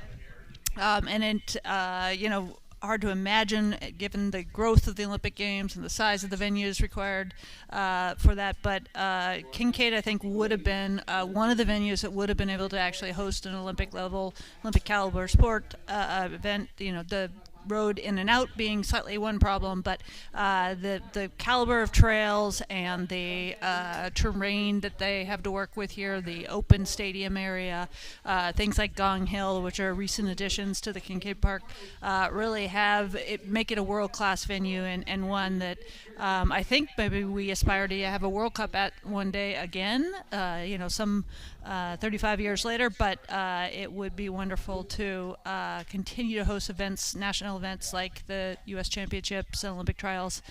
Certainly a great motivator for generations that are looking at people like Keegan Randall and others and want to continue their ski racing career, to have things like this on their home trails. And I think that's played itself out at the World Cup in Minneapolis last year. Also, a lot of Midwest skiers really inspired by hosting that World Cup. So the more we can bring high-level events to venues across the country and showcase the sport of cross-country skiing, the better off we are. So I had the pleasure of being at the Minneapolis World Cup, and it was a scene. I think they estimated 40,000 people made their way to Theodore Wirth Park over the 2-day event, and it was packed wall to wall, both sides of the trail, 5 people deep at least, all around the course. It was a huge scene. The ski racers that came from Europe, and most of those fans are often now watching on TV. They were blown away. I think they all enjoyed having that kind of energy on the course. I know they were getting their names shouted out just in warm-up. They were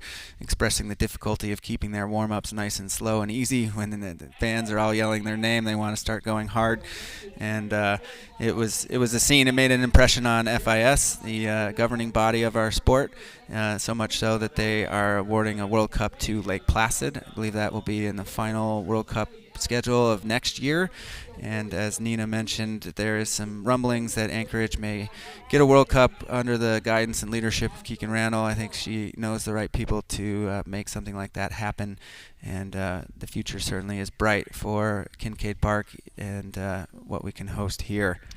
Well, and I think Keegan knows what it takes to pull off something like a World Cup, and certainly has a team behind her, as proven by putting on this event that would be, able to handle something that large and that complex, but certainly a very experienced volunteer base. So here's men's semifinal 1, the U20 category, featuring Quentin Koch, Campbell McLaren, Alex Current, Justin Lucas, Tristan Thrasher, and Oscar Flora. That is a lot of blue suits It is a lot of blue suits out there. Blue and black seems to be a popular color. I've noticed that on the World Cup too. Blue is a popular color. That's why we appreciate suits like Winter Stars, red and white. Makes it a little easier to spot who is who.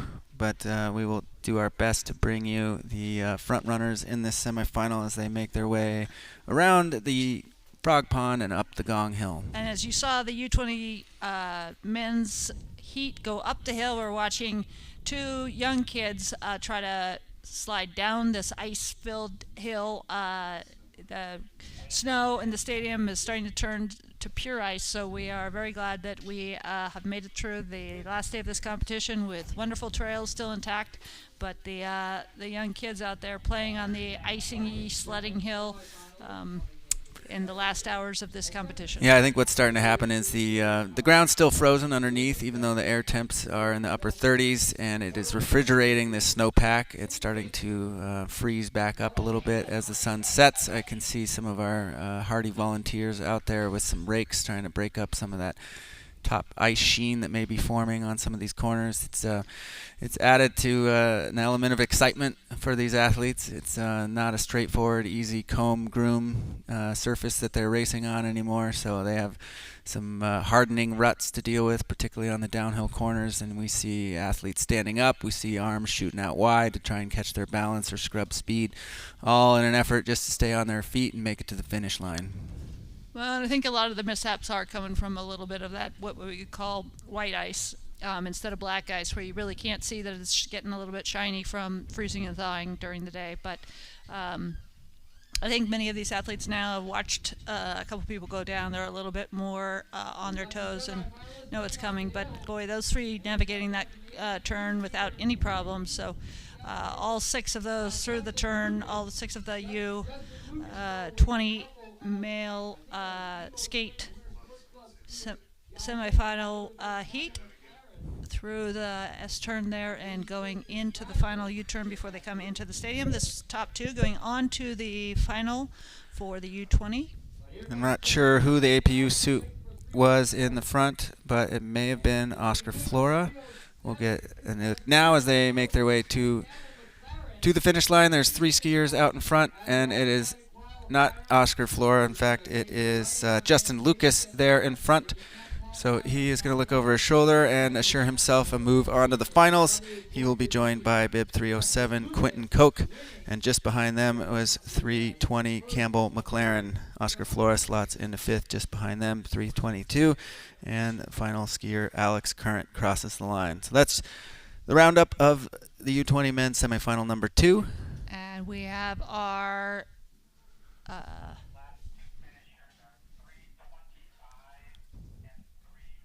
we have our final men's semifinal of the day coming up next, and that will feature bib 302 Dane Karch, 308 William Bentley, 309 Nate Veltman, 313 Noah Cam Magruder, 316 Finn Christensen, and 312 Marcus Brian Grota.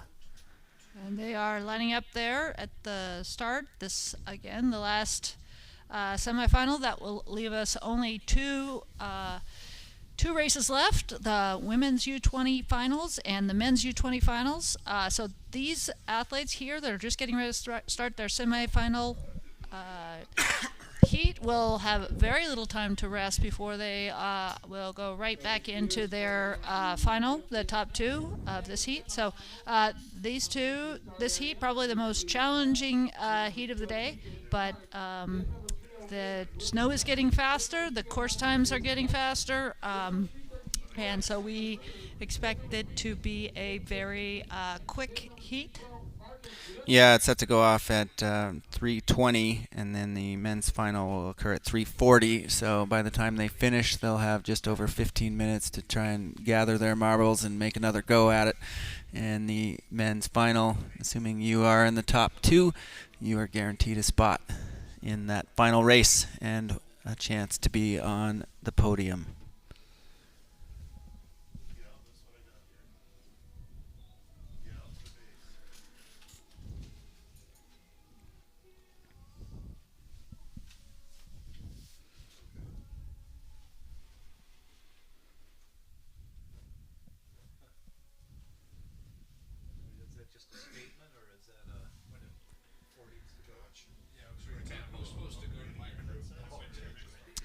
And they are on the mark. Up. And it is a false start. Starter calling the athletes back. Imagine the top surface of this snowpack's getting fast enough where one little extra lean on your pole and you're scooting yourself out into the race course before you want to. That is the disadvantage of this type of snow, is that little actions tend to have big impacts. So they're getting some instructions from Lynn Hinterman, probably something like "Do not jump the gun." And she is our official starter down there and has been the official starter for events here at Kincaid Park for as long as I can remember. Very good at her job and very well respected.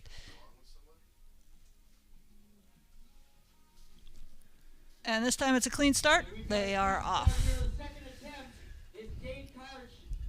Yeah, second attempt's all good. Clean start. And we got blue suits mixed in with Maya Kammergruder in the red and white.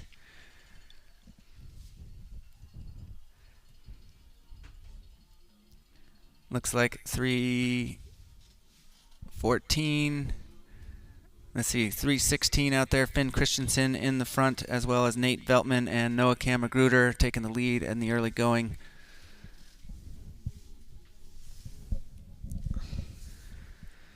Nina, did you find that their strategy evolved or changed as the heats went on? Did you have a different strategy you'd try and employ by the finals versus what you would maybe use to get through the quarterfinals? Well, definitely. I think you adjust your strategy to who you end up facing in the final. And, it kind of comes down to, can you win the race in the last 100 meters versus whoever you think your top composition is going to be, or do you need to make your move earlier than that? So I think that's how you adjust, but you need to know who you're racing against. And the good news is that most of these athletes out here, by the time you get to the finals, you've raced against all of the 5 other athletes multiple times, so you know your strengths and weaknesses relative to theirs, and you make a plan accordingly. But I will say the one thing that is definitely true in all ski racing, but certainly in sprint racing, is you got to be flexible out there, because as soon as you have a good plan in place, it can go sideways in a minute, even though it has the best of intentions. So just being flexible on your feet, and then sometimes, when you see a hole and you have a shot and you think it's yours to take, you got to go for it and not be afraid of leading too early or being too far back in the pack, but having confidence in the way you ski and knowing your strengths is important. Here they come down through the sections that some athletes have had trouble with, but the first 3 athletes threw that all cleanly, all 6 of them cleanly through, so they are rounding the bottom corner there, and this will be our last semifinal of the day. Yeah, that was the lone Winter Star skier Noah Kammergruder with a pretty good lead, but there was 2 working together behind him, looking to suck into his tails there and make a move in the final stretch. Mm-hmm. Yeah, and to your point, as the heats go on, you start to know if your skis are good or not, and if you can let off the gas just a little bit over the top and be able to glide back up. You know those kinds of things, and then plan accordingly. Right now we see Noah Kammergruder now into the front. He can't let up too much, though, because he's got 2 skiers at his flank. It's going to be a tight battle to who makes it on for the other 2. Noah Kammergruder with no issues at all, and it is between Dane Karch and William Bentley for that final guaranteed spot in the U20 finals. And that was a fairly fast heat, my guess, but it was clearly the top 3 were wanting that position to advance to the finals. So we will wait to see if it was Dane Karch or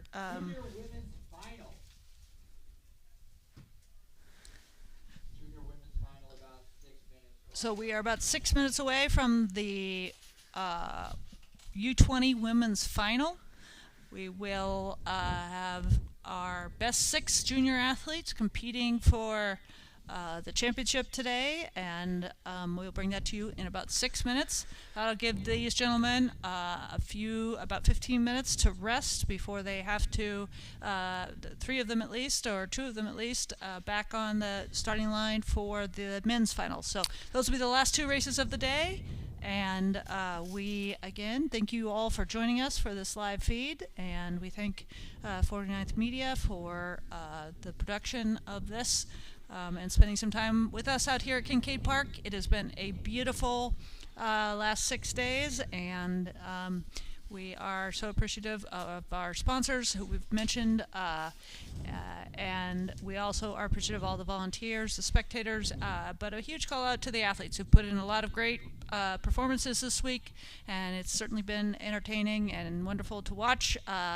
Those athletes that we've known and followed for many years, as well as many new athletes coming onto the scene and making a name for themselves, athletes kind of progressing in their career and having notable performances this week, all exciting stories, and we are hopeful and that the athletes going on to represent the United States in the international competitions will have the best of luck and great performances against their competitors overseas. So I think this is going to be a real exciting U20 women's final because Mia Stiasny has looked in control in all of her previous rounds, but has yet to go against teammate Sammy Legat, who has also looked in control in all of her rounds. So they have not met head-to-head yet in these heats, and now they are going to determine who has the best skis, the best feeling, and the best tactics in the U20 final. So I think that is going to be an exciting race to watch. Don't count out Nikki Johnson, Delaney Jackson, Lily Bond, or Carolyn Mena, however, all with equal chances to take home a podium spot.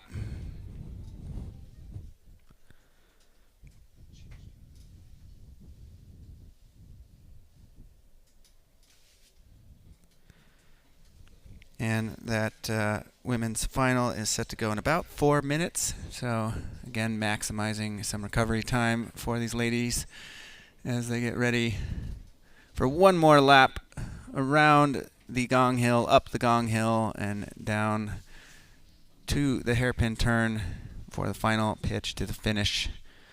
So they've all completed this 3 times, and they're going for a 4th and hopefully best lap of the day. And likely the final is never the fastest because there is a little bit more tactics. People are looking around, paying attention to the other 5 skiers in the heat, so it's oftentimes not as flat out hard and hammer as much of a hammer fest as some of the earlier heats, but it is generally speaking the best skiing that we will likely see today. So we are looking forward to seeing the top 6 U20 women athletes compete for the Super Tour Skate Championship today. They will be lining up in just about 3 minutes and taking off as the sun is setting here on the course at Kincaid Park, and temperatures are dropping, but certainly a more pleasant day than many of the days that we have been out here this week, at least from a temperature perspective. Yeah, and the sun has now fully set to our southwest over the Alaska Peninsula and Mount Redoubt, and so the low-lying Kincaid Stadium is now fully in the shade. The treetops may be graced with a little bit of sunlight left, but otherwise the day is coming to a close, as is our racing, with just two rounds to go. And we will be ready to call that women's U20 here with Nina Kempel.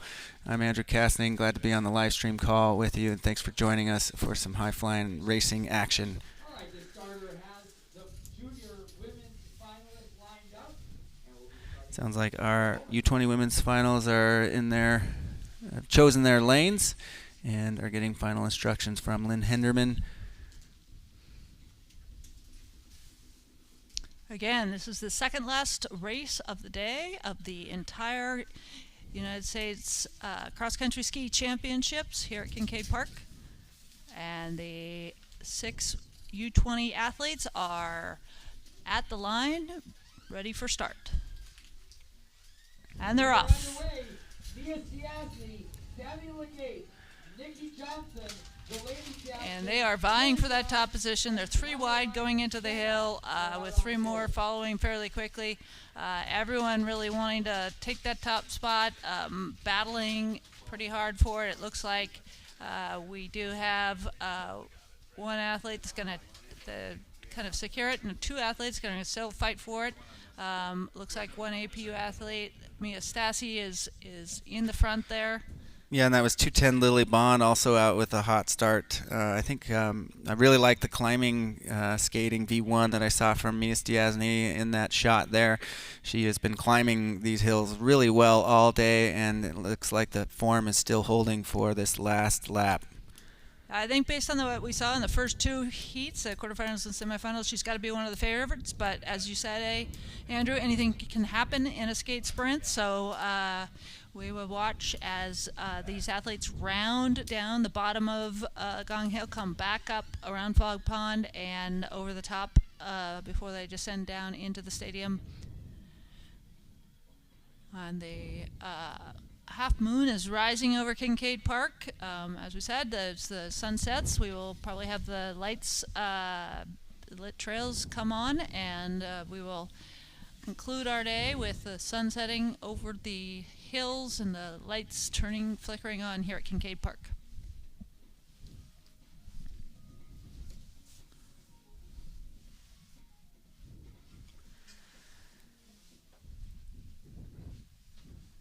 And as has occurred throughout the day, the next shot we'll get of these athletes will be at the top of the Gong Hill. And we'll see if Mia Stiasny's rapid-fire climbing technique has been able to hold its gear for one more time. And here we come. We're watching, actually it looks like more than one athlete still vying for the top position as they come over the top of Gong Hill. Hard to tell who is in the lead yet, but as they come over, I think that is Mia Stiasny, but she doesn't have a huge lead, so she's going to have to keep the hammer down or play tactics to win here. And they're going to come into the downhill. She's probably got 5 meters, which is not much time on a steep downhill like that. Over, I believe that is Nikki Johnson. And she does have good skis, but she does not have the lead she's had in the quarterfinals and the semifinals. So we'll see if she can hold off the chase pack there and continue her dominance, or if it's going to come down to being a battle. Yeah, and Sammy Legat also at the APU fast boards today. She looked like she was gaining on second place there, so don't count out Sammy Legat to move into second. They'll be coming back into the sprint here, and will Nikki Johnson still have the lead? She does. No, I'm sorry, not Nikki Johnson, but Mia Stiasny. Just a few seconds, we'll see them there. Yeah, and it is Mia Stiasny first to the finishing straight in a strong V2. She's got 10 meters on Sammy Legat, and Sammy Legat did, in fact, take over second place.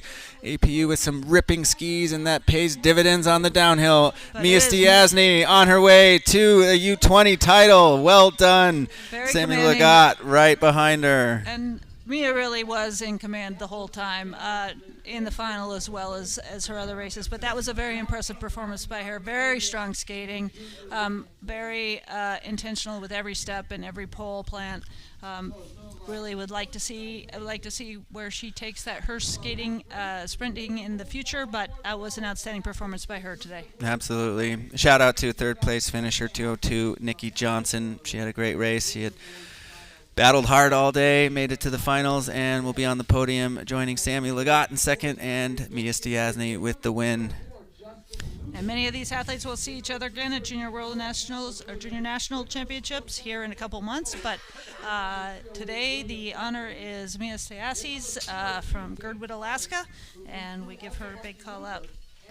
Yeah, and those junior nationals set to take place in Soldier Hollow this year in Utah, often occurring early March. I understand they don't have great snow at Soldier Hollow, but that's kind of often the case when you're in the Wasatch snow shadow. They do have great snowmaking, though, and well-seasoned competitive competition staff there as well, so I'm sure they'll have a great event, as they always do.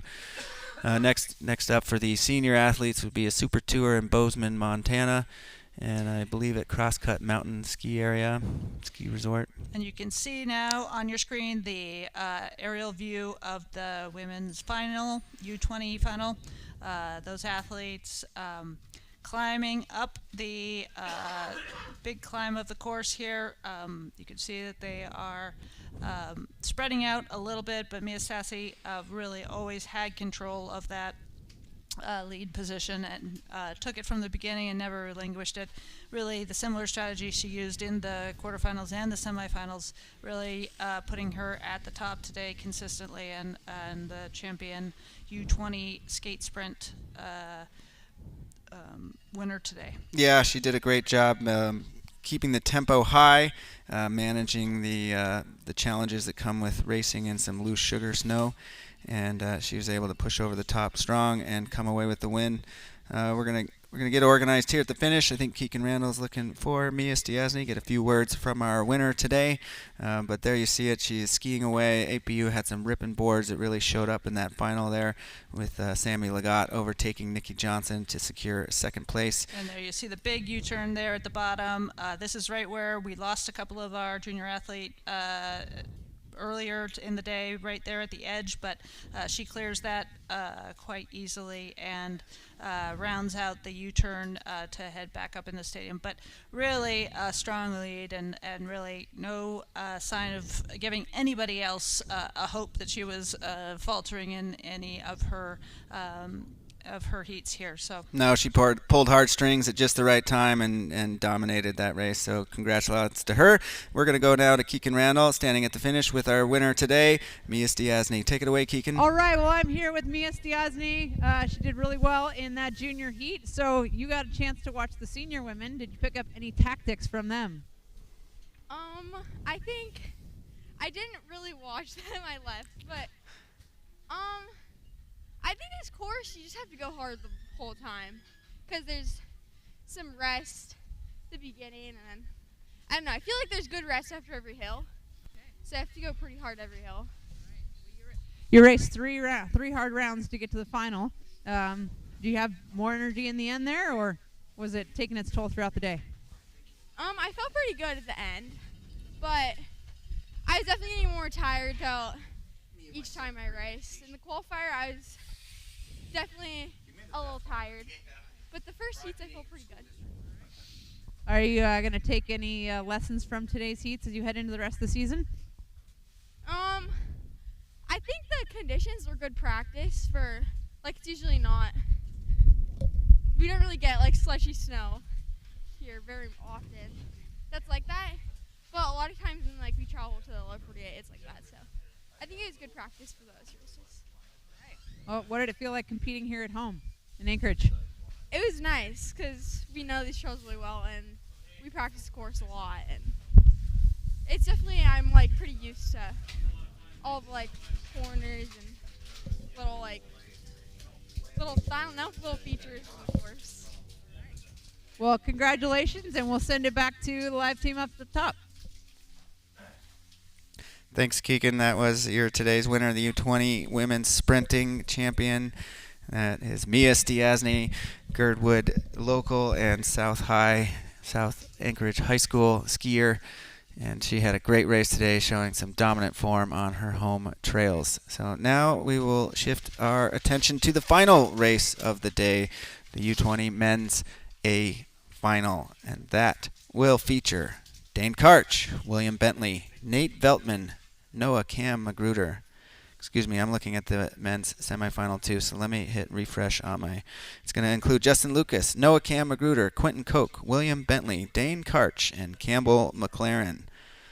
Justin Lucas, a member of the 2025 World Junior Championship team, and Dane Karch was the winner of the Classic Sprint for the juniors. So we have a lot of very strong skiers in today's heat. They wouldn't be in this final match if they hadn't already competed in several heats and skied extremely well. So we have 6 skiers. This will be the final for the men's U20 Skate Championship Super Tour event. As part of the U.S. National Championship Series. So we look for a final blazing heat from these young skiers. Yeah, and Dane Karch just able to sneak through on a lucky loser, as was Campbell McLaren. So one lucky loser out of each of the semifinals. So Campbell McLaren, Quentin Koch, and Justin Lucas move out of semifinal 1. Dane Karch, William Bentley, and Noah Cam Magruder move out of semifinal 2. And we are underway, the men's U20 final race of the day here at the U.S. National Super Tour event here, 4th and final day of racing, and the final race of the day.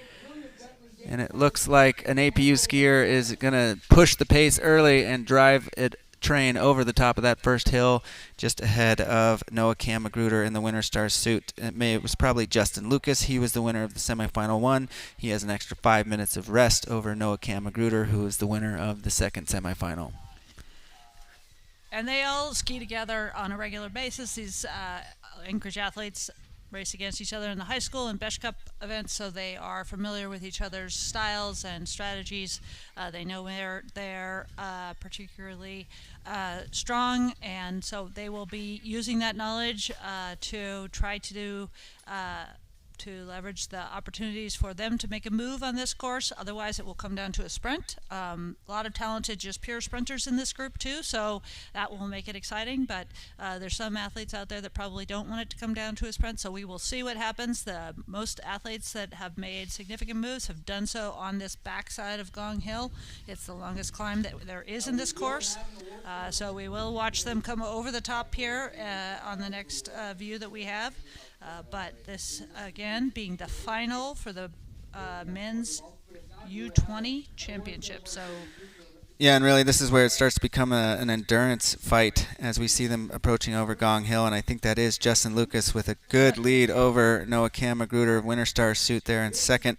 Certainly helps to have fast twitch muscles and be able to sprint in a sprint race, but after going around this course 4 times, you need the endurance to be able to keep that pace up as the day gets longer. And he looks like he's taking a page out of Mia Stassi's book. He is not wanting to leave this to question. He's got a good 5 seconds on the rest of the pack.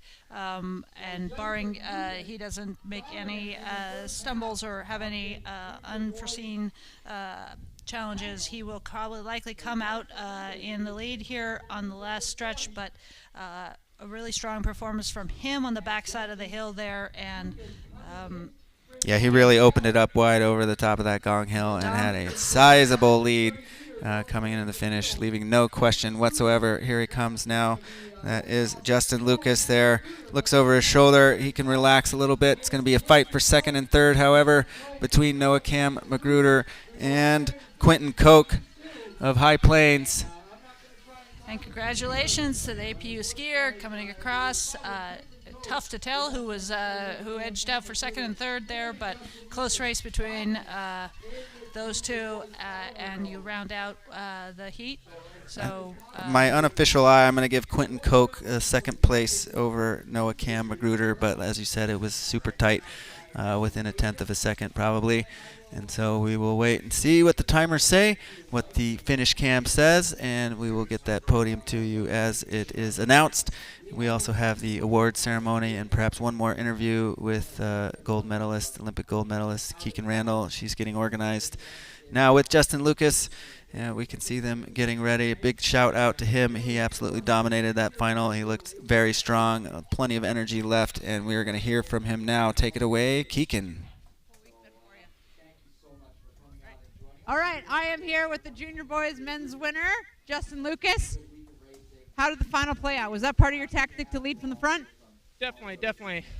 I wanted to be in the front once we got to Gong.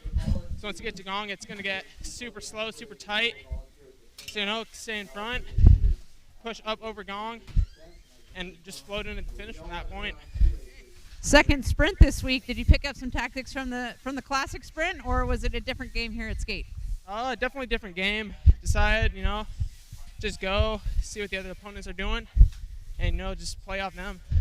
You got some of your APU teammates here in this final. Any team tactics that you talked about ahead of the race? Oh, yeah, we went over some tactics, but they didn't quite play out the way we planned, so at that point, just played it by ear.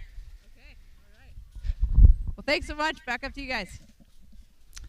Thank you for that, Keegan, and congratulations to you, Justin, as the champion there.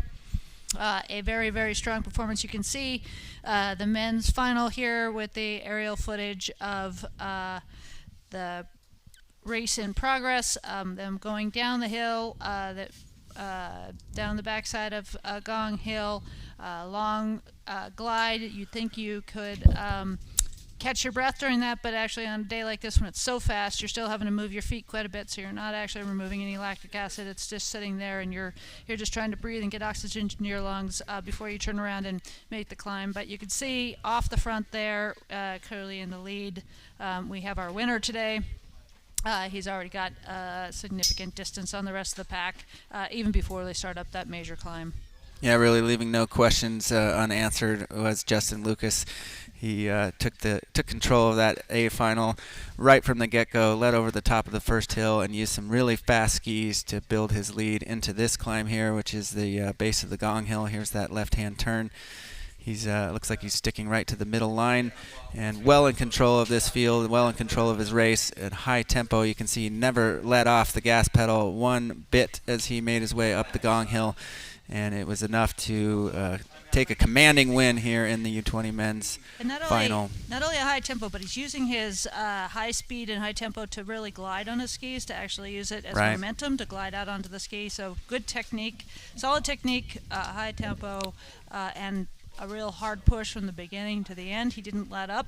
Even when he had a significant, sizable lead, he kept pushing it all the way through. And congratulations to Justin on his win, and APU on his win. A good day for men's U20 skiing there.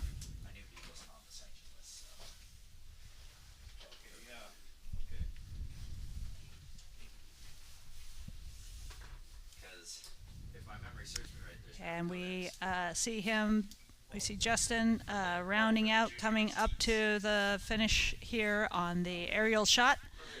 Just kind of a good global perspective of the stadium. You can see on the right side there the puddles that are starting to freeze up, but the spectators here in the final stretch as Justin brings it home for the U20 championship, Super Tour championship, clearly in the lead. And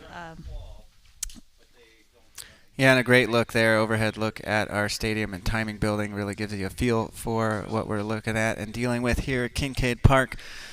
And as the sun sets and the stadium gets broken down, it will be a lot of memories kept from these week of championships, battles won and lost, medals awarded, spots to Europe gained, and it is always exciting to see the next up-and-coming generation of skiers that we just witnessed here on the sprint trails. And I would say that the future of skiing certainly is bright, and happy to see all these strong skiers up here in Alaska, and wish them the best of luck as they make their way to the rest of the season, making their way back home and to the next race venues.